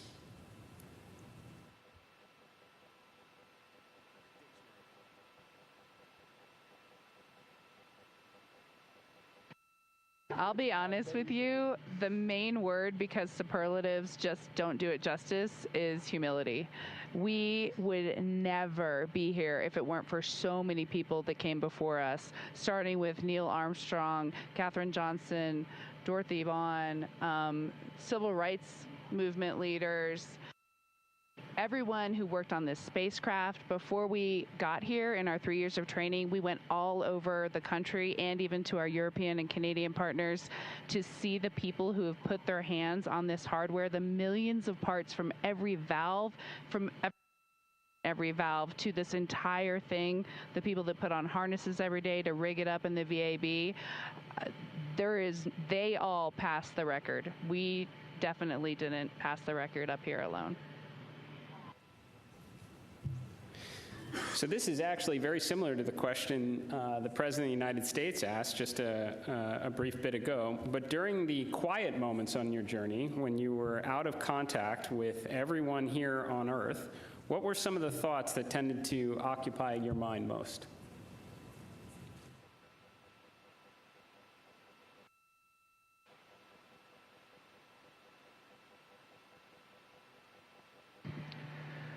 Yeah, as Victor said earlier, when we were on the far side of the moon and out of contact with planet Earth, we all knew it, and it was a milestone. We saw Earth disappear, the Earth set. But we were so busy with the science, and we have such faith in our vehicle integrity, such faith in mission control, that we were just at complete peace and just doing our job. And just trying to do a good job to collect as much science data as we could while we were on the far side of the moon, and we were just giddy in here, like of our lives.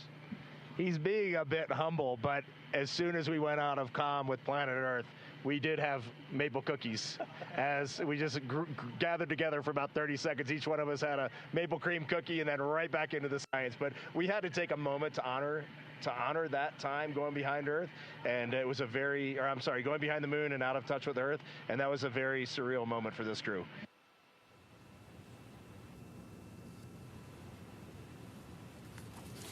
Copy that. Copy good maple cookies on the far side.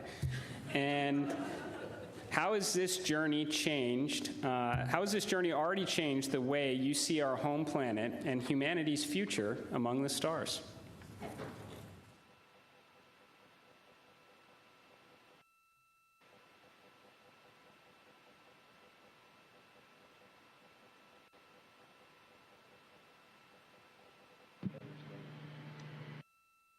There's so many directions I think we could go with that, and I just, I think that there's, global, but I think real impact is local, and is to see the Earth as an entire thing and look at it, this system, and to see it all in once. But my daughters, and just the things that we can impact directly, the people that I can touch, that I can speak to, hug, and show love and gratitude toward, is the thing that I think is going to change and last. And but you also talked about the future that we're going to have in the stars, and this mission, I think we swung for the fence and launched on our first try after learning a lot earlier this year. But I think it set the stage for us to go out and continue to swing for the fence hard in our Orion SLS and ground systems programs to go and get the next one teed up so that crew can knock it off out of the park. And so I have huge expectations for what's coming next. Good words. Are you feeling homesick for Earth?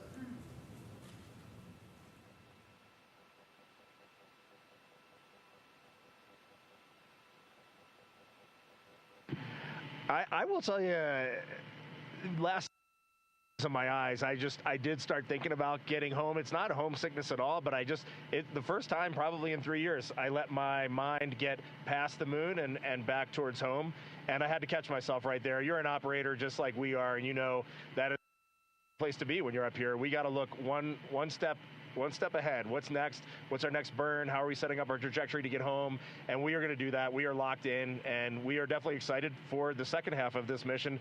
And we are on guard. We are first crew to fly this vehicle. We are ready for any contingency in any scenario, and we are going to stay locked in every second until we are back on that Navy ship and then home reunited with our families. And copy that. Astronauts like being in space. That checks out. Okay, there's a lot of questions from the space photography community. How are the pictures going so far?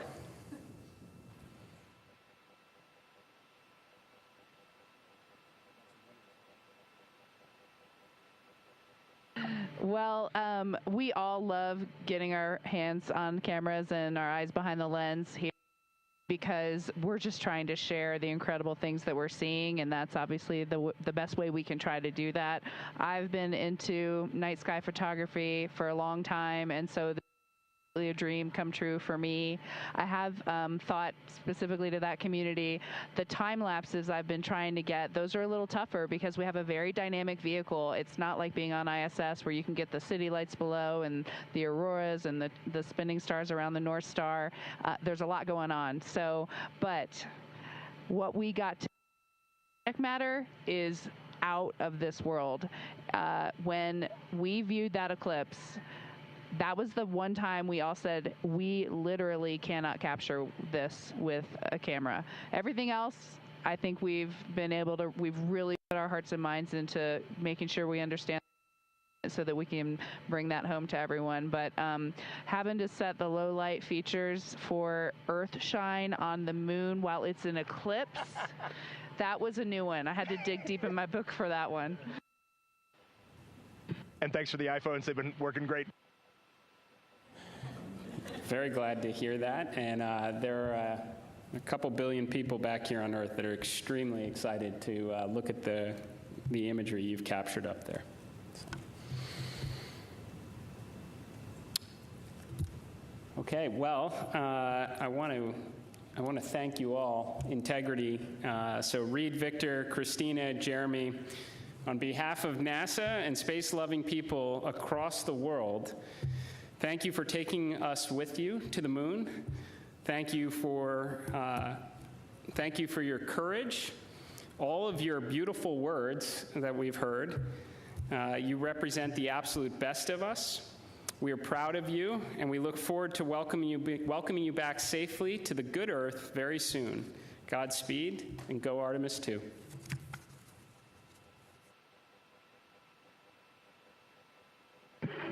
Thank you so much, Administrator. We are just proud to be a part of this team, doing our work every day, and we are supported by a huge world of humans, and we are just honored to be a part of that. Thank you.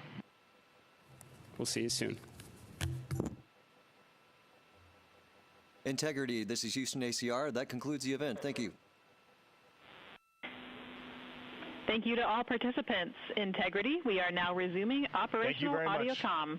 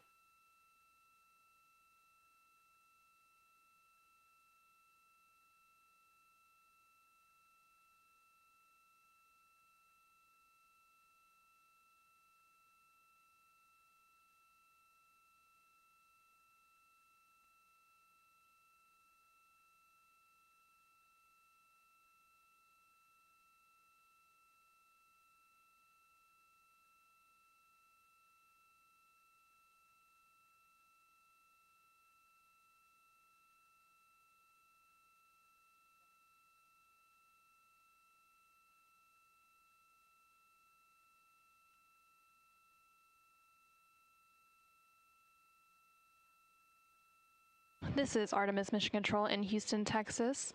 That second public affairs event with NASA Administrator Isaacman and the crew on board the Orion spacecraft named Integrity now complete, and there on your screen you're seeing a live view from the Orion spacecraft, specifically from the camera on its solar array wings, and you can see a crescent Earth there.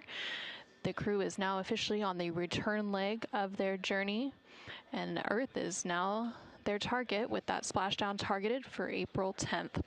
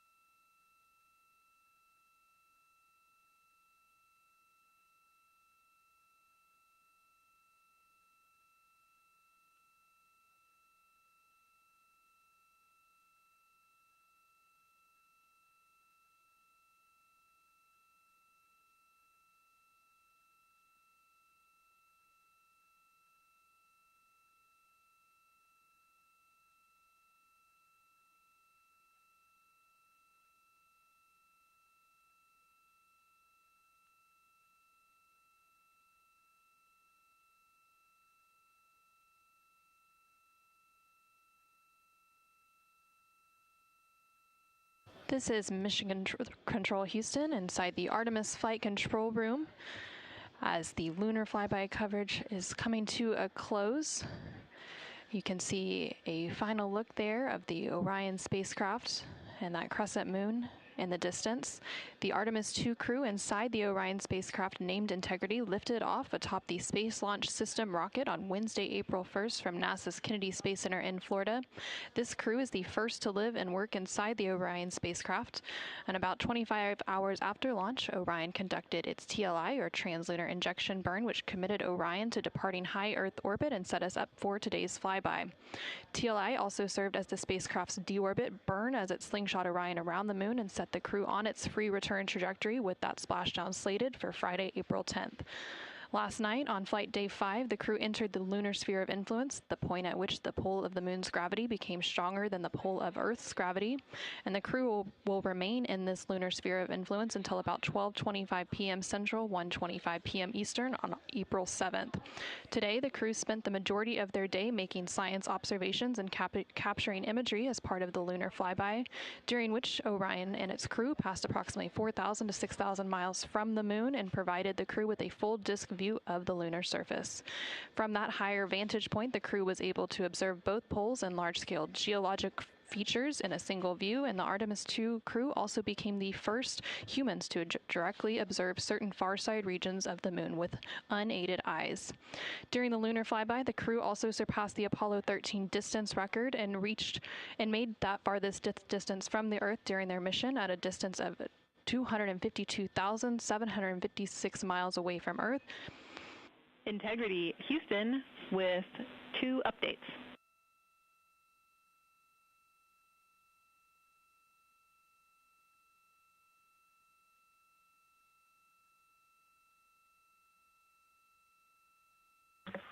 Houston, go ahead with the updates. Hey, Victor, again, awesome job on both of those events. The team down here really enjoyed following along. I've got 2 sync items for you. The first is that based on ground schedules, we'd like to pull your flight director conference up before your PMC, so we'll start the flight director conference at the time the PMC is currently scheduled.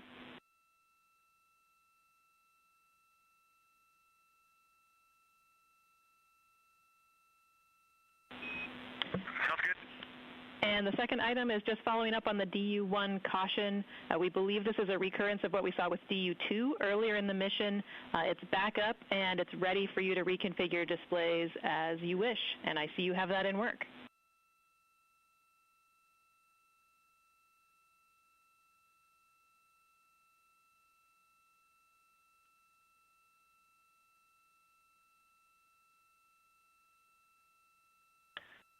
Okay, great. We would love a main and secondary dump line status, really the main line.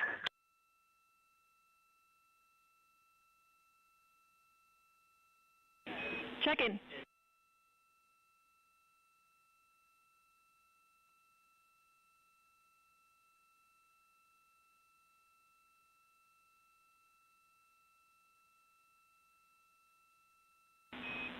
And Reed, back with you on the dump lines. The main dump is open and it's proceeding very slowly, but the secondary is still configured and go for use.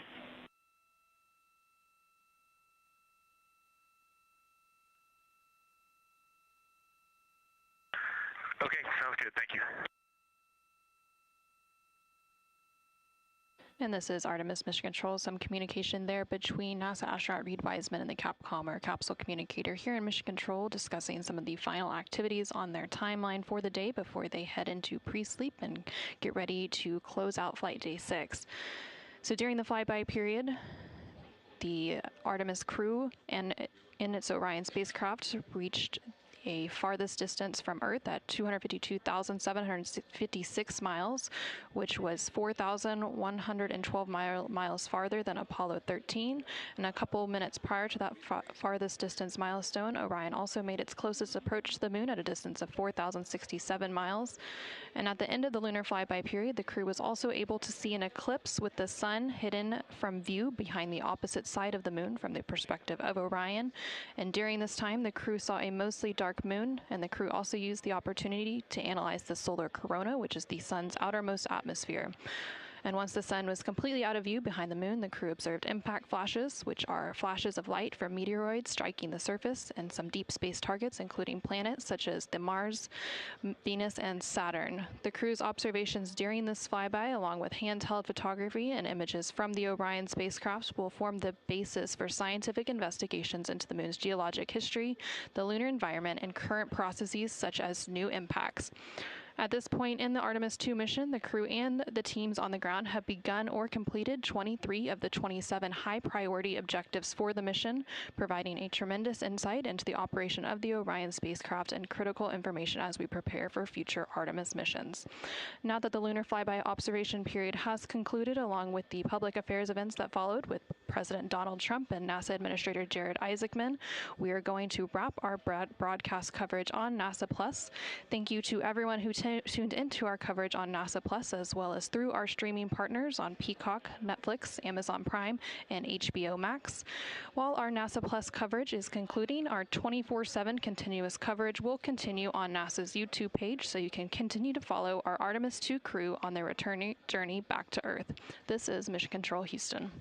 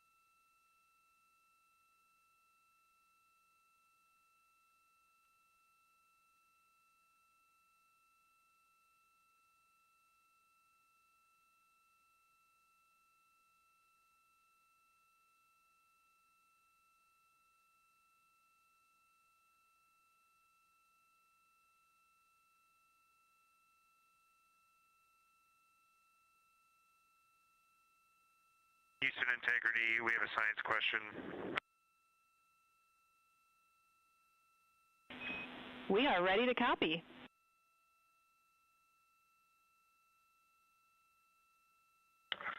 We just want to check our understanding before we go to bed, because we think we made some changes, but the procedures, were not updated as expected.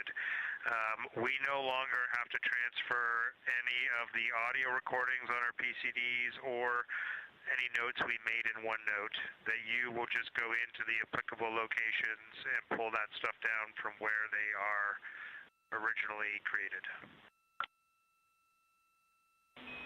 That is a good recollection, Jeremy. That is correct.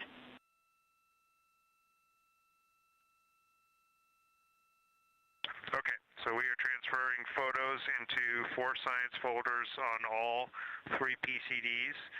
And if you go into those 4 science folders, you'll get all of the imagery that we took today. And just a heads up, just so much excitement up here. Sometimes we switch cards and sometimes we didn't. And so the different shifts are on various cards in various places, but all the photos are there. Copy all. Thanks for the report.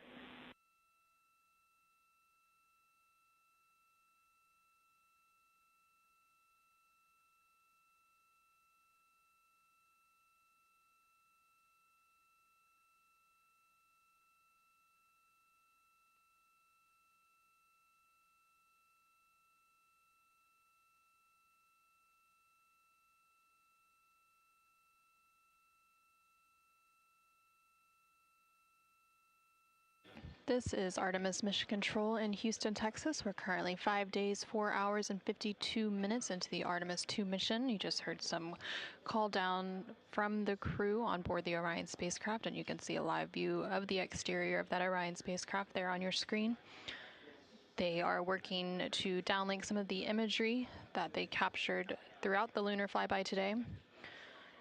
And here shortly, they are also going to wrap up some of the final activities for the day, which includes a private medical conference with their medical teams here on the ground, as well as a private conference with the flight director here on the ground to go through vehicle status and any questions, comments, concerns they may have ahead of the next flight day.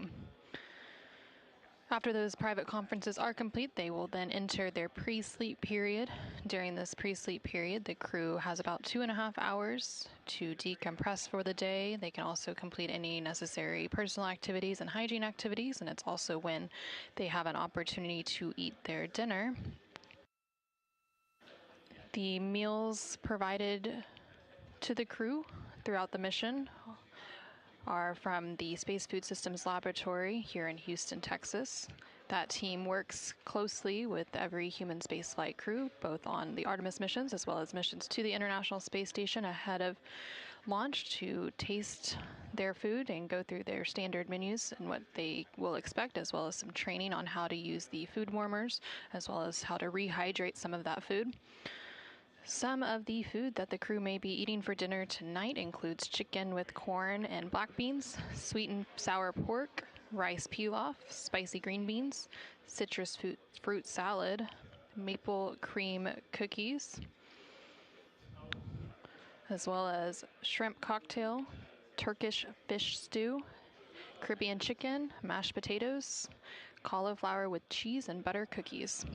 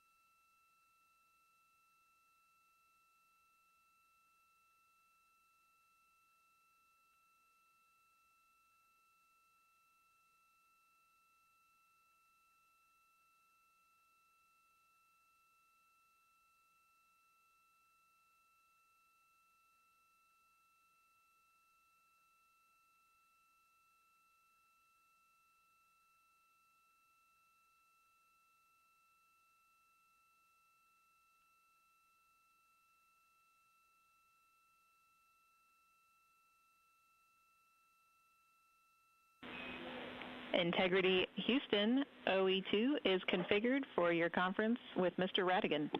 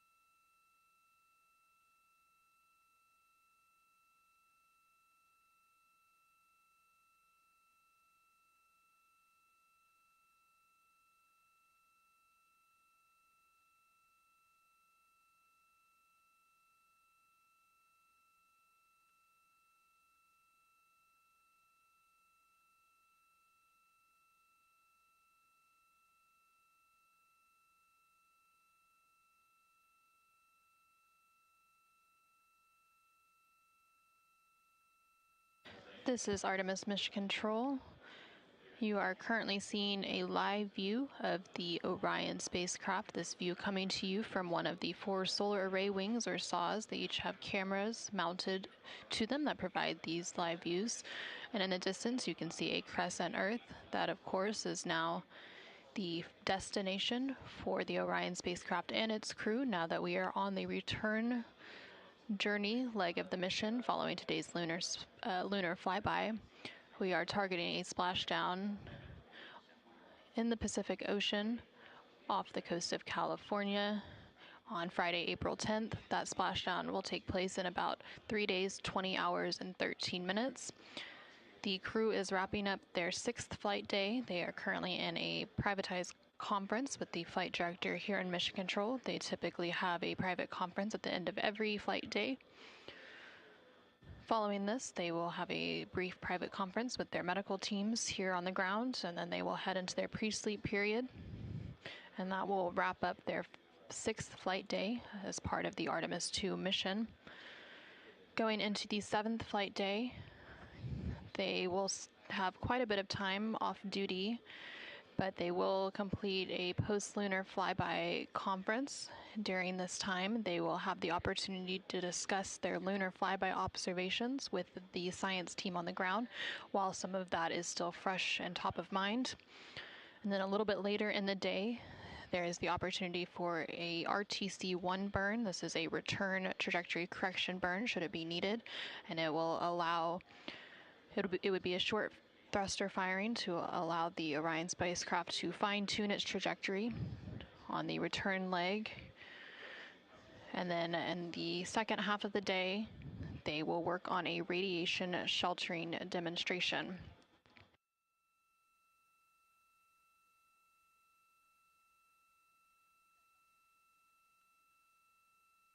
During that radiation shelter demonstration, the crew will build a radiation shelter within the cabin of the Orion spacecraft and prepare lockers for radiation shelter ingress or entering into them.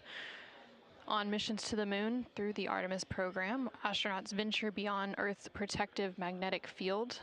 The Orion spacecraft serves as the main protection against the sun's intense power. And NASA has radiation dosage level thresholds that they look for inside Orion. The first threshold signals a caution, prompting closer monitoring and coordination with medical and flight operations team. And then a higher threshold triggers a recommendation for the crew to take shelter. Radiation shielding in space is all about mass. Charged particles are slowed and absorbed as they pass through matter, so astronauts are trained to reconfigure their cabin during a solar particle event, removing stowed equipment from storage bays and securing it along areas of the cabin to add mass between themselves and incoming particles. Since Artemis II is the first crewed Artemis mission, testing this procedure in the Orion spacecraft is a major objective of the mission.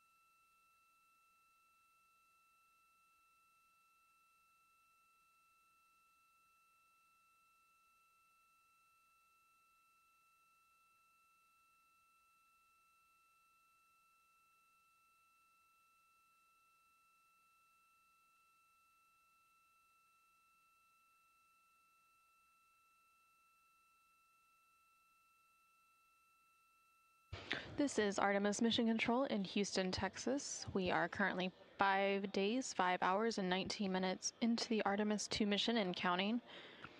Currently on your screen, you can see a live view from the Orion spacecraft named Integrity by its crew. You can see a clear view of one of those solar array wings. There are 4 solar array wings, or SAWs, that provide power generation for the Orion spacecraft. And just above that solar array wing, you can see a crescent Earth.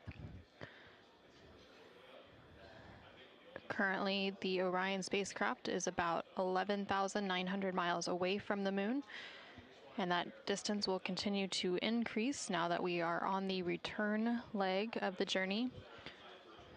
The Orion spacecraft and its crew had their lunar flyby and made their closest approach to the moon earlier today, and the distance from Earth is about 249,000 miles.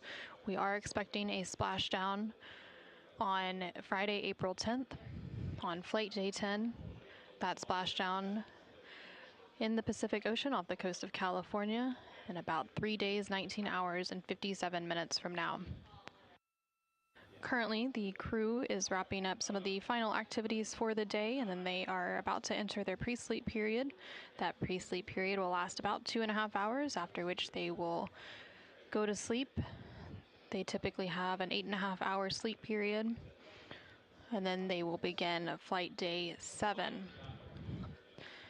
The majority of Flight Day 7 will be an off-duty day for the crew, but they do still have a few items that they have to complete. One of those is a post-lunar flyby conference, and this will be directly with the crew and the science team here on the ground to discuss some of their lunar flyby observations as part of the data collection to allow the crew to talk through what they experienced and what they saw while it's still top of mind and fresh following today's lunar flyby observation period. Again, that lunar flyby lasted about 7 hours, and towards the tail end of that flyby, they did get to experience an eclipse. Following that post-lunar flyby conference, the crew will have a little bit of a break. They will be able to exercise, have their midday meal, and then there is the opportunity for a return trajectory correction 1 burn should it be needed. These return trajectory correction burns allow the Orion spacecraft to fine-tune its path on the way back to Earth. On the outbound journey, there were originally 3 planned outbound trajectory correction burns. The first 2 of those burns ended up being canceled as it was determined they were not needed due to the accuracy of the translunar injection burn, or TLI burn, which took place on Flight Day 2. The third and final of those outbound trajectory correction burns did take place on Flight Day 5, and it ended up being a 17.5-second burn to fine-tune Orion's trajectory as it made its flyby around the moon. So again, there will be an opportunity for a return trajectory correction burn tomorrow should it be needed. And then in the latter half of their Flight Day 7, they will complete a radiation shelter demonstration.